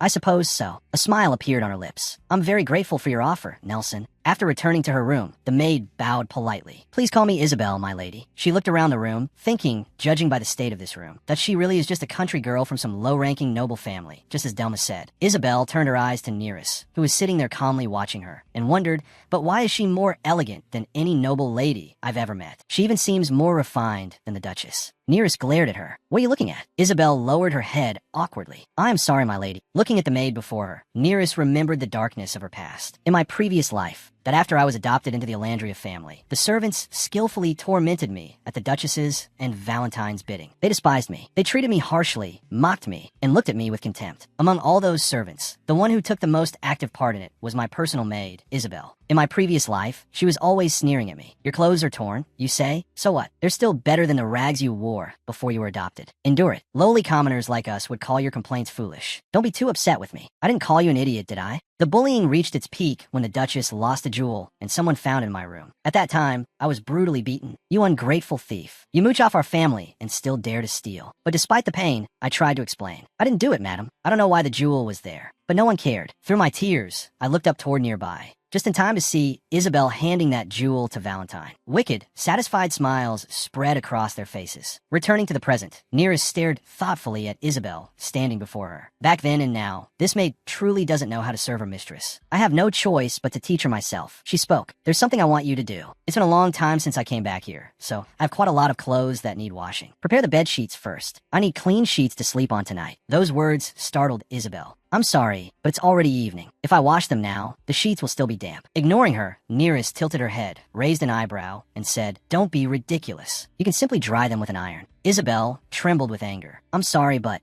Inside, she cursed. What is she thinking? Does she really think she's the daughter of a duke? This idiot needs someone to teach her a lesson. With that thought, Isabel gave a light cough, smiled proudly, and said, "My lady, I am not a laundress hired by commoners. I serve the family of a duke. The tasks you're asking for are the sort a low-ranking servant should do. My role is to ensure that you live in a manner worthy of your dignity." Neris's voice turned cold. "So you can't do it?" Isabel answered at once, "Of course not. That is not my duty." Neris turned her head. "Then it seems I have no need for you. Brother Nelson said you would make my life easier, but apparently you cannot fulfill your role. You may leave now." As soon as those words fell, Isabel's face turned pale. Unable to believe her ears, she blurted out, "I'm sorry." Neris sighed. The duty of senior maid is to serve her lady at all times and protect her dignity. But if my brother wanted someone like that, he should have chosen someone of far better background than you. And he would have sent another maid to assist that person in her duties. As you can see, this room needs someone who can do everything, not a maid who merely trails after me wherever I go. Neris pointed her own head and said coldly, "To think Nelson sent me a maid who doesn't even know what her duty is. Do you know what nobles call girls like you? Useless and insolent. Now leave." Isabel panicked. She hurriedly dropped to her knees. "My lady, I have made a grave mistake. I'm sorry that my incompetence has angered you. Please forgive me. I will never make such a mistake again." Behind that remorse, she was grinding her teeth in fury, calculating. "Lord Nelson and Lady Valentine ordered me to keep watch on Neris. If I return like this, I'll be cast out of the family without so much as a letter of recommendation." Hearing this, Neris folded her arms and spoke indifferently. "For Nelson's and Valentine's sake, I'll overlook it this time, but you won't get a second chance. Now start washing the bed sheets." Isabel looked up and answered hurriedly, "Yes. Thank you, my lady. As you wish." She hesitated. "Also, my lady, if I may make a suggestion, you should have dinner while I do the laundry. Lady Valentine suggested that the two of you dine by the lake tonight." "Yes." Neris covered her mouth, looking uncertain. Is that so? I think I should go." She stood up and began walking away. "I'll be back. Finish the laundry before I return." The maid watched her and smiled. "Yes. I hope you enjoy your dinner, my lady." She thought of Valentine, and her smile turned vicious and savage. "Just wait, you little brat. Lady Valentine will wipe that arrogant look off your face. I hope you pass out right there by the lake." At the lake, she walked leisurely toward Valentine. The moment Valentine spotted her from afar, she happily waved. "Neris, thank you for taking the time to come." Neris smiled and stepped in front of her. "Of course I came. I would never refuse your invitation." Valentine's voice faltered slightly. "To be honest, I thought you wouldn't come because of how rude I was last time." Neris linked arms with Valentine. "Not at all. You're still young. You're probably just used to the way people speak at home." The corners of Valentine's lips curled up, her eyes full of malice. The two walked together as she said, "You got into the advanced class as soon as you enrolled last year. I also heard you received a full scholarship. How are you so smart?" Nearest gave a gentle smile. It's really nothing special. You're smart too, so I'm sure you could do it as well. Valentine's cheeks flushed. Oh no, don't exaggerate. Looking at that smile in front of her, Nearest remembered the humiliation Valentine had inflicted on her in her previous life. She narrowed her eyes. Really? But where are we eating? I thought we'd have dinner in my dorm. Hearing that, Valentine hastily answered, my dormitory doesn't have a nice view of the lake, so I rented someplace prettier. They arrived at a small house tucked beside the lake in the wind. Valentine smiled. Let's have dinner there. The house was somewhat eerie. Birds cried out in the darkness. Valentine eagerly stepped toward the front door. Nearest asked, you want to eat here? Valentine turned back. It may look shabby, but it's actually famous for its lakeside view. Nearest showed a trace of unease. Really? I've never seen a place like this before. Valentine forced a smile. The Noble Academy is very large. It makes sense that you've never seen it. She extended a hand and invited Nearest inside. I'm hungry. Come in and eat something delicious. Our dinner will get cold. It's not every day you get the chance to enjoy warm, tasty food with a duke's daughter. Watching this terrible little performance of hers, Nearest sneered inwardly. Even in this life, Valentine still looked down on her. She said aloud, that's true. It really is a rare opportunity. I'm looking forward to it. As she spoke, she briskly walked toward Valentine. Watching Nearest step into the house one step at a time, Valentine couldn't hold back her excited grin. She swept Nearest's leg out from under her, making her fall. Before Nearest could react, Valentine slammed the door shut. Nearest acted alarmed. She pounded on the door and shouted, Valentine! Valentine! What are you doing? Valentine, are you there? Stop joking around and open the door. Ignoring the shouting, Valentine walked away at an easy pace, smug satisfaction written all over her face. All night, locked in that dark shed,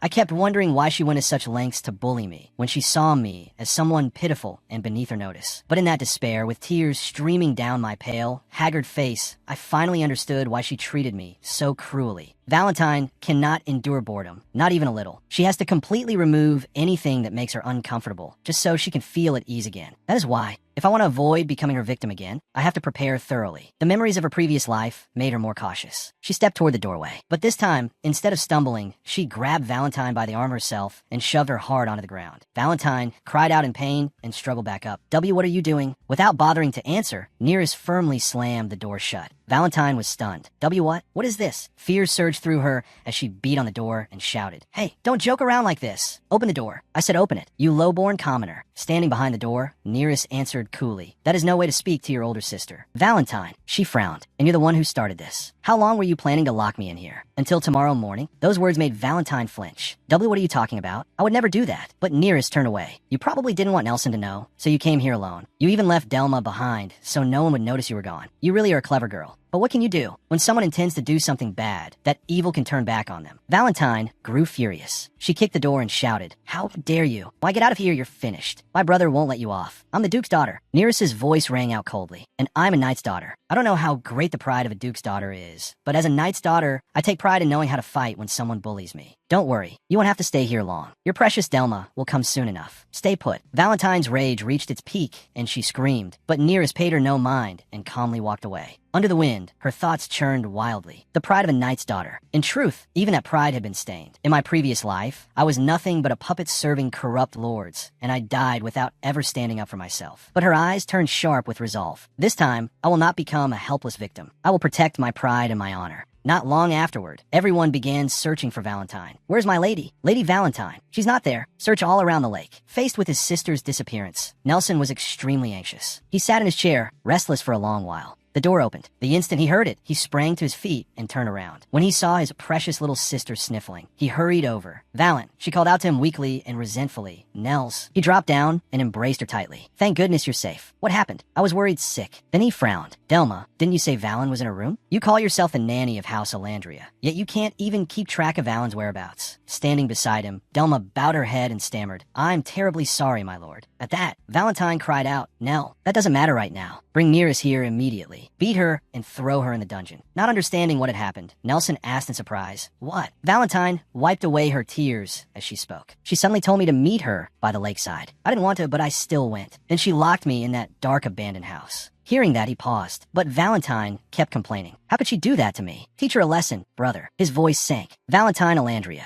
Nearest tricked a new student like you into going to a house by the lake. You trusted her enough to leave Delma behind and let yourself be locked up? The coldness of his question made her jump. Nelson leaned close, his voice full of menace. Do I look like an idiot to you? He narrowed his eyes. That makes no sense. How would a new student like you know the exact location of the lake house Nearest mentioned? Valentine was so frightened she couldn't meet his eyes. Nelson continued, so you went there late at night without even bringing a servant and then somehow got locked in an empty house. Seeing this, Delma timidly spoke up. And my lord, Nelson cut her off coldly. Be quiet, Delma. If you weren't important to Valen, I would have dismissed you long ago. Valentine's hands trembled as she clutched her skirt. She shouted, is she more important to you than I am? I just escaped from a filthy, dark house, and you're still taking her side. Nelson's face darkened. Valentine Alandria, I'm always on your side. He stood up. If you don't want to be friends with Nearest, I won't force you, because you're incapable of pretending. His stare was fierce, radiating a terrifying killing intent. But I need Nearest. Do not touch her. Valentine still tried to explain, but brother, yet before she could finish, he cut her off. Don't make me repeat myself. Overwhelmed by his imposing aura, she grew frightened. Valentine lowered her head in silence for a moment, then quietly answered, yes. Nelson smiled gently and patted her head. That's enough. You must be tired. Go get some rest. He strode away and turned to leave. Prepare a warm bath and dinner for Valen. Hearing that, the servants bowed. Yes, my lord. Delma rubbed Valentine comfortingly. Oh dear, our poor Lady Valen. After everything you've been through, Lord Nelson should at least have comforted you a little. Valentine trembled with fury, her eyes burning with resentment. Gnashing her teeth, she spat. Nearest, that disgusting little wretch tricked me. She lifted her face and shouted, just wait. I'll make Brother Nell see what she's really like. The next morning, after waking up, Nearest opened the window. She turned and looked around the room, thinking to herself, Isabel cleaned and washed everything so thoroughly. She must have worked until midnight, which means she has only now realized Valentine's plan failed. She stretched. Nelson has probably figured out what happened, and he has likely warned Valentine not to touch me, so I won't be upset before he has a chance to use me. She glanced at the piece of paper on the desk. I haven't received any letters from Clickwin anymore. The last one was from the Sedona Agricultural Cooperative. I thought he might send a letter to the school, but there's been nothing. Still, there are no rumors about him at school, so he's probably fine. If something had happened, people would surely be talking about it. Unease showed on her face. I need him to be all right if I'm going to start showing Wes slippers. I need his help. Betty said the garden in Barcelona that Clickwin gave me is still being well maintained, but I won't earn much from it indirectly like this. I want to inspect the situation myself, but the official owner of the land is a northern noble. If a little girl visits the place alone, it will definitely arouse suspicion. If I want to inspect it myself, I need to find someone who can pretend to be the landowner and go with me. She rubbed her head and sighed. There are too many constraints, but because I'm still young, I have more time to lay the groundwork before adulthood. And when that time comes, everything I am building now will converge into one desperate effort to bring down my enemy. Every second is precious. I can't just sit still and wait because Clickwin doesn't show up. After that, she went to the library to read. In that same secret place, she met him again. When she wasn't paying attention, he was already there, covered in wounds, leaning against the side of the chair with his eyes closed and saying nothing. She glanced over, a little surprised, and blurted out, Clickwin, when did you get here? He smiled lazily and answered, when you started reading the second book. She went on, I heard there was an uprising in the north. Has it been settled? Clickwin answered unhurriedly, more or less. I think I'll be busy for a while longer. He looked tired. The traitors who betrayed me and leaked information were the very ones who started it. I brought the situation under control, but it still hasn't ended completely. I didn't want to return to the academy because I needed to deal with everything, but I knew House Bisto would find a way to criticize me for that, so I still came. This doesn't involve you yet, but things like this will happen often. I'm telling you, so you won't worry. Hearing that, she immediately replied, who said I was worried? Suddenly, she froze. Nearest jumped down from the chair and stood in front of him. The sight of him, stained with blood and pale-faced, made her ask in a rush, Are you hurt? He lightly pressed at the wound on his abdomen and answered faintly, It's just a scratch. It's not as bad as last time. Nearest grew hurried. What do you mean just a scratch? Can't you see you're sweating? She pulled open his clothes and examined him carefully. Are you refusing treatment, or were you unable to get it? He said, I couldn't get treatment. One of the doctors was a traitor, and the other was unconscious. Besides, I was too busy chasing after their underlings to find time to be treated. She couldn't believe it and blurted out, And in the middle of all that, you still came here? Clickwin gave a strained smile. Lately, I haven't been much help. I didn't think it was right not to answer your letters. I only came in my capacity as the one employing you. Nearest lowered her head and thought to herself, Is he an idiot? This isn't that urgent. He should take care of himself first. Is his promise really more important than his health? She remembered her own past life and wondered, why do you put others before yourself like a fool? You won't get anything in return. Then Clickwin looked at her gently and asked, Are you worried about me? Her dark red eyes paused for a moment. The flow of her thoughts stopped, then started again. Perhaps a little. She clenched her hand and remained silent. If he dies, my plans will be obstructed, so I'm only worried a little. Nearest turned away. Why would I worry about you? She half closed her eyes and sank back into thought. Don't make it obvious. Once emotions are exposed, they can be used as a weakness. She grabbed his arm. Seeing that, Cliquin asked, "Why are you helping me up? I'm Yufina." Ignoring him completely, she snapped, "Fine, don't be ridiculous. You look like you're about to faint. At least this way you won't collapse. If you die, it'll be very inconvenient for me. There's still a lot of things I want to ask of you, so whether you like it or not, you have to stay healthy." Understood. After hearing those words, he was silent for a long moment before speaking softly. "If it were anyone else, I wouldn't react like this. You saved me that time and got dragged into that ridiculous trap of Megaline Kandros. And you were even summoned to the student council. I also wanted to check whether you were all right, but I couldn't because of the situation then." He gave a weak smile. "You said you weren't worried about me, but I was worried about you." His sincerity startled her. He really was a fool. He asked, "So where are we going?" Supporting him as she moved, she replied, "To get treatment. The teachers and healers at school aren't trustworthy, so we need to go to the most reliable healer we have, and that is Jin Zen." The moment he saw her, he smiled brightly. "Welcome, Rennies." He walked over to her. "Do you have any snacks?" Supporting Cliquin as she approached, she answered, "No need for that. More importantly, though I hate asking you for this, can you treat him? Bright as sunlight." He lowered his head to look at her. "Sure, of course I can. Make yourselves comfortable." That was how he looked 1 second, but the next, his expression darkened as he stared at Cliquin. "As for you, don't get comfortable. Why are you always injured, you chicken?" It annoyed Cliquin a little, but he couldn't say anything. They went to Jinzen's dorm. As he drew the curtains, he asked about the situation. "What exactly happened?" Sitting in a chair, she replied, "I needed to talk to him about something, but then I found him injured. I'm sorry if I'm bothering you while you're busy, but you're the only person we can trust with this." As soon as she finished speaking, Jin smiled. A source of light appeared in his hand. "It's all right. Whenever you need me, just come." Neera stood up and thanked General. "I'll go get some water." He watched her retreating figure and replied cheerfully, "Okay, just leave him to me." After the door closed, the atmosphere began to turn dangerous.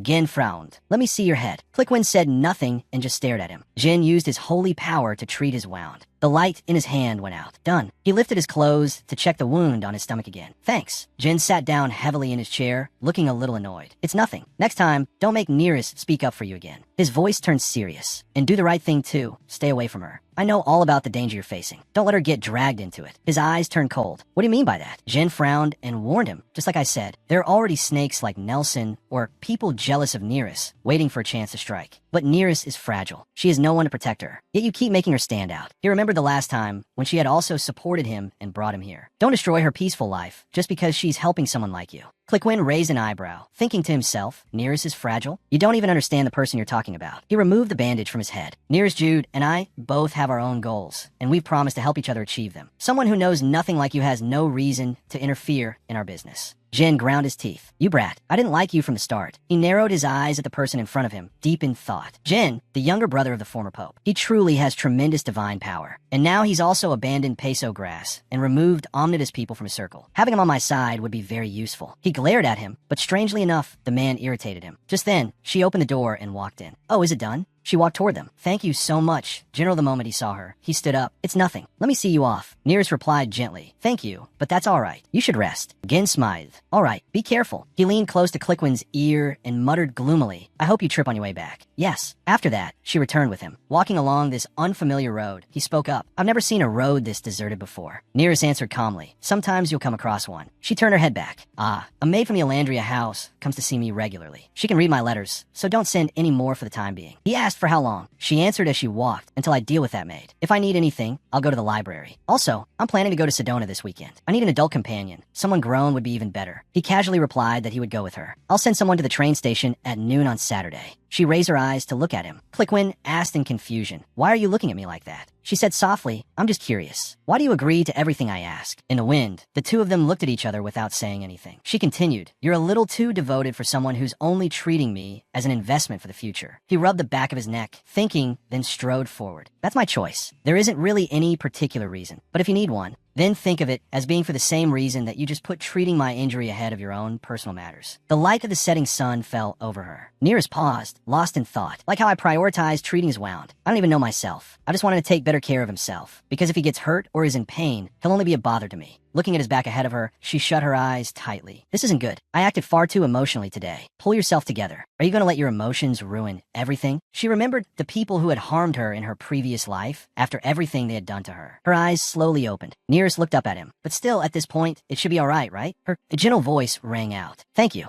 Cliquin turned around and smiled at her. "No, thank you." Meanwhile, at the Valentine residence, Isabel held her swollen cheek, trembling. Tears fell one after another. In front of the other servants, Delma sat in a chair glaring at her. "Isabel, you idiot. Do you know what you did wrong?" She looked up at the woman and clenched her teeth, thinking furiously, what did I do wrong? It's all that little brat Nearest Jude's fault. The woman arrogantly berated her. Because you failed to report about Nearest in time, Lady Valentine had to go through something terrible. Delma raised her hand and picked up her wine glass. She must have been terribly frightened, locked in that dark room. Worse, Nelson is furious over this. If he'd been more careful, none of this would have happened. Isabel hung her head low, still holding her swollen cheek. Her other hand clenched tightly. Hatred flashed in her eyes as she thought, Nearest Jude, that hateful little brat. How dare she secretly escape your trap? All you had to do was stay in that room for one night. And now I'm being humiliated in front of everyone because of you. The woman beckoned her over. Come here. Isabel forced herself up. Yes, ma'am. Delma mercilessly poured the wine in her hand over Isabel's hair, glaring at her. From now on, report everything the girl says or does to me, and make sure that pathetic little wretch doesn't overstep her bounds. Understood? She trembled under the humiliation, unable to do anything. Her hand tightened as she shakily replied, yes, madam. It took about 2 hours by carriage to get from the academy to Cotton, and just past the forest outside, Selena was the piece of land Clickwin had bought for me. The carriage stopped and the door opened. We've arrived. Wearing a modest dress and a wide-brimmed hat, she stepped down calmly. Thank you. She looked at the person helping her down and thought, as promised, Clickwin sent someone to accompany me. His name is Aiden, and although he looks mature, he's still only a student. He doesn't talk much, so I couldn't gather much information from him. He looks older, but he's still a student. Would anyone suspect anything? At that moment, the figure of a man came running over. Oh, hello, sir. The greeting struck Aiden like a blow, making him freeze. Hearing it, she felt more at ease. She lowered her face and covered her mouth, thinking, it seems I don't need to worry. She spoke up. Are you Betty's older brother? He replied awkwardly. Why, yes, that's right. Please call me Rob, miss. Smiling, she raised a hand and introduced them. This is Mr. Gavin, your employer. You may call him boss, not sir. I brought him here to meet you on Betty's recommendation. But after today, boss will communicate through letters. She turned to ask him, you said you can read and write, right? Rob answered softly, yes, miss. I've studied a little. She smiled. Very good. Since this is Mr. Gavin's first time visiting, please show him around the place. Rob quickly led them around. This land is very beautiful. It had been neglected for a while, but we cleaned it up faster than expected. It's already late in the season, so we won't be able to harvest much this year, but whatever we plant grows very quickly. After planting hello grass as seedlings, and then planting West slippers beside it, they grew well, just as you said. Nearest looked happily at the first results of her work. Very good. It looks like you managed to acquire West slippers. Rob beamed. Yes, the couple who hired me before sold them to me. She carefully examined the pot of plants. How interesting. So you gathered the seeds in this pot and then planted them in the ground? He answered with slight embarrassment. That's right. If you cut the stems and bury them, they sprout very quickly. She looked up at him, secretly delighted. He's exceeded my expectations. He's very reliable, just as Betty assured me. She had said that if he tried any tricks, I should punish him immediately. She turned to Eden and smiled. This is wonderful, Mr. Gavin. I'm glad the worker I introduced turned out to be this capable. Hearing that, he nodded. But Rob shyly rubbed the back of his neck. I'm the one who should be grateful for being allowed to work in such a wonderful place. She turned to look at the West slippers and thought carefully. Since this is his first time doing this, I expected a few mistakes. But he managed to grow seedlings, and because Rob guarantees everything is in order, it looks like things will go smoothly from here. Now comes the stage of distribution and sales. I'm certain Moyer will do well. She had gone to find her and asked for help. Seeing her, Moyer looked a little surprised. Is there something you need my help with? Nearest smiled. Yes, if you don't mind. One day, I'd like to ask for your assistance.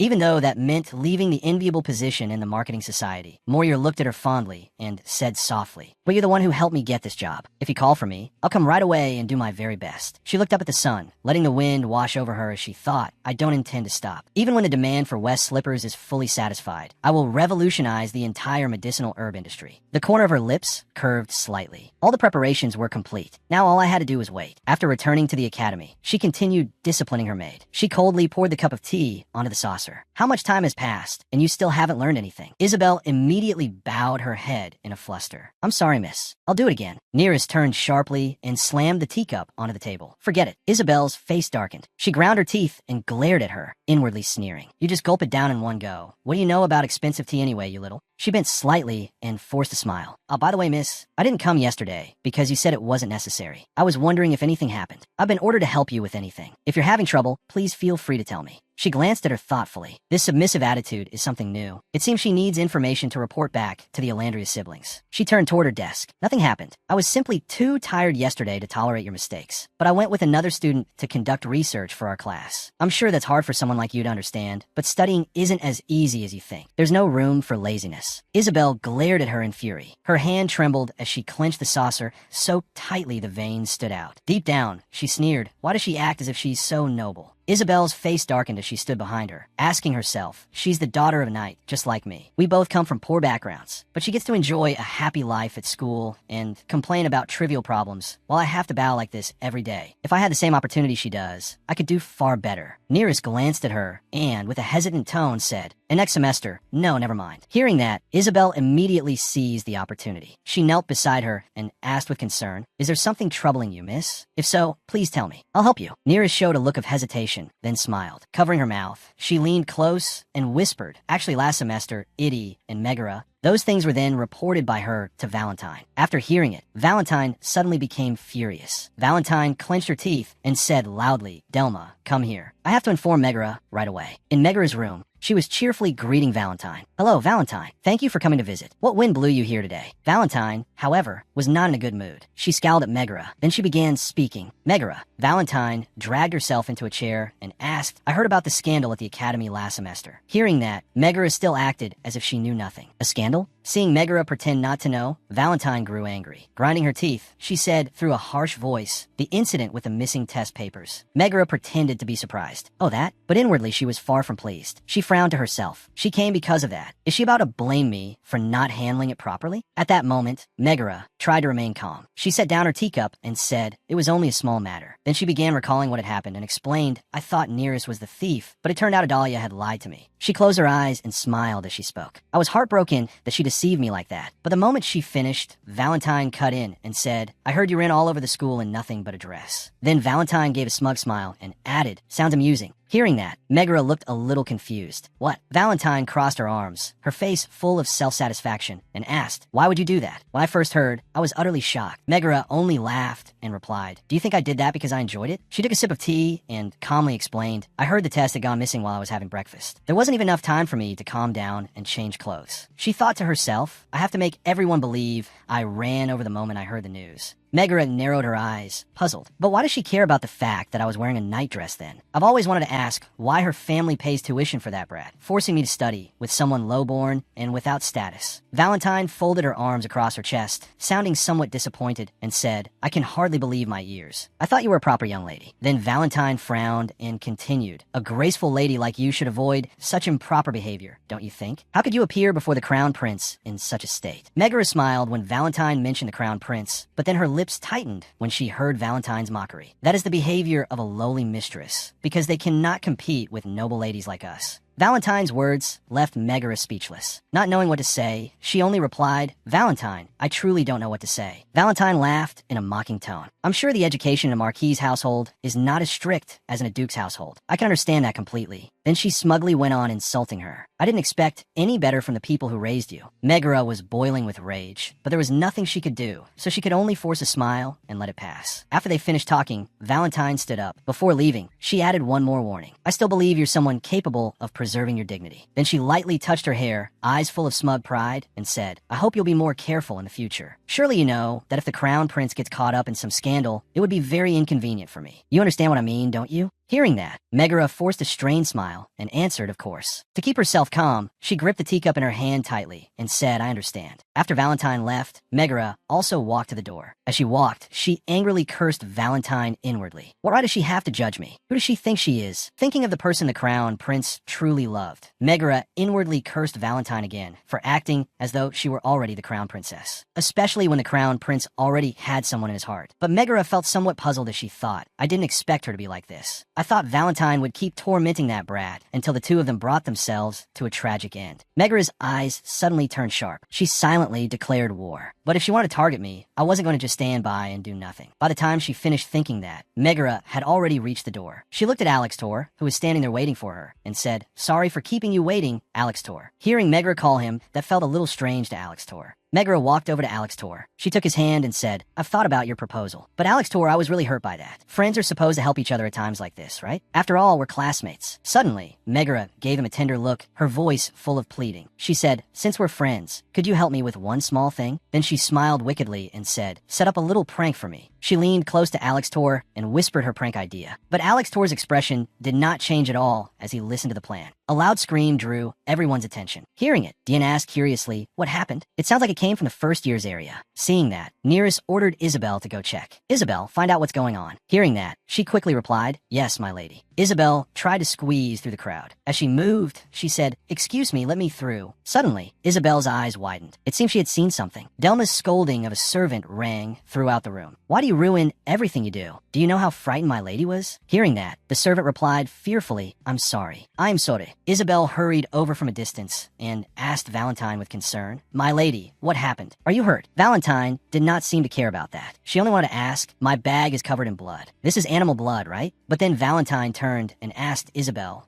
do you know anything about this? Isabel seemed startled and stammered. And me? No, I don't know anything at all. Then she whispered to Valentine, I was watching Nearest very carefully. She didn't even look this way, and I stayed close to her when she left the classroom, but I still didn't see anything suspicious. Unable to believe her ears, Valentine shouted angrily, what? Then who could have? She ground her teeth and glared furiously toward a group of people standing nearby. Seeing Megara and Alex Tor, Nearest noticed that Megara was looking at her with a smug smile. Then she whispered something to Alex Tor. Valentine seemed to realize something. She clenched her teeth and cursed under her breath, Megara Licandro. Valentine balled her hands into fists and thought, she dares? Seeing Alex Tor and Megara, Nearest thought, it's definitely just as I expected. Deep in thought, Nearest stood there with her arms folded and reasoned. I told Isabel what happened last semester, and she reported every detail back to Valentine. And Nearest knew that Valentine was particularly irritated about Megara wandering around in her nightgown. But when Valentine reprimanded her for it, Megara became absolutely furious because of that and decided on a bloody revenge in the literal sense. Thinking that, Nearest gave a mocking laugh and thought, how childish. She felt a little smug as she thought, am I really that easy to predict? Events unfolded exactly as Nearest had expected. Within just a few days, a rumor spread throughout the academy that Valentine had declared she would not attend any party Megara was invited to in noble society. That was no different from openly declaring the other person an enemy. The whole academy was in an uproar. At the same time, a messenger delivering invitations relayed a message. Lady Valentine has invited you to a private party. Nearest, puzzled, thought, Valentine sent me a party invitation? Valentine laughed arrogantly and said, I'll be hosting a party soon. A luxurious, elite gathering with only a handful of guests. So deliver this invitation to that little wretch. Make sure she comes. Standing in front of her, the servant was sweating all over, face pale and trembling as he asked, you want to invite Nearest Crozet to a luxurious, elite party? Valentine curled her lips into a smile. Then she laughed, slightly raising her brows in satisfaction. This is a perfect forgery. She can't possibly know what my real seal looks like. Since she hurt me, I ought to take something back from her. Scene shifts to the classroom. The students who were gossiping about the party Valentine was hosting. I heard Valentine Alandria is holding a private party. Apparently it's so grand that all of Cotton is talking about it. I got an invitation. I'm so jealous. I wish I'd been invited too. I heard she only invited people from the highest ranking noble bloodlines. At the same time, Dien held her invitation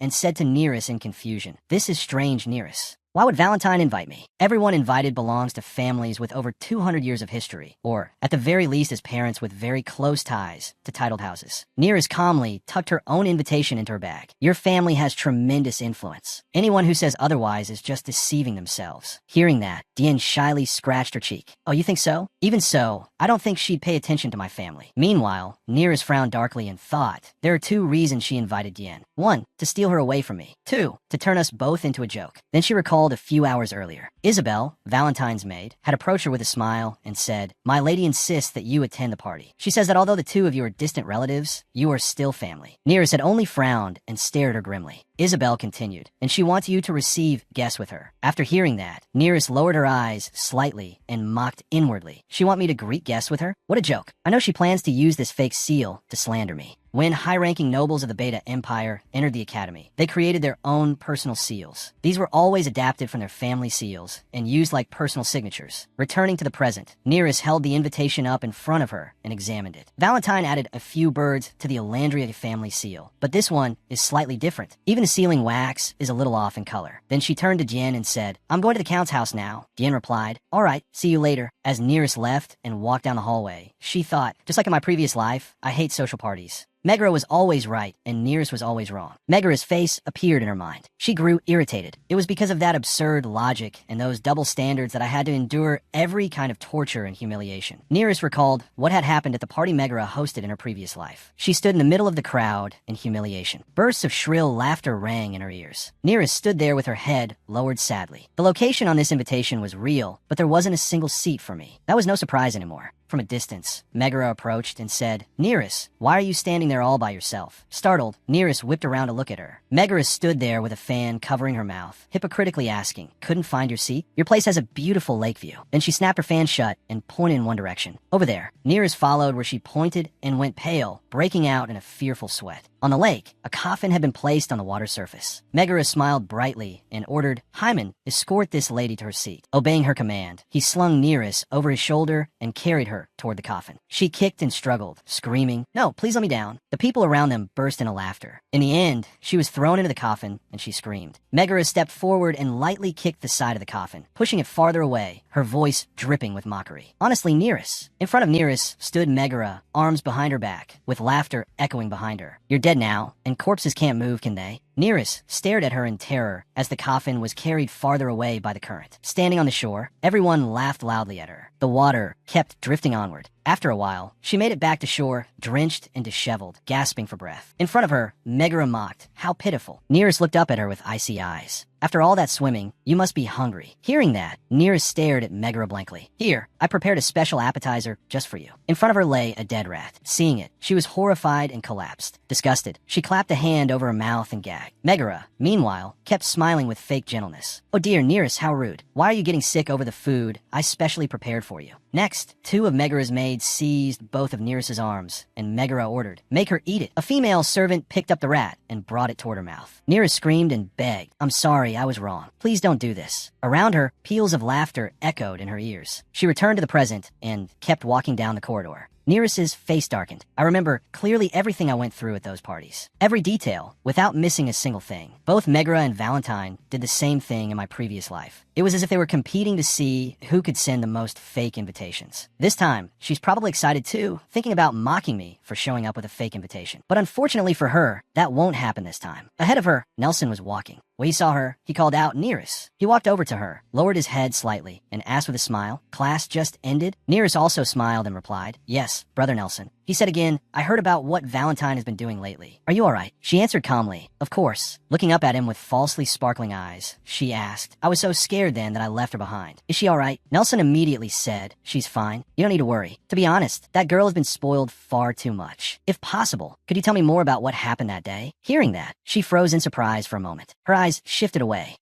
Seeing her like that, he comforted her. I won't tell Valentine. Just be honest with me, all right? If my sister was wrong, I'll apologize to you on her behalf. She replied, no, you don't need to apologize. Lowering her head, she said, I don't want to remember the details of that day. It's all in the past. Yes, and I think Valentine wants to apologize to me personally. He was startled. Valen wants to apologize to you? Nereus answered, yes. Then she brightly pulled the invitation out of her bag. Because look, she sent me an invitation. Isabel even said Valentine wants me to help her welcome the guests. How exciting. Seeing the invitation in her hand, his face darkened as he stared at it. Nelson asked coldly, expressionless, Valentine gave you this? Nereus answered cheerfully with a smile. That's right. Look at her seal. Isabel said Valentine is really hoping I'll attend. She continued, I don't particularly like parties, but since it seems like Valentine wants to apologize, I thought I'd go this time. Besides, Isabel kept pestering me. Nelson asked in surprise, has Isabel bothered you before? Nereus nodded in agreement. He smiled darkly and said, oh, I see. In his mind, Nelson pictured Nereus locked in a cage, like a well-behaved little bird watched over by Isabel. Then he thought to himself, the reason I told Isabel to watch over Nereus was to protect the girl. After all, she needs to grow up safely and healthily, so I can use her in a political marriage as the precious cousin of the Alandria family. Nelson seemed angry, his eyes full of menace as he thought, but that made dare to help Valentine pull some childish stunt that put Nereus in danger. Even if she couldn't refuse Valen, the fact that she didn't bother reporting it to me is unacceptable. A pawn that doesn't obey is worthless. Holding a book in his arms, he bent slightly and pretended to be kind as he said, it seems I chose the wrong maid for you. I'll make sure Isabel doesn't bother you anymore. Nereus hurriedly waved her hands. No, that's not what I meant. In a meaningful tone, Nelson replied, I understand. You don't need to worry about anything. I'll handle everything. She stared blankly with wide eyes, then hesitated and replied, I'm fine, but if you've already decided. After saying that, she thought, thanks to this, I won't have to see Isabel anymore. Suddenly, the sound of firm, hurried footsteps echoed. Nelson strode in, breaking the quiet atmosphere. In an angry voice, he shouted, Valentine Elandria. Startled, she stammered in panic, be brother. He snapped, clenching his fist as if interrogating her. It seems you were planning to pull some childish stunt on Nereus. She cowered in fear, her limbs trembling, face pale as she thought. How did he find out? Did that rat realize it was fake and run to tattle? No, this is the first time I've used my personal seal. She couldn't possibly know. So did she show the invitation to Nellie? Still unable to calm down, he continued, how I found out doesn't matter. What matters is that you disobeyed me. I already told you I have plans for Neris, so don't touch her. His eyes burned with anger as Nelson said, I'm warning you, Valentine Alandria. Don't lay a hand on her. If you don't intend to officially invite her, then say goodbye to your party. Hearing that, Valentine panicked. Her hands trembled fearfully as she held her teacup, her voice hesitant and anxious. Brother, what do you mean? I already sent out the invitations and received all the replies. She lowered her head, frowning, her face flushed red, thinking angrily, am I going to be humiliated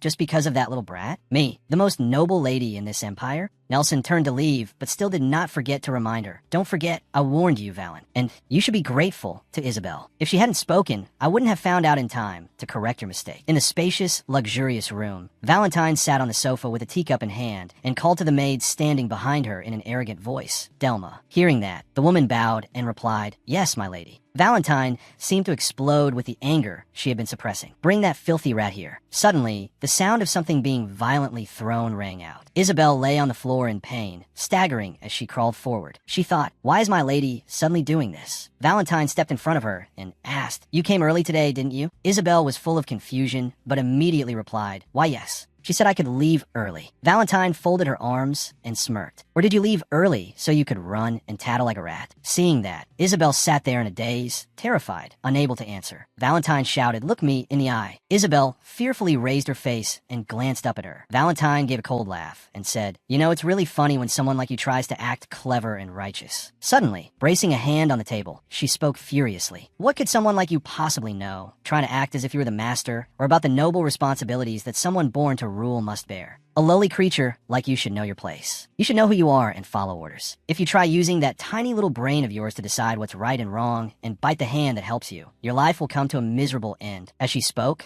Valentine lightly shoved a flower vase, making it crash to the floor and shatter in front of Isabel, as if to warn her. Isabel trembled in fear and said, my lady, why are you saying that? She knelt before Valentine, clutching her skirt and crying as she tried to explain, I did exactly as you told me. I have never gone against your wishes. Someone must have spoken badly of me to you. Valentine refused to accept the explanation. Glowering, she shouted, lies, you filthy rat. You tattled to my brother, and now you still deny it? You're saying my brother lied? Isabel trembled and answered, and no. Valentine spoke haughtily, her voice full of mockery. Look at you, still pretending to be clueless. It makes me sick. Take her away, Delma. The woman obeyed at once. Yes, my lady. Delma turned and pointed at Isabel's face. She said to her lackeys, beat this rat to a pulp, then throw her out of Carton. We don't shelter servants who betray their masters here. Before Isabel could protest, she was dragged away. She sobbed unwillingly and shouted, you're nothing but a servant too. Do you think your fate will be any different? Coca cried out miserably, pleading, please don't do this, my lady. Please don't. Lady Valentine turned back, her face cold and expressionless, watching Isabel being dragged away without the slightest pity. Valentine sat in her chair with her arms crossed. Delma bent over and said, I'll accuse her of stealing jewelry and ask Lord Cotton to deal with her. Then what should we do about the invitation? Valentine frowned irritably and snapped. It's already been sent out, so there's nothing we can do. If I tell her not to come, the party will be ruined. It infuriates me, but there's nothing I can do right now. She fell silent, thinking, Nellie won't let this go. All I can do is hope that girl just lurks in a corner for a while, and then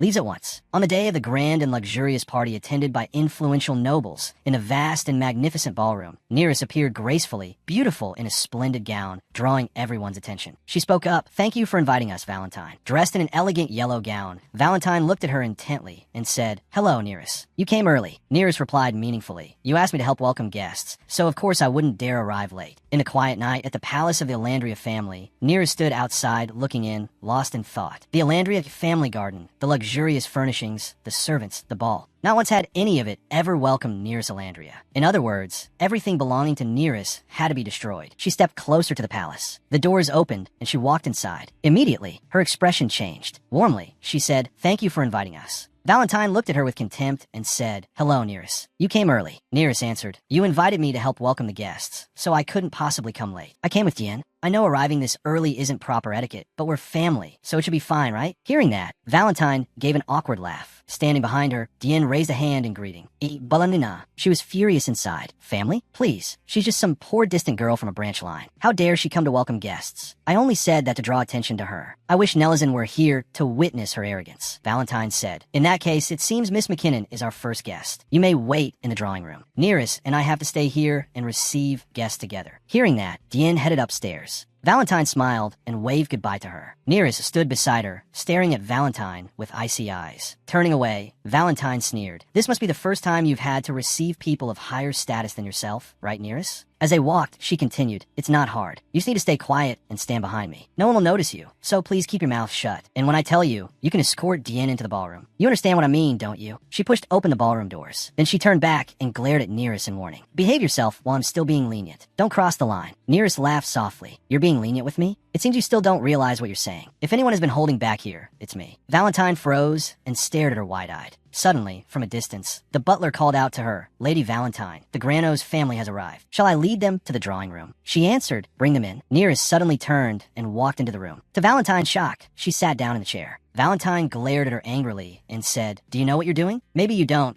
but that is the seat of honor, and it belongs to me, the hostess of this party. Nearest smiled coldly and said, oh, right? I suppose a first year like you wouldn't know. Valentine flushed red with anger and shouted, what do you mean by that? Nearest calmly replied, the fact that I am receiving guests with you means that you've acknowledged me as a member of the family. This seat of honor belongs to the elder one. That means me. Valentine shouted furiously, you bitch. She recalled her brother's words. He had said, I have a plan for Nearest, so don't touch her. But this situation was different. That only applied to his future fiancée. Why should I have to endure this humiliation just because I toyed with some worthless girl from a branch family? She yelled in Nearest's face, I know you're acting like this because you think Nellie will protect you. But if you don't stop right now, I will. Nearest remained lounging in the chair, smiling smugly. Suddenly, the butler announced, Lady Natasha and young Master Oscar of the Granos family have arrived. Nearest said, show them in. Valentine shot her a glare, then also raised her voice and said, show them in. The two entered the room together. Natasha smiled and waved in greeting. It's been a while, Valentine. Valentine hurried forward cheerfully to welcome her. Hello, sister. It really has been a long time. Natasha stepped closer and said, you've grown so much since the last time I saw you, and you've become even prettier. Then Natasha glanced toward Nearest, surprised. Nearest smiled and said, thank you for coming, Lady Granos. Natasha asked curiously, Miss Chu, it's very nice to see you again. Are you receiving guests together with Valentine? Nearest answered, that's right. Valentine was kind enough to let me take part. Valentine gave a faint smile, but her eyes burned with anger. Natasha thought, I think I understand what's going on. Nelizan values Miss Chu and forced Valentine to let her help receive guests, whether she wanted to or not. How amusing. It's quite a sight to see that arrogant little girl trying so hard to suppress her rage. I absolutely have to tell Prince Abelis about this. The party officially began, and everyone chatted merrily together. Quite a few people whispered about Nearest sitting in the seat of honor. Did you see that? Nearest Chu was sitting in the seat of honor in the reception room. Yes, I was shocked. Her bearing was perfect. If I didn't know better, I would have thought she was the hostess. Still, isn't it interesting? Don't you think she went a little too far? How dare she sit there when the hostess is Valentine, from Mainline? But there must be a reason Valentine let it pass. I think she acknowledged that Nearest Chu belongs to the Elandria family. Nearest laughed and chatted pleasantly with the distinguished guests. Seeing this, Valentine grew even angrier. Nearest looked at her and smiled smugly. She thought, how does it feel? Unfair? Infuriating? I've already ruined your relationship with your brother, and now I'm stealing all the attention at your party. If I want to survive those who once tore me apart, I need to split them up so they can't attack me all at once. If I face all of them together, I'll drown in my own blood. I need to deal with them one by one, slowly, until they are all exhausted. By sowing discord between Nelizan and Valentine, I'll crack the bond between them and keep Valentine from doing whatever she wants anymore. Magera, Valentine, Nelizan, Abelis, and Camille. Yes, I'll make all of them turn against one another, and together we'll sink into this blood-stained ocean. There is no such thing as a happy ending between us. Inside the Grand Castle, the girls laughed and chatted together. Meanwhile, as Gladwin walked calmly down the corridor, he suddenly stopped in front of a room. He looked inside and saw someone sitting in the seat of honor. He went in and realized it was Nearest, fast asleep, still holding the unfinished book she had been reading. Her eyes fluttered slightly in the sunlight. He looked at her for a long moment, then raised a hand to shield her from the light. Suddenly, she opened her eyes. Turning to him, she asked in surprise, when did you get here? He pulled his hand back at once and said, just now.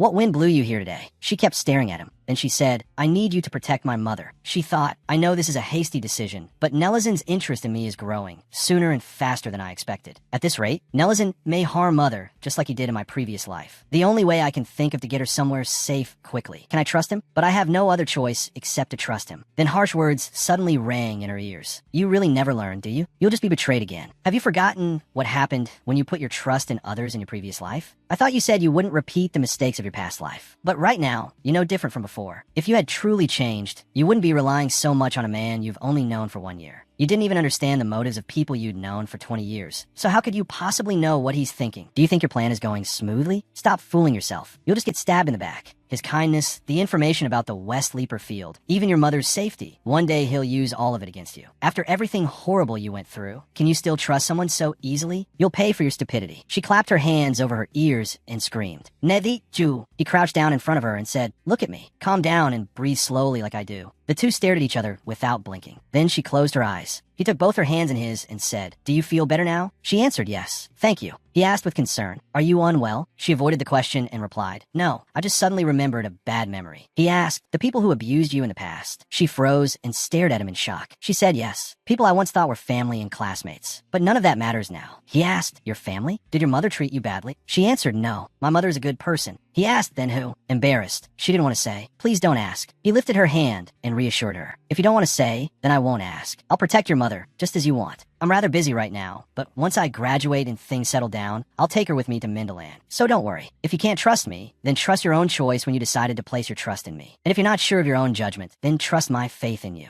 I'll complete the required courses and graduate early. The longer I stay at the academy, the more time my enemies have to grow stronger. So it won't take long." She lowered her head and said, "Me too. I want to graduate early as well. If I can do that, can I come with you?" She looked at him and thought, can I really trust this man? But can I be sure he won't use me? Someday, will he turn all this against me? He replied, "Come find me as soon as you graduate. I'll contact this chair here. If you need to reach me, channel magic into the right armrest. You can use magic, can't you?" She answered, I think I can manage that." "Good," he said, smiling faintly at her. Suddenly, he pulled her to her feet. "Everything will be all right, nearest Chu." Taffrin knelt before the chair, looking glum as he said, "I've finished registering it. From now on, this chair will recognize Miss Chu's magic, so you'll be able to contact her even after you return north." Then Gladwin stood before him, arms crossed as he leaned against the wall, and said, "You don't look very happy, Taffrin." Taffrin looked up at him and asked, "Are you really not going to take Miss Chu with you?" Gladwin glanced at him and replied, "Weren't you the one who called her a strange and stubborn child?" Taffrin frowned. "For someone from the north, you really hold grudges, don't you?" Then he said to Gladwin, "I just thought you'd be worried about leaving her here. After all, quite a few students dislike her. And it seems the Alandria siblings have their eyes on her too, even if they don't agree with each other. Everything happening right now is disadvantageous to Miss Chu, and to us as well. What if someone tries to hurt her while you're away?" Gladwin grew quiet, his face thoughtful. She's smart enough to fend off her classmates' schemes. At least that much. Then, after a brief hesitation, he said calmly, "But if something does happen, Eden will stay here." Taffrin was startled. Then? He's leaving his most trusted man at the academy? Looking into Gladwin's eyes, Taffrin thought he really is very worried about her. On a dusky afternoon, in a bleak and desolate landscape, a young man stood beside a flagpole before a field of corpses. He remembered what others had said. "We are the elders of the North. We are the ones who protected Mindaland while the Duke was away. An arrogant child like you is not fit to lead the North." He gazed into the distance and thought, I have to return. I have to return and show everyone who truly rules the North. And I need to stabilize the situation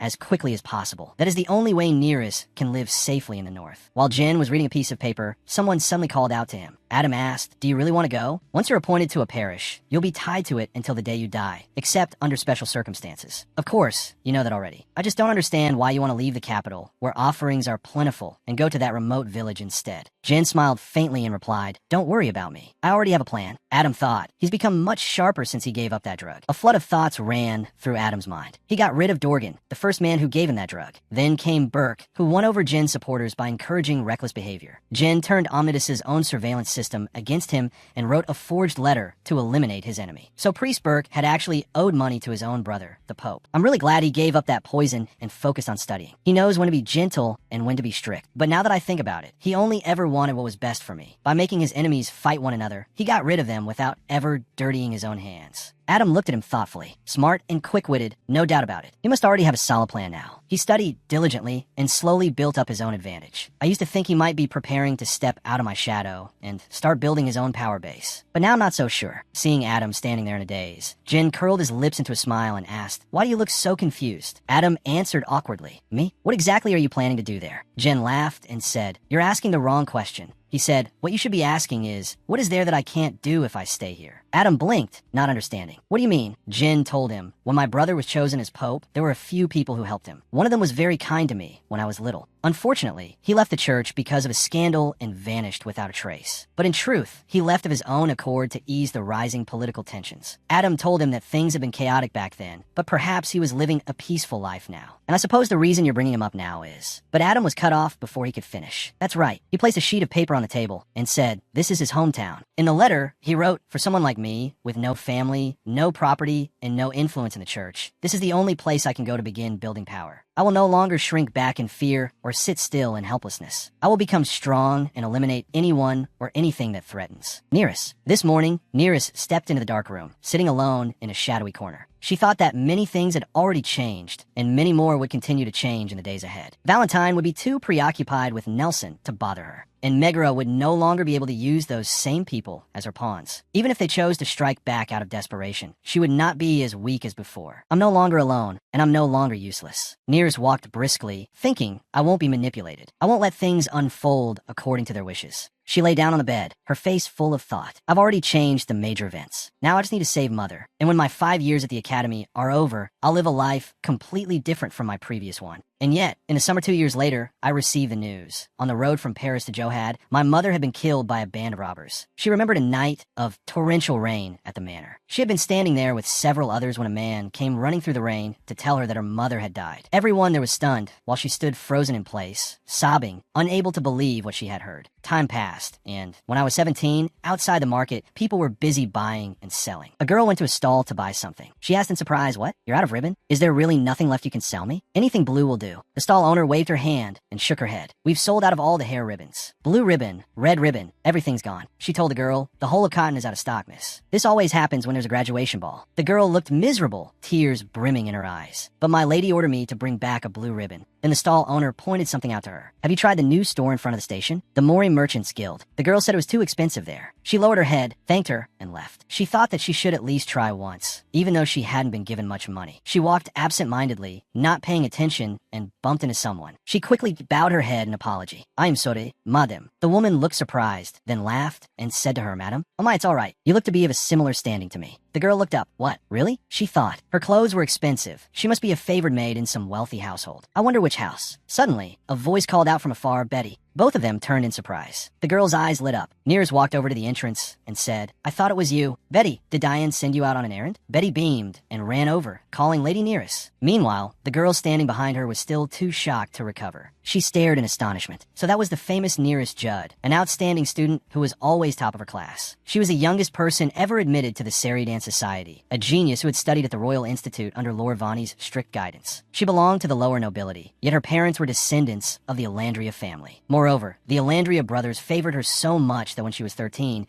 she had hosted guests with Valentine at one of their parties. And not to mention those pinkish violet eyes. The girl shrank back timidly. Betty smiled brightly and asked Nearest, "What are you doing here, my lady? If you need anything, just tell me. Since you'll be coming to dinner tonight, I can bring you whatever you need." Nearest smiled and said, "It's all right. I didn't come here to shop. I just had something to do. See you tonight, Betty." Betty smiled back. "Yes, my lady." Then she politely bowed to Nearest. The girl still stood there, stunned. She thought that this girl with the pinkish violet eyes, envied by some and admired by others, looked even more elegant and striking in person. Nearest went to the shop and glanced around. Seeing no one nearby, she rang the doorbell. Then she stepped inside and politely asked, "Excuse me, how are things going?" The man who saw her answered cheerfully, "Welcome. Mrs. as busy as ever. Since Cotton doesn't have a post office, anyone without servants has to use our secretarial service to send letters." Then he handed her a bundle of letters and said, "You came at just the right time, miss. We have some letters that need your review. The usual correspondence between that madam and one of the guild members." She reached out to take them. "Thank you." Nearest took the bundle of letters and left. She looked over them. She thought to herself, that Mori girl really should have saved some money for her own business. This amount is enough to buy 5 secretarial offices. One of the letters contained a report on the state of the Merchants Guild. At present, half of the Selena fields have been converted into West Sleeper mushroom farms. Our guild is responsible for distribution. Although we're working with House McKinnon to target weaker markets, the crops from the Northern Lytton farms have weaker medicinal properties than ours. So, as you requested, my lady, we did not participate in the auction and are instead preparing to expand our reach through other businesses. Mori, Nira smiled, thinking I knew Joan would do well. After that, she slipped the letter back into its envelope. Then she continued reading another one. To Mother's beloved daughter. Are you doing well? As your mother, I always worry about how you're managing up there on your own. As for me, I've grown used to the North and everything is fine. The people at the Duke's estate treat me very kindly. I'm sorry I couldn't attend your graduation ceremony. 3 years ago, Christine pretended that I had died, then secretly brought me into his estate. There was no other way. If people found out that I had gone to Mindaland of my own will, those at the school might suspect that we were connected and you would be in danger. At first, I was very angry and suspected it was arranged by House Alandria. From what I heard, Clequin had a very hard time explaining everything. But it seems that things really are all right now, thank goodness. Nearest then thought, now I need to write to Lord Joe Hatch about selling the house. I'll tell him he can do whatever he wants with it. There isn't anyone living there anymore, after all. I also have to send Mother a letter and a little money. After that, Iset took the letter, read it, and said, very well. I will permit you to graduate early. Nearest bowed her head. Thank you, Princess Iset. Iset asked her, have you decided what you will do after graduation? Nearest replied, I intend to work somewhere outside my homeland. I have asked the Lord to terminate my allowance and reclaim my house. Iset looked surprised. Somewhere else? Do you mean the Landria estate? They are family, after all. But Nearest closed her eyes and forced a smile. Forgive me, Princess, but House Alandria is not my family. They are only distant relatives. I have no family left. She continued, as you know, I am not well off. I live by working at a civil secretarial office. But fortunately, one of the clients took a liking to me and wants me to become a maid and companion for her daughter. Iset asked her, then does she want you as a governess? With your abilities, I'm certain you could find a better position elsewhere. Neera smiled. I don't mind. I want to experience something new in a place I've never been before. Iset looked at her and thought, she isn't saying clearly where she's going. A clever, low-ranking noblewoman with pinkish violet eyes. If she joins one of the families opposed to the imperial household, things could become complicated. But from what I've heard, that doesn't seem to be her intention. Then she handed the file to Nearest. This is the certificate confirming your permission to graduate early. She reminded Nearest, you don't have much time left at the academy, so enjoy what remains. And I wish you good fortune in the future. Nearest reached out to take the file. Thank you, Your Highness. Then she stepped out of the room. While walking down the hall, someone suddenly called Nearest. She turned around. Diane walked up to her and asked, how did your meeting with the princess go? Nearest answered happily. Everything went well. She agreed to let me graduate early. Diane ran over, linked arms with her, and said with a bounce, I should be congratulating you, but I'm so sad. That means we don't have much time left together. So hurry up. We have to go. Nearest asked curiously, go where? Diane said cheerfully, Nearest, did you forget? We still have to prepare for the graduation ball. The Noble Academy's graduation ball. It was the largest ball held at the Academy. Only students between the ages of 17 and 19 could attend. The event was regarded as a social debut, a place where important figures, the future of the nobility, could display the connections and reputations they had built at the Academy. For that very reason, the graduation ball was a major event for every noble. A young man approached her. Nearest, have you found a partner for the graduation ball yet? Nearest looked awkward at his question. Sorry, I wasn't planning to go with anyone. The young man said, bewildered, what? But it's a ball. You need someone to dance with, don't you? Hearing that, she didn't know how to respond. Diane, standing behind her, heard him say that and her face immediately darkened, frightening him. As he ran off, he said, never mind. Sorry for asking. Looking at him fleeing, she said disdainfully,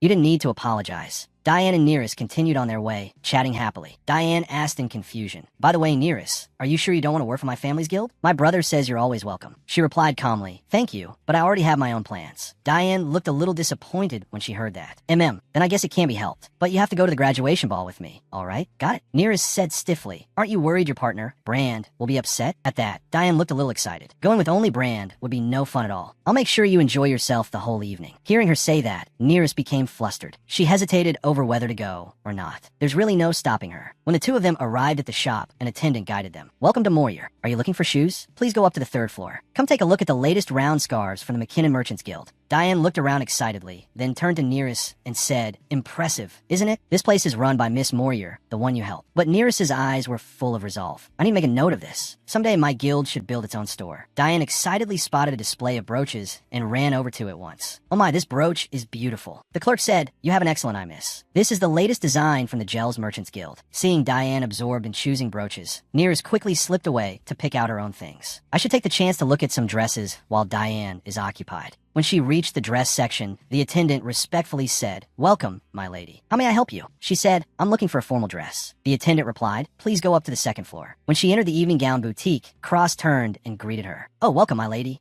As Cross approached, he bowed elegantly. I'm Cross. What are you looking for? Nearest said, I'd like to have a dress made for the graduation ball. I know this is the busiest season, but would it be possible? Cross smiled. Of course. Please take a look at our designs. After the two of them sat down, Cross laid out the latest fashionable design sketches. As you know, off-the-shoulder gowns are very popular in the capital this year. He looked over her figure and suggested, given your graceful and elegant bearing, my lady, I would recommend a square neckline rather than a deeply plunging one. Suddenly, a voice interrupted their discussion. Cross. Alexa stepped in, her sharp eyes fixed coldly on Nearest. I've come to try on my dress. She looked at Alexa with clear disdain. Alexa ground her teeth. Nearest smiled at her contemptuously. It's been a while. That dress must be yours, right? Alexa gave a stiff smile. That's right. She walked over and sat beside her. Aren't the dresses here a little too expensive for you, Nearest? Nearest answered calmly. Oh, please. It's not as though they're woven with gold thread. But Alexa sneered mockingly. You sound awfully confident. I'd like to know what you're buying too. Mind showing me? Nearest sipped her tea leisurely, not caring. Do as you like. The atmosphere grew tense. Seeing this, Cross said, now, then, my lady. Both girls looked at him with murderous eyes. Who, me? Cross smiled awkwardly and lamented inwardly. It seems the two of them truly can't stand each other. I'd better tell the staff to keep an eye on them. Cross turned to Alexa and asked, Miss Isolani, would you like to see your dress? Alexa crossed her arms. Just finish what you're doing first. Meanwhile, Nearest examined the designs Cross had shown her, then pointed to one. I want this neckline, these sleeves, and for the skirt, I want this design. Alexa looked at her with jealousy. Her taste is actually quite good, she thought, despite her poor background. Then she tried to put her down. Who wears such stiff, restrictive dresses these days? What? Are you hiding scars or something? But Nearest paid no attention to her words. I'll choose this green fabric. Cross said, a wise choice, my lady. Now, then, let me take your measurements. A loud shout made both Nearest and Cross stop talking. Nearest, where are you? Yes? She stood up and left her home address behind. I'm sorry, but I'll have to take my measurements another time. Please send the bill to this address. Cross replied, yes, my lady. As she was leaving and nearing the door, Alexa said, how nice for you, having someone like Diane by your side. Alexa could no longer contain her feelings. You don't understand what I feel at all. That's why you always act like you're better than me. Now, every time I see someone my own age, I get scared because no matter what I do, all they know how to do is mock and tease me. Do you know what that feels like? To be turned into a laughingstock when you've done nothing wrong? Nearest said coldly, I do. Alexa shouted, don't lie. Nearest tilted her head and said with contempt, I wish I were lying. After saying that, she thought to herself, you must have felt so pleased with yourself, inventing reasons to hate someone, laughing, gossiping, and then forgetting it all without ever thinking about their feelings. Consider yourselves lucky, because I never stooped down to your level, no matter how much you tormented me. Anyway, I'll end up in hell regardless. She walked away, leaving Alexa behind in her resentment. Diane pouted and said, Nearest, why did you go up without me? We were supposed to pick dresses together. Come on, let's go choose your dress now. But Nearest came over and said she had already finished placing her order. Diane was surprised. What? It's already done.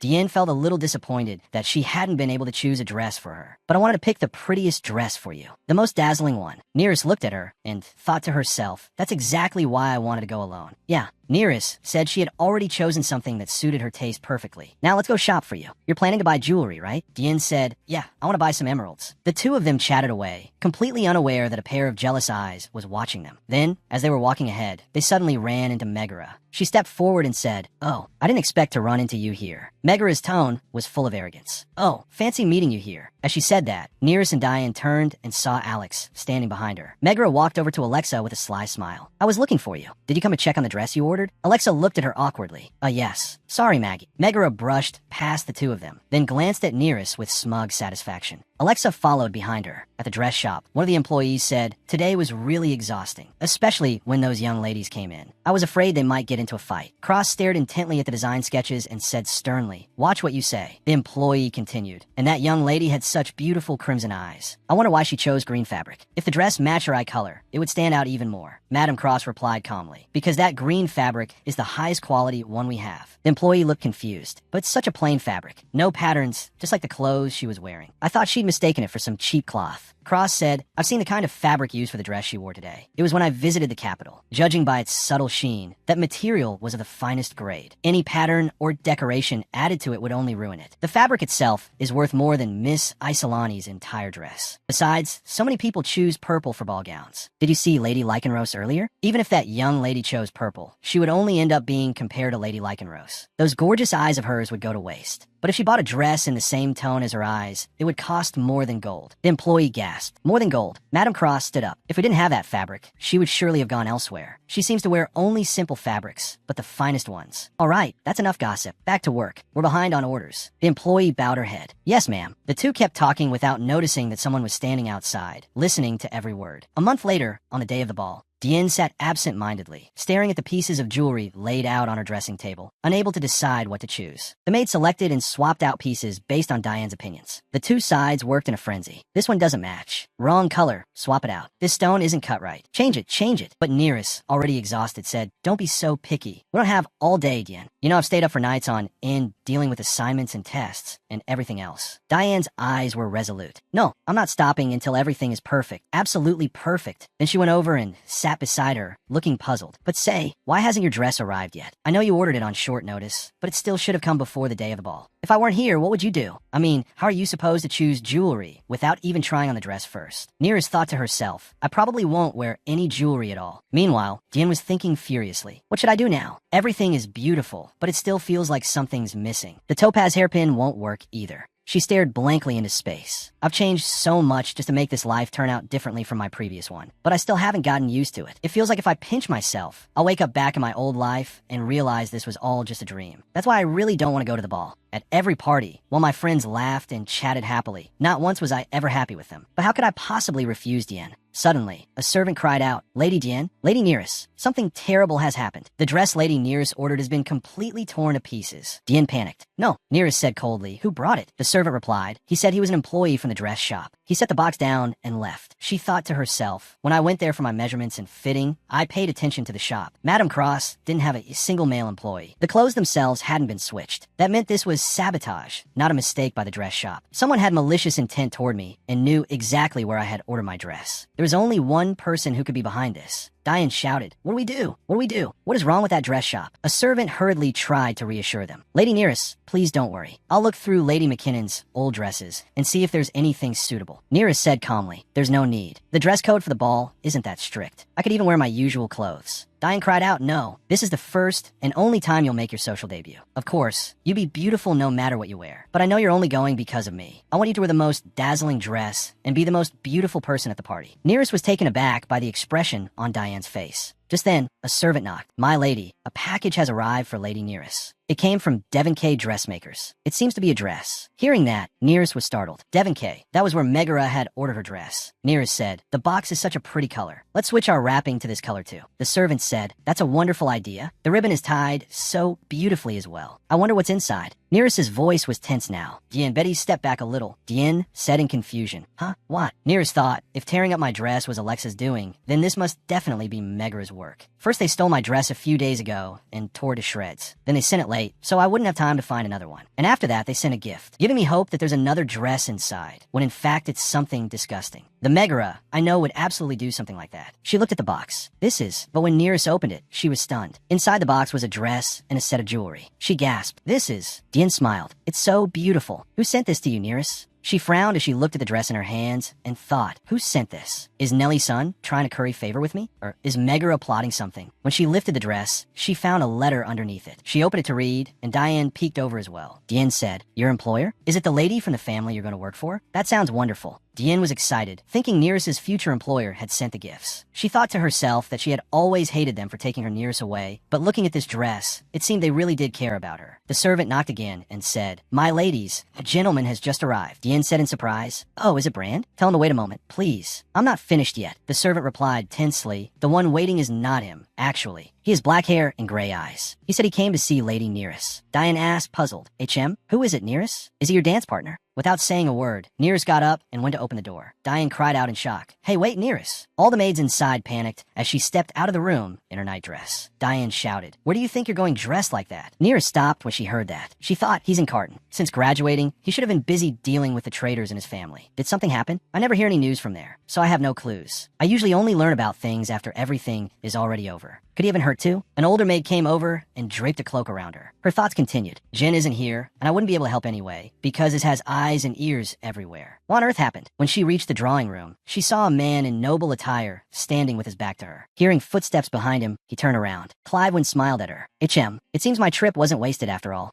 Seeing you rush over in such a hurry just to meet me. She walked closer and said irritably, why didn't you inform me in advance? He answered calmly, didn't the servants tell you? Clive stepped closer to her and, with elegant formality, said, "My lady, would you grant me the honor of being your dance partner at tonight's social gathering?" She was startled to hear him ask her to be his partner. Dance partner? I never agreed to that. Clive leaned in closer. You already did, by greeting me so warmly. He added, I'll wait here, so go get ready and come back when you're done. My lady, lately I feel I've become a little more chivalrous. She remembered when they had spoken in the library. She had said, that makes it sound as though you've managed to learn more than just my name. There's nothing chivalrous about that at all. Clive had teased her then, and your behavior is hardly ladylike either. Now, in the present, Nearest said angrily, your sense of humor is rather impressive. In that case, I'll take my time getting ready in honor of your chivalry. His eyes were full of tenderness as he said softly, I can wait. The older maid, witnessing the scene before her, could not help but admire it. The orange-gold sky made the air feel warm. Dien was in another carriage. Inside the carriage, only she and he were there, seated across from each other. She asked in confusion, so what exactly are you doing here? He replied leisurely, I stopped by on my way to Sedona. But Nearest looked at him suspiciously. You slipped past the surveillance in the north, all the way to Selina, and you even had a dress prepared in advance. Clive said arrogantly, well, I only intended to come if I had time. But don't worry, it's not because of you or Moyer. Nearest said irritably, then what business do you have in this rural region? Clive replied, this concerns me, not you. The Mendel vassals in the north are called elders, right? People say all of them oppose a young heir becoming the Grand Duke, and they were willing to die for that position. She said, everyone knows you lived in seclusion in the north, and the rumors just spread from there. People believe a cruel and monstrous tyrant rules the north. But look at you, you've left Selina. It seems the craftiest among them are still alive. Clive closed his eyes. That's right, 3 of them escaped. I received word that one of them came to this area.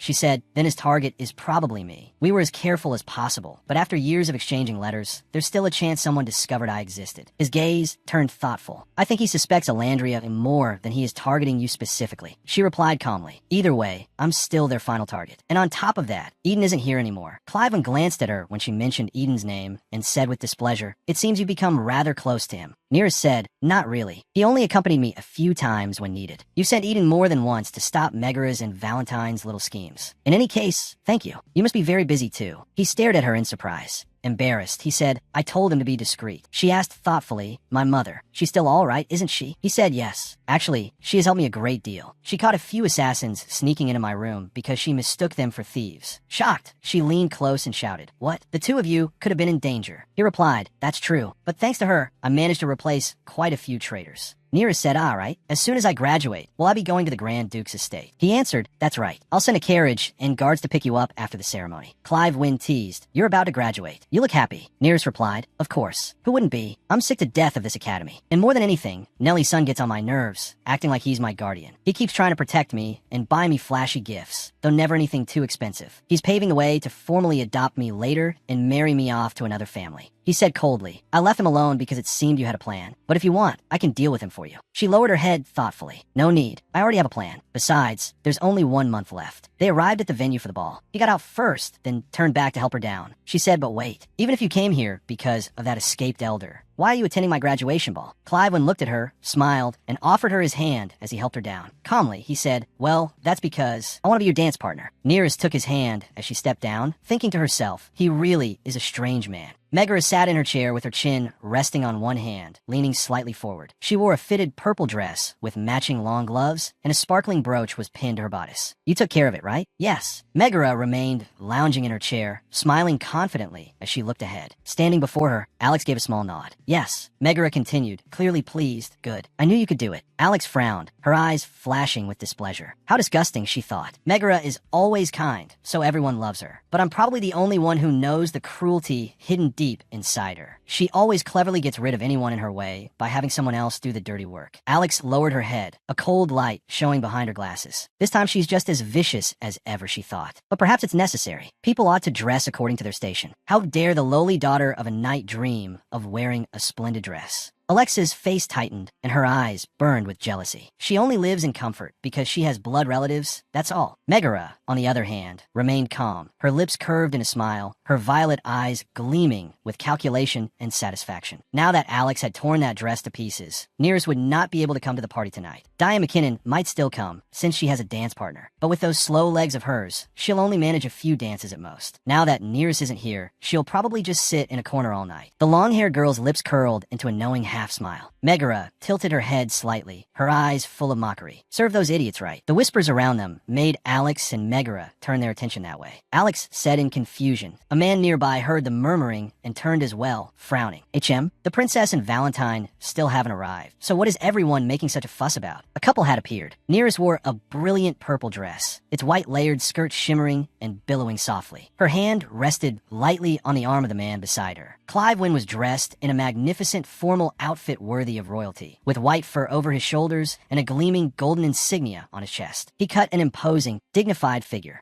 The crowd stood around whispering among themselves. One person looked over and said, Nearest looks absolutely stunning. I wonder how much that dress cost. Another chimed in, I used to be in the same class as her. She was always top of the class. Two girls in the crowd watched Nearest's figure as she walked by with a man beside her. One whispered, I heard she's graduating early. The other suddenly exclaimed, wait, look at the man with her. The crowd murmured in shock. That's Archduke Mindelant, the tyrant of the North. Someone else blurted out, wasn't he supposed to be confined in the North? Another whispered, still, you have to admit he's really handsome. Megara's face twisted with fury. Her eyes turned cold as she ground out Nearest Chu's name through clenched teeth. Megara thought bitterly, what a dashing dance partner. Those beautiful deep red eyes, and that magnificent gown like dragon gold. Compared to her, my purple eyes and purple dress are utterly inferior in every way. Resentment surged inside her. A hateful voice echoed in her mind. Nedi Chu, I never liked that little bitch from the start. The jealous voice reverberated in the blonde woman's head. Now I hate her even more. A cruel glint flashed in her eyes, her resolve hardening. Even if I have to give up everything, I'll bring Nearest Chu down. Hatred welled up in her heart as her vow dug deeper and deeper. I'll steal everything precious from her too, so I can laugh right in her face. But Cliven leaned over and whispered in Nearest's ear, she's over there. Shall we play a little prank on her? Nearest frowned in annoyance. Stop it. She's looked upset ever since we arrived, Diane whispered. Nearest, I reserved a table already. Let's sit together. When Diane saw Cliven, she hid behind Nearest's back. Nearest said, right, and by the way, you don't have to be so wary in front of the Duke. Hearing that, Cliven looked displeased. He clearly didn't like being called the Duke.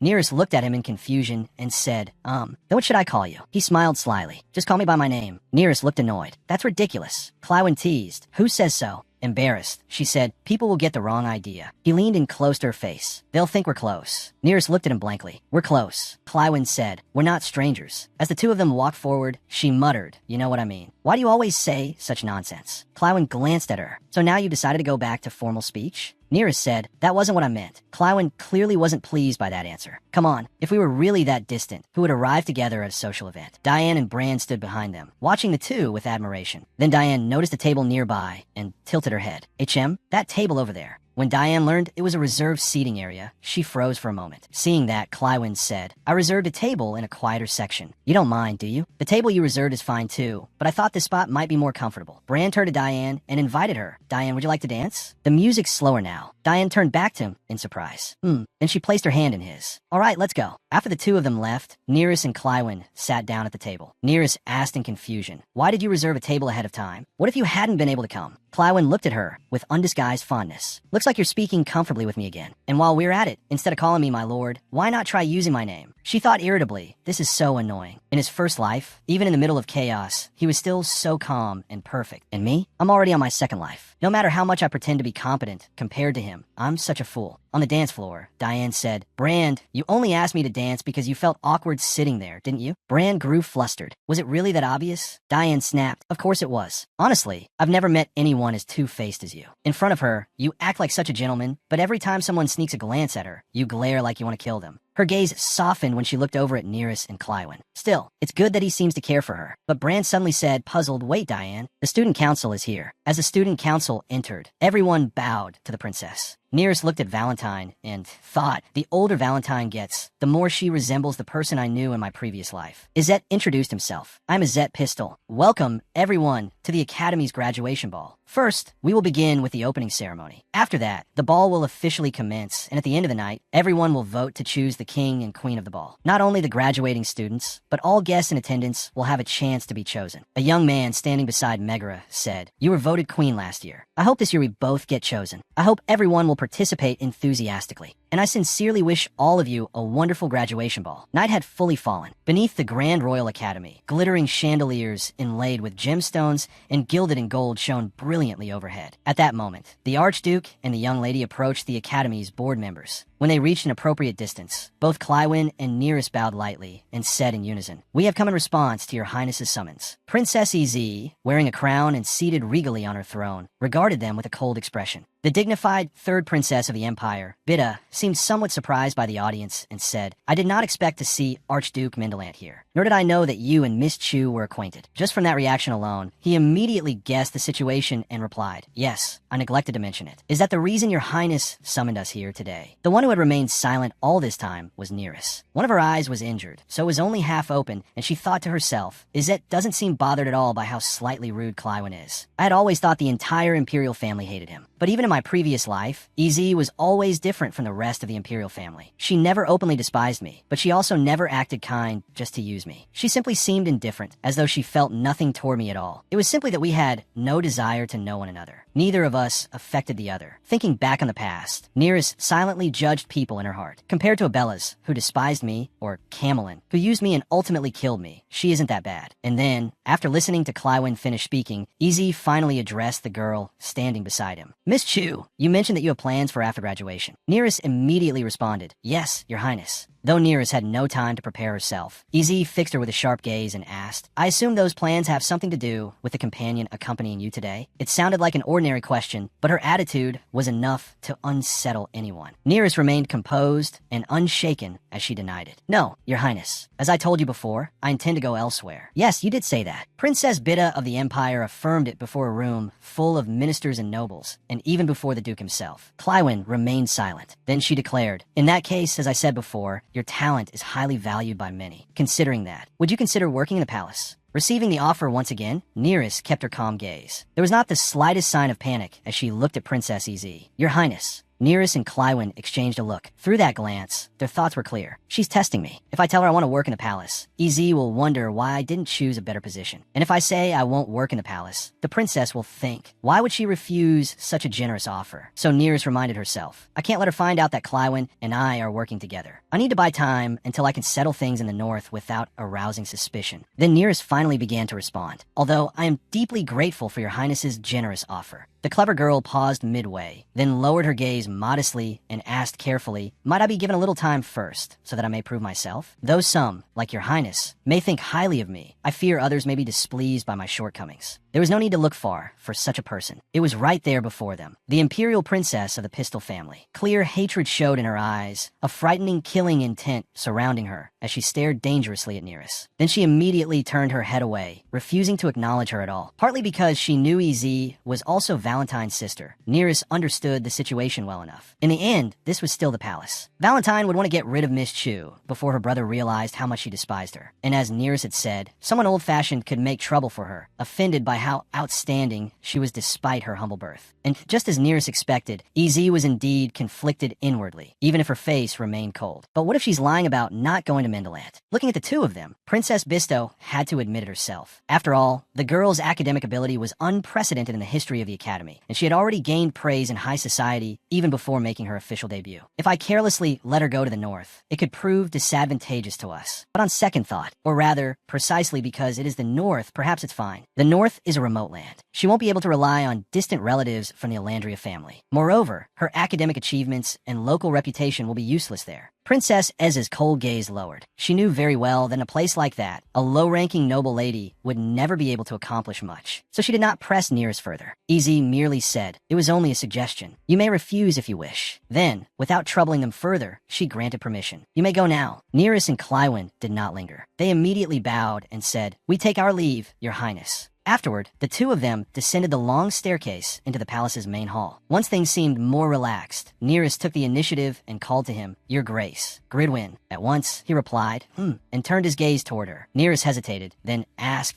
"There have been rumors of a marriage between you and Izet, haven't there?" Clywin looked thoroughly startled, his eyes widening as he asked, "Where did you hear that?" So Nearest explained, her expression unchanged. "Her Highness usually has little interest in others, but she seems unusually friendly toward you." and your status would make such a match appropriate. The Archduke froze, unable to respond at first, but in the end, he chose action over words. Clywyn gently drew Neris's arm around his own, as if to reassure her. With a low, warm voice and a trace of regret at being misunderstood, he said firmly, "You're mistaken. We're not suited to each other at all." That left Neris slightly taken aback. She looked up at him wide-eyed in surprise, because he had sounded completely serious. As they stood in the middle of the hall, their former dance partners approached. Diane asked with some concern, "Neris, where have you been?" Before Neris could answer, Diane simply called her name again, then explained what had happened. "Princess has summoned us." Once she understood, Diane let out a small exclamation. "Ah, no wonder I didn't see you at the table or on the dance floor. I was worried the two of you would spend the entire ball without dancing together even once. Just showing up arm in arm isn't enough." With that opening from Diane, Clywyn seized the chance at once and extended his hand. Miss McKinnon is right. His eyes stayed fixed on Neris with open anticipation as he smiled faintly and invited her. "Shall we dance?" Since the Duke himself had taken the initiative to ask, she lowered her lashes and considered it for a moment. And at last, the moment arrived. Neris agreed completely, placing her hand lightly in Clywyn's and answering, "I'd be delighted." So there in the grand hall, among the scattered nobles invited to the event, every couple dancing there could not help pausing to stare in admiration. All attention turned to the pair as Clywyn and Neris stepped onto the floor. He wrapped an arm around her waist, and the two moved in perfect harmony to the music. Among those watching, of course, was Alexa, the Ilsolani family's illegitimate daughter, who stood in one corner observing the two of them with envy and irritation. Her mood only worsened. "Albert, you almost made me fall just now," she snapped. But he protested at once. "That wasn't me. You were the one who ruined the turn." Then, as the angle shifted slightly, Alexa's mouth fell open when she noticed something else. Look over there, in that corner. A young nobleman was escorting a lady in a purple dress by the arm. It was the daughter of Marquis Lycander. Beside her was HDGDG. The two of them appeared quite pleased together. One glance was enough for the Ilsolani family's illegitimate daughter to curl her lips in a smirk and sneer. "Ha, I was wondering why she wasn't dancing. That sly little thing. So that's why she waited so long to show herself." While every other noble had already hurried off to dance with their partner. On the floor, the pair executed a smooth turn together. Then suddenly, by sheer bad luck, Duke Clywyn bumped into Megara. As she noticed it, she turned her head slightly and pretended to be shy as she cooed, "Oh my, forgive me, your grace." Neris noticed that hesitation. In that moment, she rose slightly on her toes and leaned a little to the left to see what was happening. Then her expression abruptly shifted into startled shock. This was her own past all over again. Megara's scheming hand being lifted, accompanied by those words, "Lady Megara, I'm fine." It was the exact scene Neris had once been forced to witness, the two of them acting intimate. Ablos gently checked her over and asked, "Are you hurt?" Megara had never shown the slightest fear approaching Neris's husband in her previous life. Back then,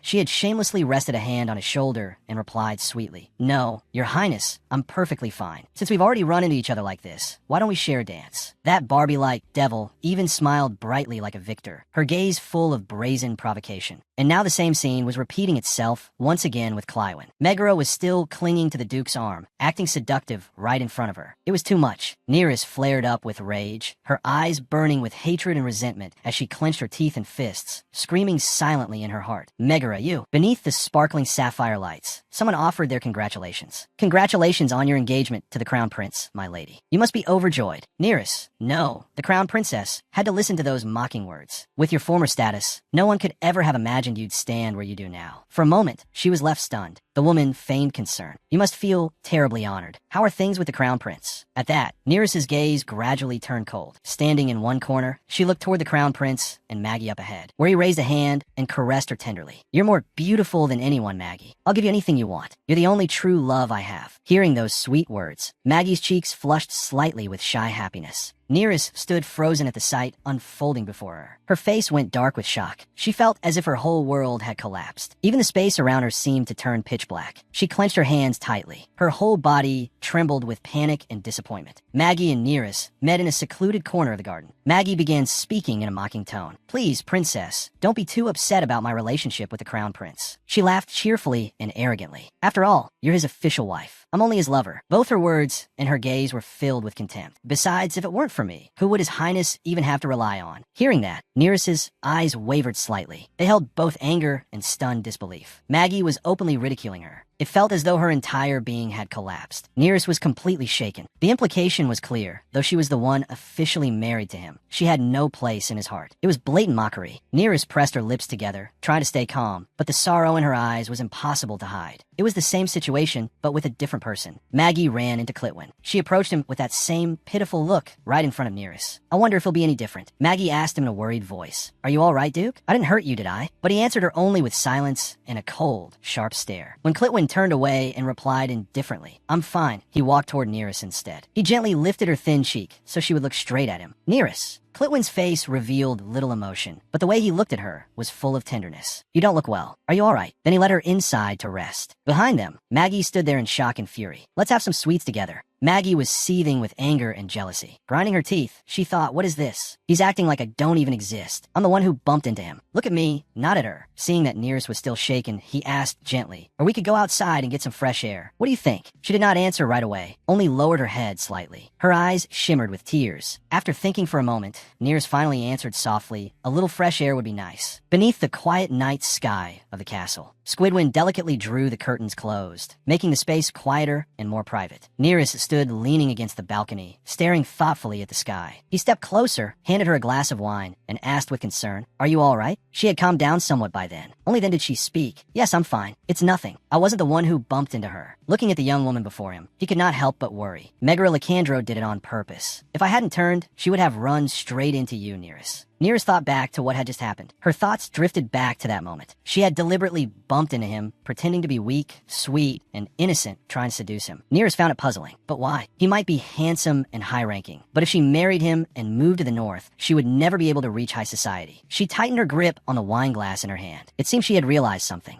Or perhaps it was simply this. Maggie's goal was to steal away my partner. No matter who they were, Maggie always wanted to take them from her, no matter who it was. While she was sinking into those bitter thoughts, she suddenly startled at Clitwin's unexpected action. He gently draped his cloak over her shoulders. That simple gesture moved her deeply. Nearest looked up at him slightly. She could not hide the happiness in her eyes. Nearest gently thanked him. Clitwin asked for what? Without looking at him, she answered softly, for everything. For taking care of my mother, and for everything you've done. I've hardly been of any help to you, and yet you've helped me so much, Duke. Her words left him momentarily speechless. Then he suddenly asked, you're not going to call me by my name? That question confused her. Excuse me. Then he stepped closer so she could see him more clearly. At this distance, Nearest could truly feel the warmth of his breath. You called my name earlier. I like that better than Duke. But Nearest turned away in embarrassment. All right, I'll address you that way. Now, please step back a little. But he answered casually, I'm waiting. Slightly flustered, she turned to look at him. Then, yielding to Clitwin, she finally called his name. Hearing it from her lips filled him with quiet satisfaction, and a faint smile touched his mouth. In the stillness of the night, the air was so quiet that only the rustling of leaves in the wind could be heard. Then she suddenly said, in Mindaland. Nearest turned to look at him. What'll I do there? He looked back at her, his eyes filled with sincere feeling. No matter where you are or what you're doing, you will always be Nearest-chan. As he spoke, he lifted a hand and picked a leaf that had gotten caught in her hair. Realizing he had misunderstood, she asked again, that's not what I meant. What will my official role be? An assistant. He let out a small sigh before replying, you'll see when we get there.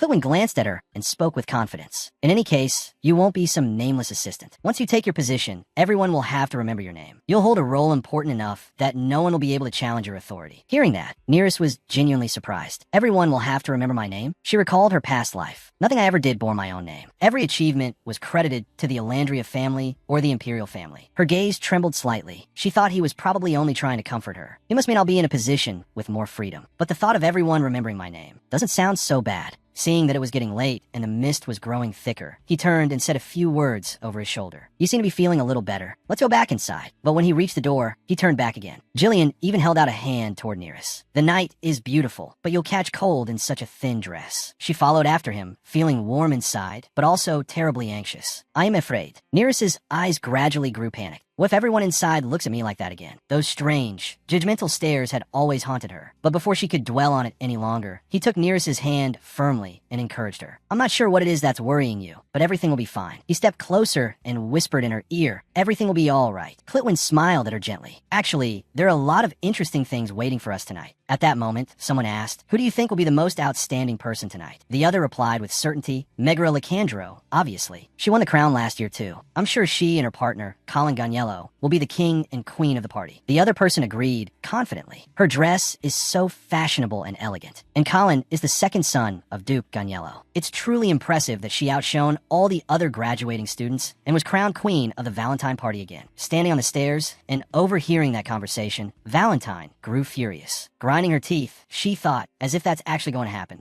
She gripped the railing tightly. "I will never allow the daughter of a mere count to become queen of the party. She may have done it last year, but not this year. The most outstanding participant at the party would receive the crown, a title chosen based on the qualities most valued by the nobility." So Valentine smirked to herself. "I deserve to be queen of the party. As a descendant of the three warriors, I rank second only to the princess. Anyone from the royal family is automatically ineligible, and the daughter of some insignificant count is not worthy of that title." Suddenly, she turned to a servant. "Hey, you there." The servant startled and answered, "Why, yes, miss." She snapped irritably, "Bring Delma, my maid, here at once." Meanwhile, at the party, everyone was chatting pleasantly. "There's a great deal to do in the north," Clitwin said calmly. "The desolate tundra, the seas, a small desert, and vast grasslands. The landscape is very diverse." Diane asked with sparkling eyes. "Then which of them is the most impressive?" Clitwin replied casually, "Per Merrick Castle, perhaps. Most people call it White Swan Castle. It's a beautiful sight in the snow. The Mendilon family has possessed it for generations." Diane continued, "Do your relatives gather there for holidays?" "No," he answered quickly. "There aren't many members left in the Grand Ducal family now, so I'm not sure. The only one remaining is my grandfather, Count Tiffian. But I wouldn't say we're particularly close." Diane listened with shining eyes, while Nearest sipped her wine and thought they seemed more like enemies. That's probably why there was an assassination attempt. Diane smiled brightly, thinking shyly, "Perfect. He's smart and polite too. I knew he suited Nearest." Nearest gritted her teeth and asked, "Is this the fun you were talking about tonight?" "Cliguinan cercamli. Unfortunately, no." She blinked and thought, I need to hold on a little longer." Suddenly she called out, "Excuse me, could I have a strong cup of black tea, please?" The servant replied respectfully, "Yes, miss." Diane worriedly blamed herself. Maybe I shouldn't have brought her here. She's barely slept these past few days preparing for graduation. Diane clenched her hands. "I just want to make some good memories with Nearest, not make her feel even more exhausted." She leaned toward Nearest and asked, "Hey, Nearest, why don't we go vote for the queen of the party? I'm sure someone's already in the lead, but at least we could still join in." But Nearest shook her head without interest. "You go vote first. I'll join later." "All right then." Diane agreed at once, rising to her feet. Then she slowly left with Bran. Nearest thought quietly, "I'm sure Megara became queen in my previous life too." Megara became queen at every party she attended. Whenever this life starts to resemble moments from my previous one, I can't help thinking all my efforts to change things have been useless. That feeling leaves me powerless. The ghosts of the past are haunting me, Nearest thought with a frown. Her hands trembled as she gripped her wine glass tightly. Then Clitwin suddenly asked, "Why do you keep staring over there?" He smiled as he asked, "Do you happen to know that that's where tonight's entertainment will unfold?" Nearest, not understanding, asked back, "Entertainment?" At that exact moment, a shrill scream rang out. Everyone turned toward the source of it. A man nearby cried out in alarm, "Good heavens, Megara Licandro, what is that in your hair?" She anxiously touched her hair and asked, "Why is my hair itching?" Hearing that, the people around her immediately began whispering, "'Cause I've never seen them in real life before. I thought only commoners got them. How did Megara end up with them? She always acts so elegant, but apparently she doesn't keep herself that clean. Megara is always riding horses too. Maybe she picked them up while riding.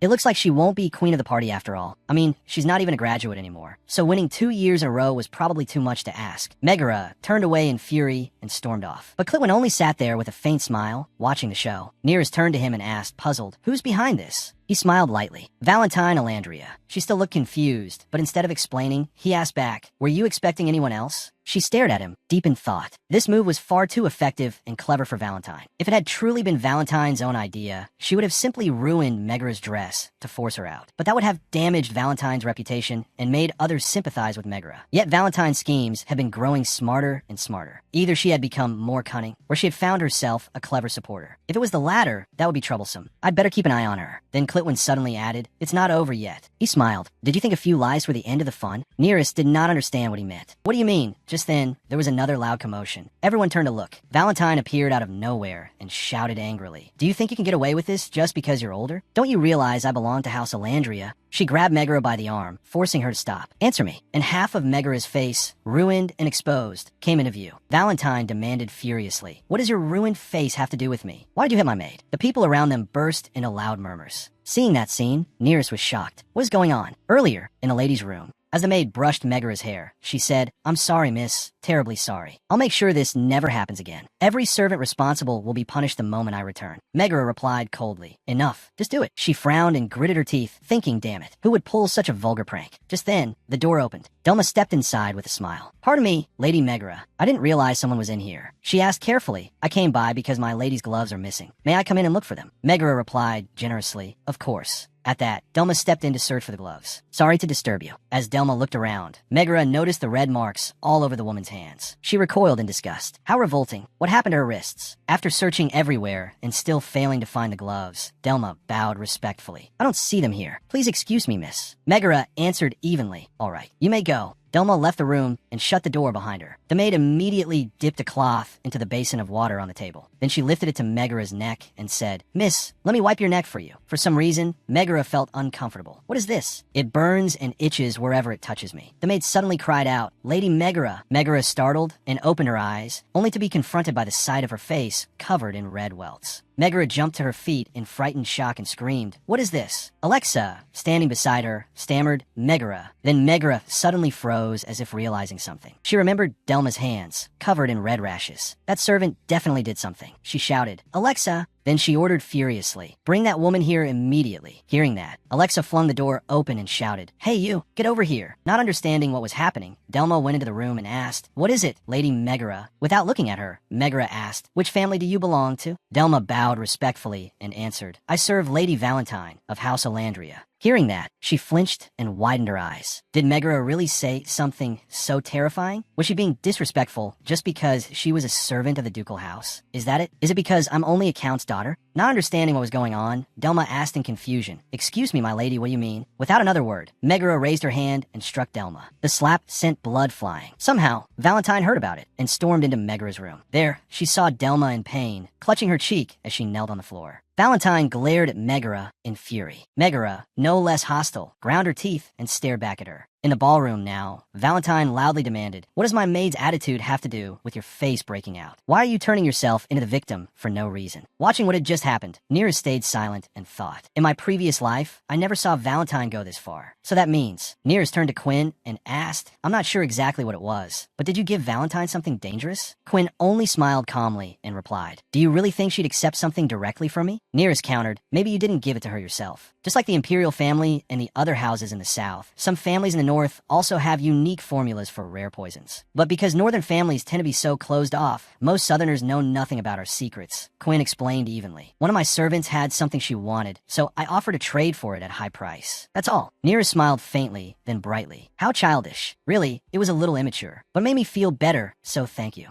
At that, Quinn blushed red when he saw her smile. Just then Diane returned and called for Nearest. Calmly, Nearest asked, "Have you voted yet?" Diane sat down and asked, puzzled, "We can vote later." "What's going on?" Nearest explained gently. Megara and Valentine got into a conflict, so Megara left. Diane said happily, "Then that means she can't be the queen of the party anymore, right? Doesn't that make you more likely to become Queen Nearest?" Suddenly called on. Bran startled and answered, "Huh? All right." Nearest smiled brightly. "Stop teasing me, Diane." She laughed awkwardly. How could someone like me ever become queen of the party? But Quinn fell into thought at her words. Just then, the host of the party spoke up. "Before we end tonight's festivities, let us announce the queen and king of this evening's party." He hesitated as he announced, "The king of tonight's party is..." After a pause, he declared loudly, "Grand Duke Quinmelin." Hearing the announcement, the people around them began murmuring, "Is that really okay? Can we crown an actual archduke as king? It's only a title for the party, so I guess it's fine." Beside him, Nearest applauded in congratulations. He laughed and said, "Good. They chose the right person."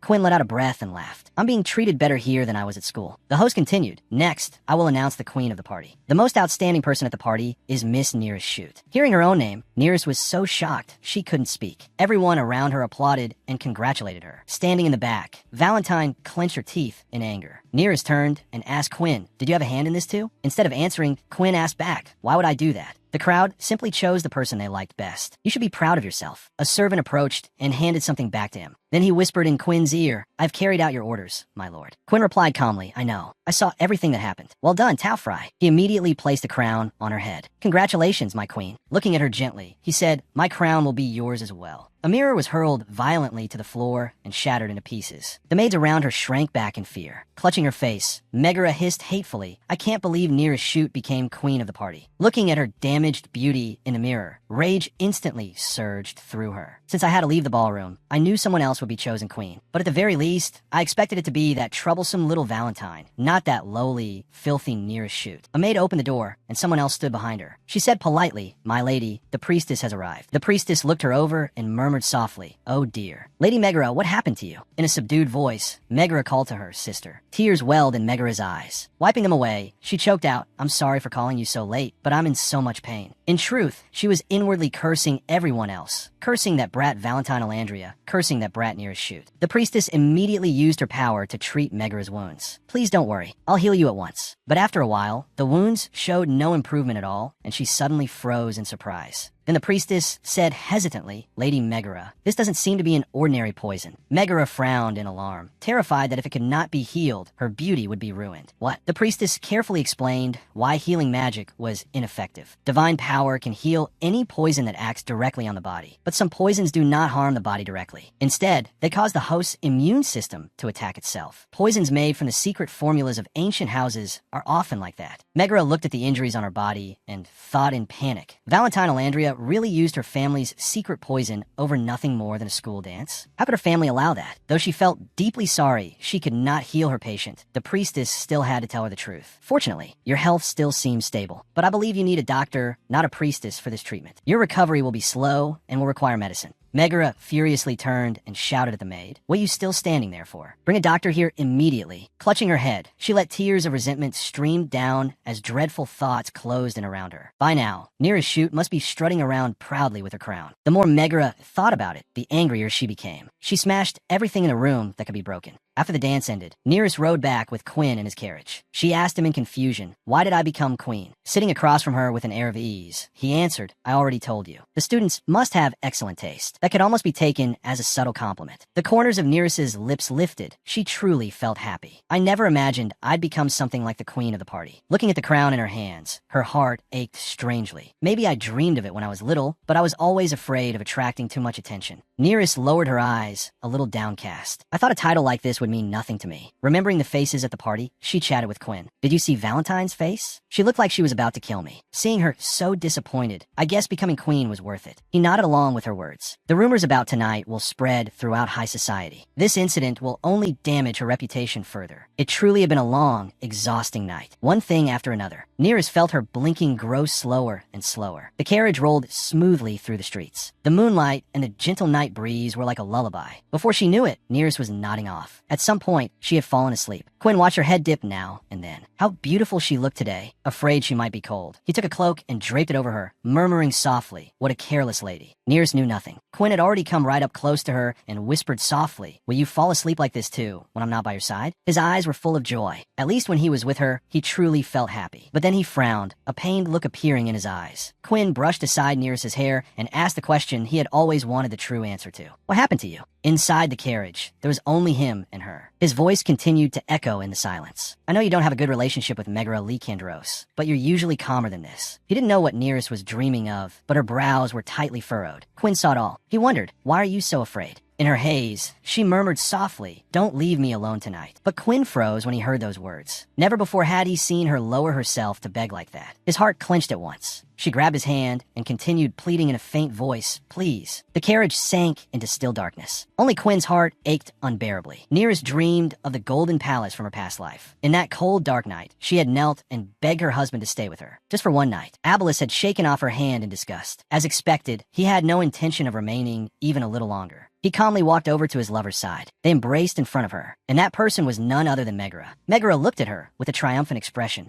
That night, there was only one person whose heart was shattered, whose tears fell. Nearest slowly woke from the dream. Her tears rolled down like drops of dew. Quinn reached out and wiped them away. She looked out the window and asked quietly, where are we? He answered, we're your dormitory. But it seemed Nearest still wasn't fully awake. She murmured, I thought you'd already left. Quinn took her hand and comforted her gently. Don't worry, I'm here. In that moment, she felt so warm and safe. A swell of happiness carried her back towards sleep. Nearest said with relief, right? You're right. When the carriage arrived, the servants were startled to see Quinn carrying her in his arms. His face was cold. He brought her back to her room, his mind in a tangle. What did she dream about? She seemed to be begging for something. I've never received any report that Nearest was seeing another man. I hope it isn't that man, Nelizan. Quinn's gaze gradually turned fierce. As expected, he did not want anyone but himself stepping in her life. It didn't matter who it was. I just need to find him first and get rid of him. He carefully laid her down on the bed, his chest still tight with emotion. It's unbearable to see you suffering. Quinn caressed Nearest's face and thought to himself, I don't want you to be unhappy in the North. I will always make sure you have the very best. I want to make you smile. It seemed that thinking it in silence was not enough. He whispered by her ear, you have every right to be angry at the one who abandoned you, because he is surely a fool. His eyes were full of infatuation, as though he wanted to make her his. So look at me instead. I am yours alone. A strand of Nearest's hair rested in Quinn's hand. He hated that he could not tell her how he felt. Then please let me enjoy this moment with you just a little longer. Quinn reverently pressed a kiss to the ends of her hair and thought, but if you don't want it, then I will have to accept that. I will do whatever you wish. Then he smiled with confidence and said, however, that will never happen. And so Nearest spent a night full of dreams and happiness, knowing nothing at all. After the dance came the graduation ceremony. Most of the students were present. The announcement of commendations echoed throughout the hall. Member of the graduating class, George arresting. Everyone applauded the graduate, but Diane stood alone at the balcony, watching them. Seeing people go up one after another to receive their diplomas, she thought sadly, it must be wonderful. I wish I could graduate too. The school was so large, yet she didn't have a single friend by her side. It was easy to see how lonely Diane was. Nearest has already graduated. I feel so lonely at school. The announcement sounded again. A member of the graduating class, Nearest shoot. It was followed by applause. But when Nearest did not appear, people began looking at each other and murmuring. HM, where's she? Another replied, yeah, I heard she graduated top of the class. The teacher quickly announced the reason for Nearest's absence. Miss Shoot is unable to attend the graduation ceremony due to personal reasons. She will receive her diploma after the ceremony. Diane turned her face away and sulked to herself. You idiot, Nearest. How could you leave and have someone else accept your diploma for you? Thinking of Nearest, she began to wonder again. Her employer is way too strict. Why couldn't he let her attend the graduation ceremony? I wonder if Nearest is somewhere in a carriage right now. As she passed through the hall, Diane heard people mention Nearest. Still, I'm really impressed. Those vivid red eyes from a branch of the Alandria family. She graduated first in her class and became queen of the party. This is Nearest Shoot's year. A brown-haired young man asked in surprise. Didn't she have a fight with Valentine Alandria at the school dance? A gray-haired young man shrugged. No, it was Megra Lee Kandros who fought with Valentine. Megra's face broke out at the dance, and it was obviously Valentine's fault. The brown-haired boy suddenly laughed. But I bet Lee Kandros still looked pretty, even with a rash on her face. The gray-haired one joined in. You wouldn't say that if you'd actually seen her. Their mocking voices rang in Diane's ears. It'll take the whole break for her to recover. She's probably upset she won't be able to show off that pretty face of hers for a while. Diane truly disliked boys from noble families, especially those who looked polished on the outside but were rotten within. Even though I honestly don't like Megra Lee Kandros, it's still wrong to make fun of someone else's pain. Leaning against the railing, her gaze dimmed and her heart grew heavy. If they laugh at Megra's face, then they'd probably laugh at my legs too. Instead of mocking others, I want to talk about lovely things that make me happy. At times like this, Diane always wished Nearest were here. Ideally, with you here, Nearest. Even though Nearest had graduated, their friendship would remain. So Diane silently told herself, but I'll still do my best here. So you should take care of yourself too, Nearest. Below, the words of praise still echoed from the stage. Now the top student will give a speech. Once you look at a map, no one fails to notice the distant north. Reaching it is no easy matter. The only road connecting the central region to Mindalong passes through Count Tipfian's territory. But that is not the only road. In later years, another secret route was created. As far as most people know, there is in fact a lesser-known road leading to Mindalong. The road Quinn built to avoid the imperial family and Count Tipfian. At a certain inn, a woman's sharp voice rang out. Neela,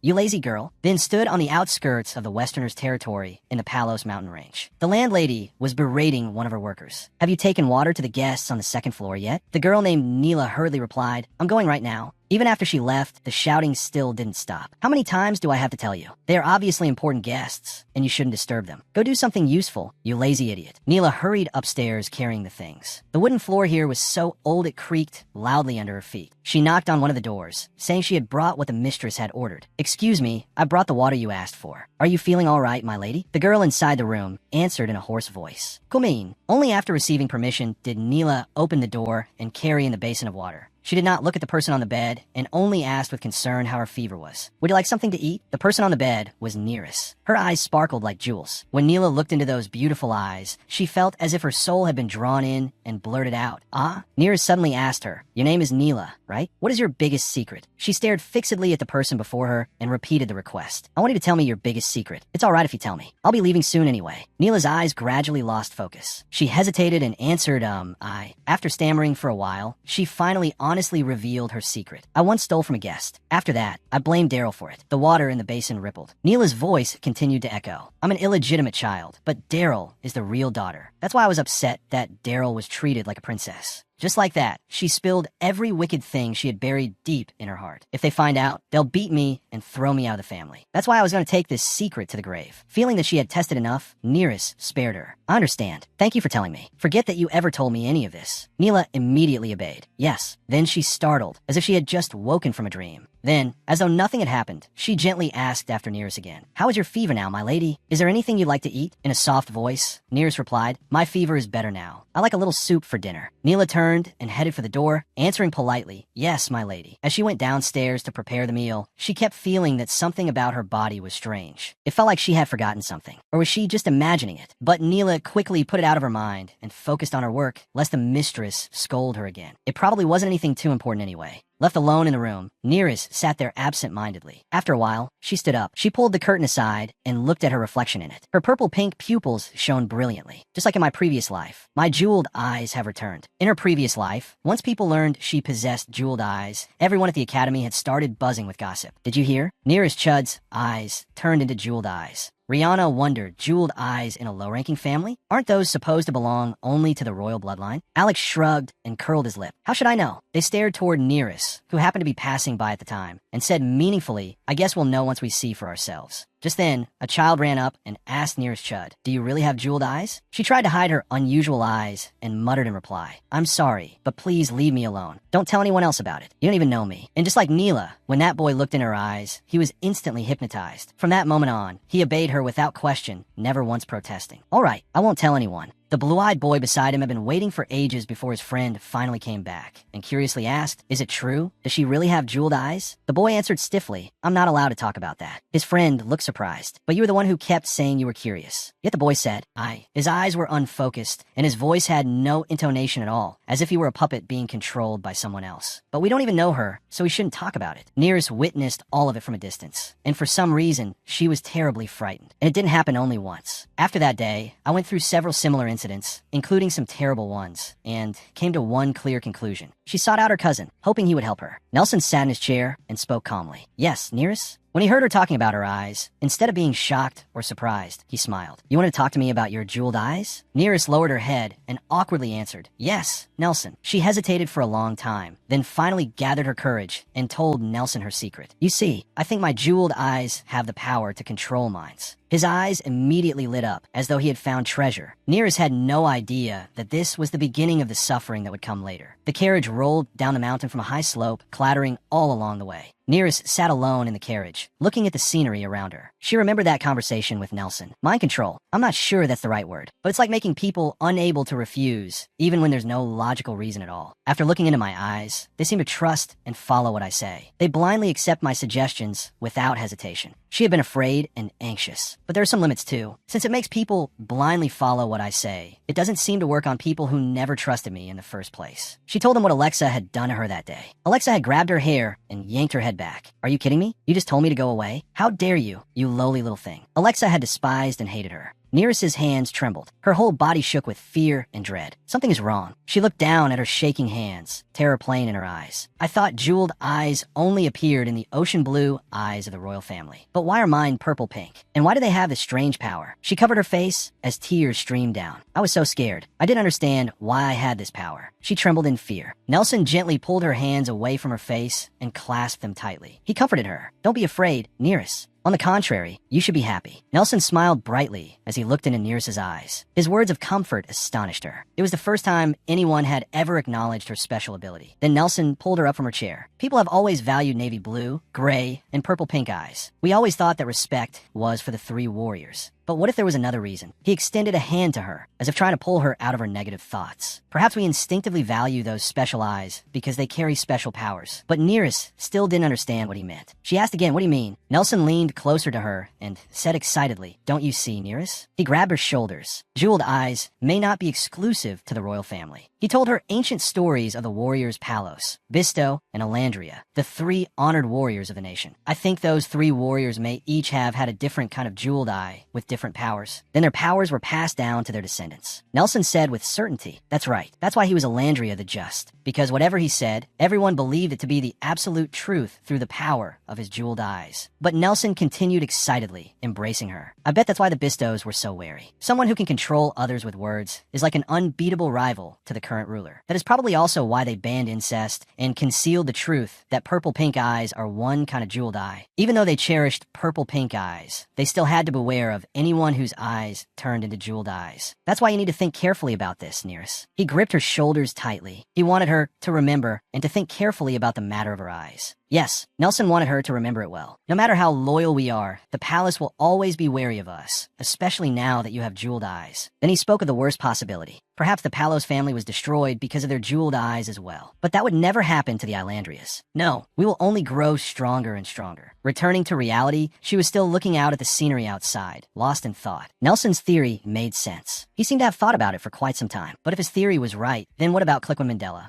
She suddenly thought of him. I don't know whether he's a distant descendant or from a branch family, but he also has gray eyes like the great warrior Palos. She remembered his gray eyes. According to the theory, Cliquin should also have jeweled eyes and a special power, but he doesn't seem to have those traits. If his eyes also turned into jeweled eyes, Abelis would be even more jealous of Cliquin than he already is. But Nearest gazed gloomily out the window, and that wasn't the only hole in the theory. Even with jeweled eyes, the Palos family had been destroyed while the Elandria line had survived. They had also married me off to Abelis. At first, I thought the Islandrias planned to hand me over to the Empire to prove their loyalty while secretly plotting independence. But considering that they made Valentine the new princess after gaining independence and getting rid of me, there must have been another scheme behind it. Nearest closed her eyes, a headache building. But what could that scheme have been? I need more clues. The horses neighed. The coachman turned his head and called back, "My lady, we're almost there." It was the capital, Bermajik. A noisy bustle filled the air. Nearest sat in the carriage and looked outside. A feeling of unease and fear rose within her. She smiled softly, as if encouraging herself. "That's right. There's no need to worry too much. Just thinking about seeing Mother after so long already makes me happy." Sometime later, she arrived at the castle where her mother was being cared for. There, the servant Ellen was already waiting to receive her. The servant bowed respectfully. "I am head maid Ellen. We have been waiting for you, Miss Nearest Chud." Nearest stepped down from the carriage and took her bag. "Thank you for your welcome, Lady Ellen." She replied respectfully, "The honor is mine. If Archduke Mindilon were here, he would have come to greet you personally." Nearest smiled. "There's no need. I'm only one of his many servants." "Oh, but that is the truth. Ellen smiled currently. You would be surprised to know how much he has been looking forward to your arrival." Nearest wondered what could have happened. Ellen took her bag, and Nearest followed her into the castle. The two of them walked quickly down the hallway. Ellen introduced the rooms to her and explained where she would be staying. "You will stay in the West Wing. The surroundings are a little desolate, but we will do our very best to make your stay as comfortable as possible. If you need anything, please call for me or the deputy butler at any time." She asked with concern, "Is the sunlight too bright? We can close some of the windows." Nearest smiled and answered, "There's no need. I was only trying to show my face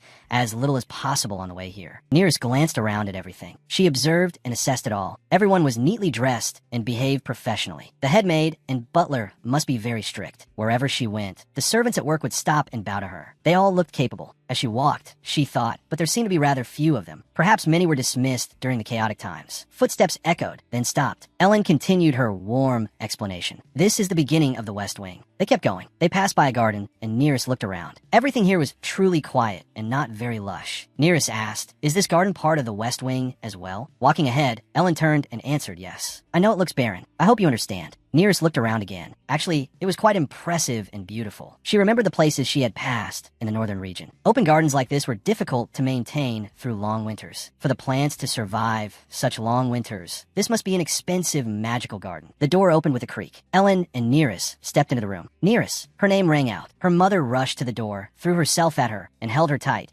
as though clutching all the longing she had carried for so long. My dear daughter. She practically leaped into her arms. It's been so long. She was overjoyed to see Nearest again, the daughter she had missed and loved so much. Choked up, Nearest embraced her mother and asked after her over and over. Mother, are you well? Her mother also spoke through tears as she took her daughter's hands. I'm well, of course I am. At first, I was so shocked. I thought you'd been attacked by bandits or kidnapped, but I was so relieved when you kept writing letters to reassure me. The people of this Grand Duchy are truly kind as well. She raised her hands and cupped the face she had longed to see for so long. Is my daughter well? Her voice was still thick with emotion. I still can't believe you graduated from all those challenging courses at the academy. I'm so proud of you. Her words were full of love, longing, and pride. Then she hesitated, afraid of hurting her. But my dear, are you not going to show your face to your mother? She held Nearest's cheeks and leaned closer, wanting to look properly at the face of her precious little daughter. Since entering the castle, Nearest had not removed her veil. Her purpose was to hide her purple-pink eyes. Nearest hesitated slightly, but then she removed the veil. As it slipped away, her purple-pink eyes were revealed. They shimmered beautifully in the light. Embarrassed, she asked, "They're a little strange, aren't they?" Her mother was astonished when she saw her eyes. Calmly, Nearest told her everything that had happened. I fell ill just before coming here, and then this happened. Her mother did not look at her with any disgust at all. Instead, she held her even more lovingly and denied her words at once. Strange? Not at all. Nearest was overjoyed. She buried her face in her mother's warm chest. I'm so glad you're here, Mother. If you weren't, the Alandria family would control me and use me. Nearest shut her eyes tightly, as if trying to hold back the tears threatening to fall. She tightened the arms wrapped around her mother. Mother will probably think I'm talking nonsense. The Alandria clan is your own family line. Not to mention, they even lent us money for my tuition. Her mother lifted her face and said gently, Nearest, look at me. She gazed deeply into her daughter's eyes, then pulled her into her arms again with deep sorrow. My dear, everything is all right now. I'm here with you. She hugged her tightly. I will protect you no matter what happens. Once again, Nearest clutched her mother's shoulders. Mother, you said the same thing in my previous life too. But in the end, I still sank into darkness. Mother and daughter held each other tightly, unwilling to let go. Knock, knock. A voice came from outside the door. Excuse me, Lady Chud and Lady Nearest. Her mother said cheerfully, Ah, Dora. Then she turned to Nearest and said brightly, Dora is the maid who takes care of me. Let her in, all right? Nearest pulled her veil back over her eyes. After receiving permission, Dora opened the door and stepped inside. She bowed to them. I have been ordered to attend to Lady Nearest. Please tell me anything you need. I will do my best to assist you. Nearest looked her over from head to toe and thought, she must be a personal attendant, but we could simply use the servants already assigned to the wing, so why send a personal maid? Sitting upright in her chair, Nearest asked bluntly, all right then, have you come to greet me? Nearest did not hide her suspicion in the slightest. No, not only that, Lady Nearest, there is actually a meeting in the East Wing that you must attend. Both she and her mother looked surprised. The East Wing, Mother? Her mother gave her careful instructions. The Mindaland officials work in the East Wing. Go on now, once you finish we'll talk later. She obeyed her mother, stood up, and left with Dora. Yes, Mother. She turned back, smiled brightly at her, and said, I'll be back soon. Walking ahead, Dora introduced the place to Nearest. White Swan Castle. That's what everyone calls Pemberwick Castle. The two of them walked down the long corridor leading to the Eastern Castle. The castle was divided into the main wing, the West Wing, and the East Wing. They moved quickly, and Dora kept explaining as they went. The East Wing is used for administrative meetings and as the residence of the officials. The main wing is where the master lives, and it also contains the ballroom. Nearest seriously asked Dora, then what is the West Wing used for? Dora paused and explained, the West Wing had been empty, but Madame Jute began living there a few years ago. Now that you have arrived, that wing will belong to the two of you. She was astonished by Dora's words. She had never imagined that she and her mother would be given an entire wing of the castle. Wasn't that too much? I only asked him to protect Mother, not to give us an entire castle. In her mind, she imagined Mindel as something truly grand, employee benefits that gave your family a castle. Helplessly, she pressed a hand to her forehead. I've already received too much from him, including that advance payment. How am I supposed to repay all of this, on top of the previous advances? I really don't know what he's thinking. I wish I could meet him and ask. She wanted to ask him about everything he had given her. Dora said respectfully, I know we may not be perfect, but we will do our best so that you can rest comfortably. Nearest looked at her and said, Thank you, Dora. May I ask you something? Dora looked at Nearest curiously. Without beating around the bush, she asked Dora directly, It doesn't seem as though you were a servant from the beginning. She gave Dora a once-over. Did you have another job before this? Dora knew she could not lie. She lowered her head and admitted that Nearest was right. I used to be part of my lord's special forces, Night Fury. I nearly died after a failed mission, but Madame Jute saved me. After I was discharged for medical reasons, I served her. Now I will serve you as well. You are quite perceptive, my lady. Few people would notice so quickly." Then Dora gestured for her to keep walking. "In my previous life, I encountered Camille Silvermoon's assassins. Sometimes I was beside her when she gave them orders. Assassins have a unique rhythm to their movements and silent footsteps, and I had grown used to it." After walking for quite some time, Dora and Nearest stopped in front of a room. Dora said to her, "We've arrived, my lady." She turned and smiled at Nearest. "The master sent word that you do not need to bow to anyone except him, the Archduke. If anyone says otherwise, they're lying." The door creaked open. Nearest stepped forward solemnly. Everyone had already been waiting for her there. One person stood, ready to pull out a chair for her. Nearest looked at them coolly. "My guess was right. A person who does not need to bow to anyone else. A person who may state her own name. My role in this place." A hand was extended toward her. "You must be the Lord's new advisor." Dora swiftly appeared behind Nearest and quietly introduced him to her. "The one offering his hand is Lord Hinbrand." He was a man with a long scar across his face and a challenging expression as he looked at her. Although he had lost influence after the master took power, he was still highly respected. But Nearest did not shake his hand. She swept her gaze around the meeting room. She noticed an old man seated at the far end of the table. Then she spoke with authority and challenged them. "How strange. Does Mendilon etiquette differ significantly from what I know?" People in the meeting room began whispering among themselves when they heard her question. Hinbrand was startled that she had asked such a thing. His outstretched hand tightened in midair. He withdrew it, placed it before his chest, and bowed to Nearest according to the proper etiquette she was due. "I apologize, but..." Nearest looked at everyone present in the meeting. They must have been very surprised. A southern girl who had just graduated from the academy had suddenly become the Archduke's advisor. They must have investigated me thoroughly and tested me by sending a representative on their behalf. After receiving the proper greeting, Nearest walked past Hinbrand without saying a word. "But they underestimated me. I will not be shaken so easily." She sat down in the chair at the head of the table. She was dignified and gave no sign that she would yield to anyone. She carried herself with confidence and defiance. "I have the upper hand." Her bearing made it clear to everyone that she was not someone who could be easily manipulated or bullied. The entire meeting room fell silent. Nearest sat sternly in the chair at the head of the table. Her gaze conveyed resolute strength and authority. She looked at the silver-haired old man wearing glasses and asked his name. He stood up and bowed his head. Respectfully, he said, "Rick Bronson, my lady." Nearest then glanced at the man seated opposite him. "And you?" He bowed to her and replied, "Radamong O'Connor, my lady." She nodded to show she understood, then asked the person sitting beside Mr. Rick, "And you?" The young man hurriedly answered, "My name is Louis Alas." "And the person to your left?" "I'm Hilda Vatsun." "Why, yes, I'm Cassidy." "I'm Swing." Trembling, everyone in the meeting room bowed their heads to her one by one and introduced themselves. Lord Hinbrand felt furious at being ignored, but there was nothing he could do to her. His fist clenched tightly and trembled with anger. "Everything seems fine." Nearest smiled in satisfaction. "Now tell me today's agenda." Cassidy jumped to his feet in haste, clutching a thick file in his hands. "Yes, today's agenda includes..." He laid out a long list and threw out it all. Nearest listened intently without taking her eyes off him. Dora stood beside her, watching in astonishment and admiration. Incredible. She made the stubborn Lord Hinbrand keep silent. All the lords and officials had gone quiet as well. How could a young woman from the south take complete control of the situation the moment she arrived? Dora looked at Nearest, who was serious and imposing. She had now acknowledged Nearest's ability. It had not merely been the Archduke's word regarding Nearest's competence. Now Nearest had proven herself. Dora looked proudly at the stern young woman and admitted he had been right. She deserved respect. Nearest assessed the people present at the meeting. These self-satisfied bureaucrats and these strangers around me. Such things do not bother me. I have endured worse when I sat in palace meeting rooms with hostile nobles.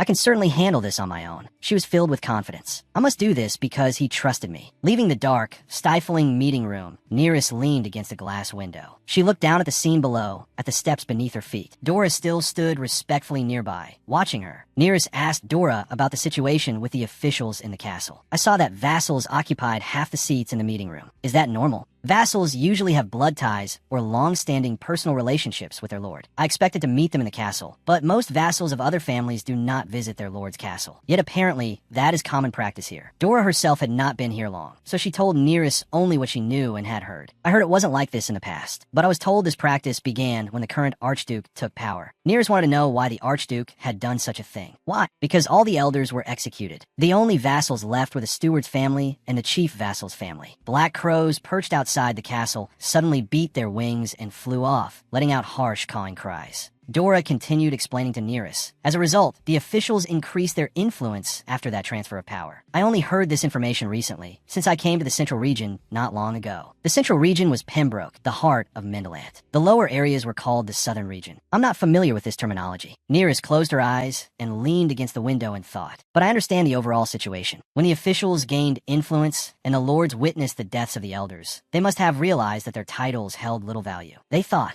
that must be why they need to keep watch over the officials in the Central Region. The lords are anxious. They fear important decisions will be made without them. Both sides are wary of each other and try to attract their lord's attention. From a ruler's perspective, this is an ideal situation, but only as long as they do not become so consumed by conflict that they fail to do their work. I suppose my role is to prevent that from happening. She now understood why the Archduke had chosen her for this task. Through the window, Nearest saw someone standing beneath the trees, peeking up at her. It was Hywin. He looked as though he were plotting something involving her, and Nearest had already caught the meaning in his gaze. She curled her lips in a mocking smile. It seemed she had guessed his purpose. She turned away from the window and left. Let's go, Dora. I want to look around my new workplace. She wore the smile of a victor. In the luxurious, splendid office that had been prepared especially for her, Dora opened the door with a click so Nearest could step inside. She had already regained her dignified bearing. Inside the office, Hywin and Cassidy were already waiting at the desk with documents in hand. They bowed when they saw her enter. Good afternoon, my lady. Cassidy was friendlier than Hywin. He spoke first to introduce himself. I know we already met in the meeting room, but I'd like to welcome you once again. I am Kasigi. Wearing an irritated expression, Hywin also spoke. I am Suing. As Nearest walked toward her desk, she asked them, why have you come here? Cassidy smiled brightly. Because you must handle many matters around the castle and take care of numerous other tasks. We have been assigned to assist you. Meanwhile, Hywin kept looking at her with a disdainful attitude. Nearest asked indifferently, who assigned you this duty? Cassidy replied, Lord Bronson did. Nearest thought to herself, even though I am not pleased that he sent others instead of coming himself to explain, I can overlook it and understand. She accepted their introduction and the explanation for why they were here. She strode past the two of them. All right, Dora remained close behind Nearest at all times. Nearest went to her desk, then turned back and asked them, so what exactly is the work I need to supervise? Cassidy cheerfully handed her a thick stack of documents. Here, my lady, your first day must be very busy. I truly appreciate your dedication. In contrast, Hywin dropped his file onto the desk with a smack. It seemed he disliked either his assignment or Nearest herself. That morning, Nearest leaned against the desk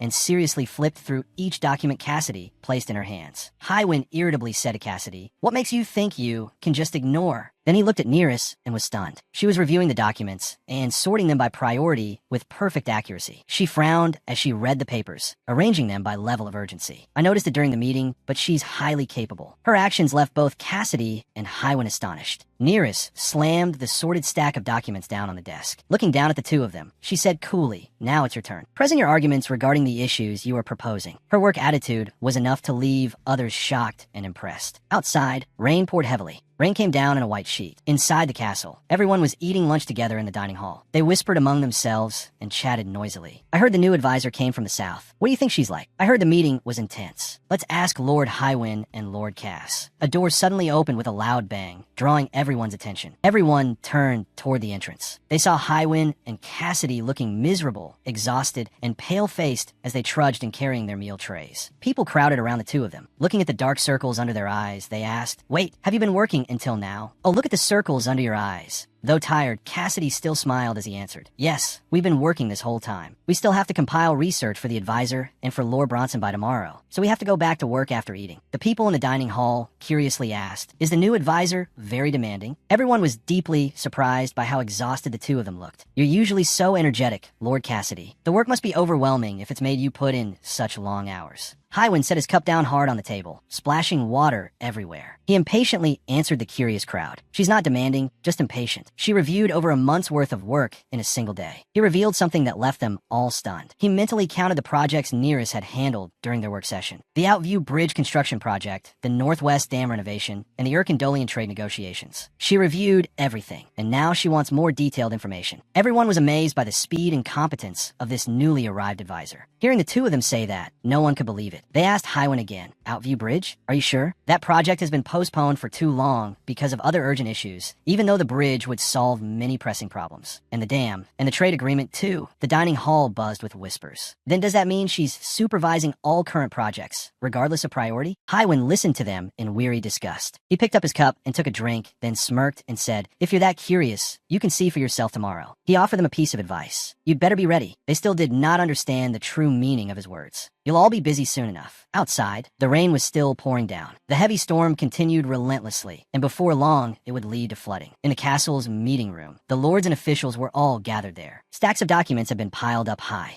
Rick smiled in satisfaction as he looked at the documents laid out on the table. He kept praising Nearest's ability. Wow, this is truly an excellent method. I've learned a great deal. Nearest remained serious and composed in her leadership. You flatter me. I cannot compare to your lifetime of experience. Everyone else looked utterly exhausted after today's work session. Only Rick was smiling brightly in complete satisfaction. No, I'm very pleased. It's so concise. He did not stop praising Nearest's talent. She handled the work quickly and summarized the key points of the project. Her planning and risk mitigation were outstanding. He reread every page of the documents she had just organized. It would normally take many years of experience to do something like that. Red asked her where she had been trained. Nearest was still wearing her veil to hide her jewel-like eyes. Smiling, she replied that she had never received any training at all. You know, I came here right after graduating from the academy. But she was hiding a secret. She could hardly tell him that she had been trained in her previous life. Lord Red burst into laughter, his face full of admiration for her. Then you must be a genius. You're incredible. Sydney, who was standing some distance away, looked at her and smiled. Lord Bronson was right. She had resolved every backlog project that they had never been able to handle because of a lack of manpower. Everything was dealt with logically and efficiently. Her ability left everyone gasping in amazement and forced them to acknowledge her talent. They all looked at their advisor with admiration. Our Archduke is truly extraordinary. How did he manage to find such a talent? Nearest was calm now, yet she seemed to shine. She was serious about her work and took responsibility for it. Seeing everyone looking worn out, Lord Red suggested, "Let's break for lunch now." Suddenly, a loud noise came from outside. The door was shoved open roughly and urgently. Someone rushed in, looking frantic. "Lord Bronson, advisor, are you all here?" Nearest allowed the person to come in, and he staggered forward, panting, almost taking 3 steps at once as he rushed in with the news. "I have urgent news. The Petronon estuary has flooded." The announcement made everyone in the meeting uneasy. At the Petronon estuary, everything had been swallowed by water. Waves crashed violently against the houses. White torrents surged into the town again and again. The town was flooded, and everyone immediately went on alert. The messenger slowly gave his report. After last night's heavy rain, a tidal wave had suddenly struck the estuary. As a result, half of Petronon had sunk underwater. He spoke while crying. No one could imagine how hard it must have been for him to make it here with the news. All activity in the town had come to a halt. The water might recede on its own in time, but houses were flooded all the way to their roofs, and the buildings were submerged. This year's harvest was ruined. My lord is digging through the mud, even as we speak. People began murmuring among themselves. The messenger desperately pleaded with them. "I sincerely ask for your immediate support." It seemed they were all pushing responsibility onto one another, and no one could make a final decision. Lord Hinbrand slammed his hand on the table, as if demanding everyone's attention. He said loudly, "Yes, we said we were willing to help. If you submit a detailed request stating exactly what you need, we are willing to send it. So what is the problem? This is Petronon's emergency, so you should be the ones to take the lead." Lord Red anxiously explained, "But all city operations have been paralyzed. That is why we are asking for your guidance." Lord Hinbrand. Hinbrand snapped, "So you want me to direct the rescue operation for another lord's property?" Rick continued pushing the responsibility onto Hinbrand. "That is because we trust you, Lord Hinbrand." Then he pushed that responsibility onto Nearest. In that case, he glanced at her. "Advisor, what do you think?" She had remained silent the whole time. But when Nearest heard that, she curled her lips into a faint smile. Hinbrand glared at her angrily. "Is this amusing to you?" Nearest stared straight at him. "No, I just find you amusing." She continued smiling. The great lords of Mendelan are turning their backs on citizens in distress just to avoid responsibility, instead of rushing to help them. They were startled when she called them out by name. Their expressions immediately turned hostile. Grinding his teeth in anger, Hinbrand warned her in a low voice. "Watch your words, advisor." He roared furiously. Nearest calmly looked at Lord Rick. "You are no better than Lord Bronson. You have no right to demand support from the other lords, especially when they lack both competence and courage." Lord Bronson said to Nearest worriedly, "But what if no one takes the lead in the rescue effort?" Nearest answered evenly, "I know you all have your own duties to attend to." Hinbrand let out a derisive laugh.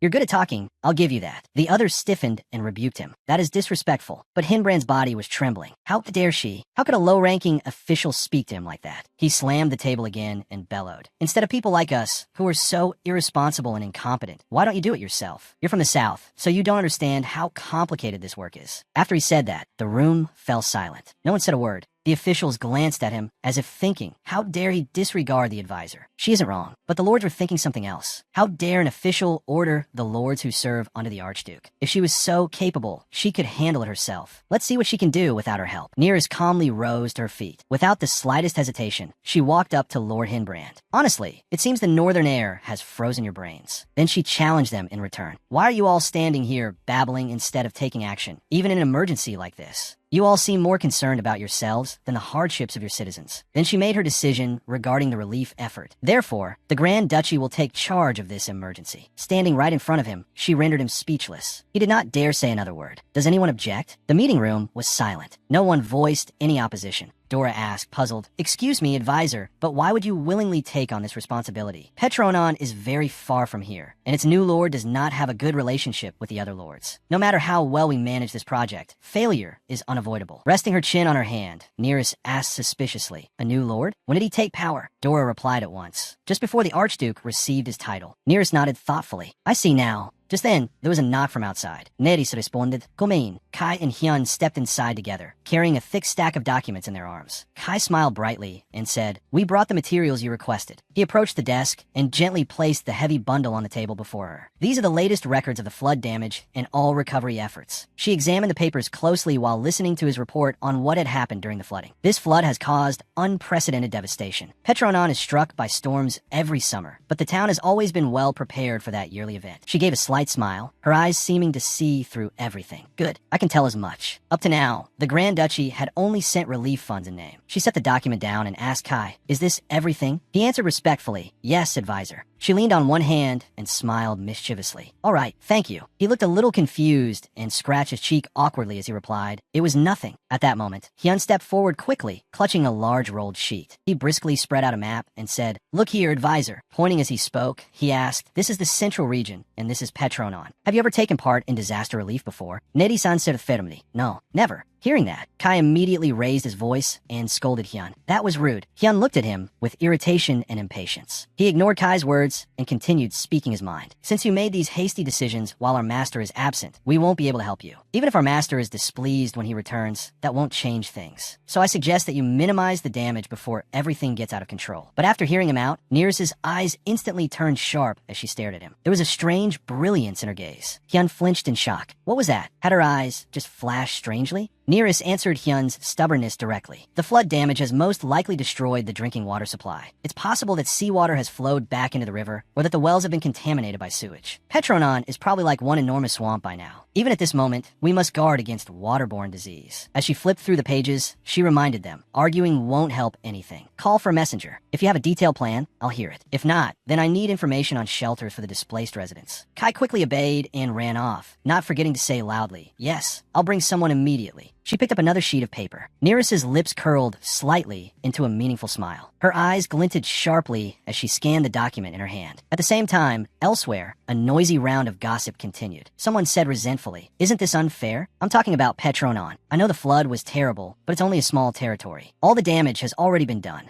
We only need to send a few basic relief supplies. So why does headquarters have to intervene? Another person agreed. Exactly. This is unfair favoritism. Lord Petronon is overreacting just because some commoners lost their homes and land. Officials are all the same. They let power go to their heads. They spoke of Nereus with obvious displeasure. That female advisor is ridiculous too. She's young, inexperienced, and arrogant. And what's with that veil? What's she trying to hide? I hope she isn't some criminal hiding her face. I heard she's Lady Chud's daughter from the Western Wing. Another added, see? I told you she was suspicious. He put that nobody in the West Wing of the castle. At this rate, I even doubt the leading candidate for the position of Archduchess. But before he could finish, his words were cut off by the sound of a glass being set down hard on the table, followed by a contemptuous sigh. Hinbrand spoke bluntly in irritation. I can't tolerate this any longer. The man turned pale at Hinbrand's attitude and hurriedly stammered. That's right, Lord Hinbrand. I was saying that girl. But Hinbrand cut him off before he could continue. He turned a cold glare on those who had been belittling Nereus. You are all heirs to distinguished families, and yet you sit here prattling about ladies based on mere rumors. This is not a tavern. At that, they immediately froze, their faces flushing red with shame, unable to say a word in reply. Clenching his hand, he declared, in Mindeland, the only things that matter are intelligence and ability. Hinbrand continued and challenged them. Lady Chud caught the one who tried to assassinate his grace, and Nereus Chud has proved herself through her own words and actions. Do those achievements mean nothing to you? The people there responded in awkward, subdued voices, yes. He raised his wine glass to his lips and smiled with satisfaction. I like how efficient the advisor is, how she cuts down useless arguments and focuses on the task at hand. He recalled the image of Nereus calmly, standing up to him, and found himself even more intrigued. I heard Southerners are all stubborn, but Nereus Chud is remarkably bold for her age. She didn't even flinch in front of me, Lord Hinbrand. Suddenly he laughed loudly and said with enthusiasm, yes, that is exactly how an advisor of the Mendeland family should be. Hearing that, the others could only go along stiffly. Your Grace truly has a keen eye. Yes, the master chose her while she was still at the academy. Meanwhile, in a corner at the back, Candela stood there, watching with a darkened expression. He ground his teeth in frustration and tightened his grip on the wine glass in his hand. A little later, he had gone outside. As he walked, Candela angrily lashed out with his feet and cursed, "That idiot Hinbrand." Lowering his voice, he continued. He humiliated himself in front of all those officials. How can he still pretend to be calm? He thought anxiously, but this current system is also at fault. Remembering the image of Cliquin, he felt even more uneasy. The new ruler had killed all the elders. The atmosphere had changed overnight. The officials were on guard, and the lords were losing their influence. Candela bit down hard as he tried to think. Should I do something now? I can't let our standing collapse like this. What will happen if we end up having to beg those lowly officials? Still lost in a stream of troubled thoughts, he suddenly flinched when a stranger approached him. A voice rang out, low and clear. "Good evening, Lord Candela." He frowned suspiciously. "Aren't you the new advisor's assistant?" The mysterious man curled his lips into a sly smile. "May I be of assistance?" Outside, at the Petronon relief camp, a man holding a torch stood in front of the barracks. From behind him, the footsteps of someone mysterious approached, and a voice called out, "Hey." Then a stranger dropped several gold coins into the man's hand and said, "This is the payment I promised. Make sure you don't get caught while handling goods." The man smiled as he looked at the money in his hand and replied confidently, "Of course not. Everything is going according to plan." The next morning, Candela appeared at the place where Nearest was working. He shouted furiously, "Look at this! What are you going to do now?" She answered calmly, "What exactly are you implying?" He angrily pointed straight at her face and yelled, "You know exactly what I mean. How could you be this careless? All the relief supplies have disappeared.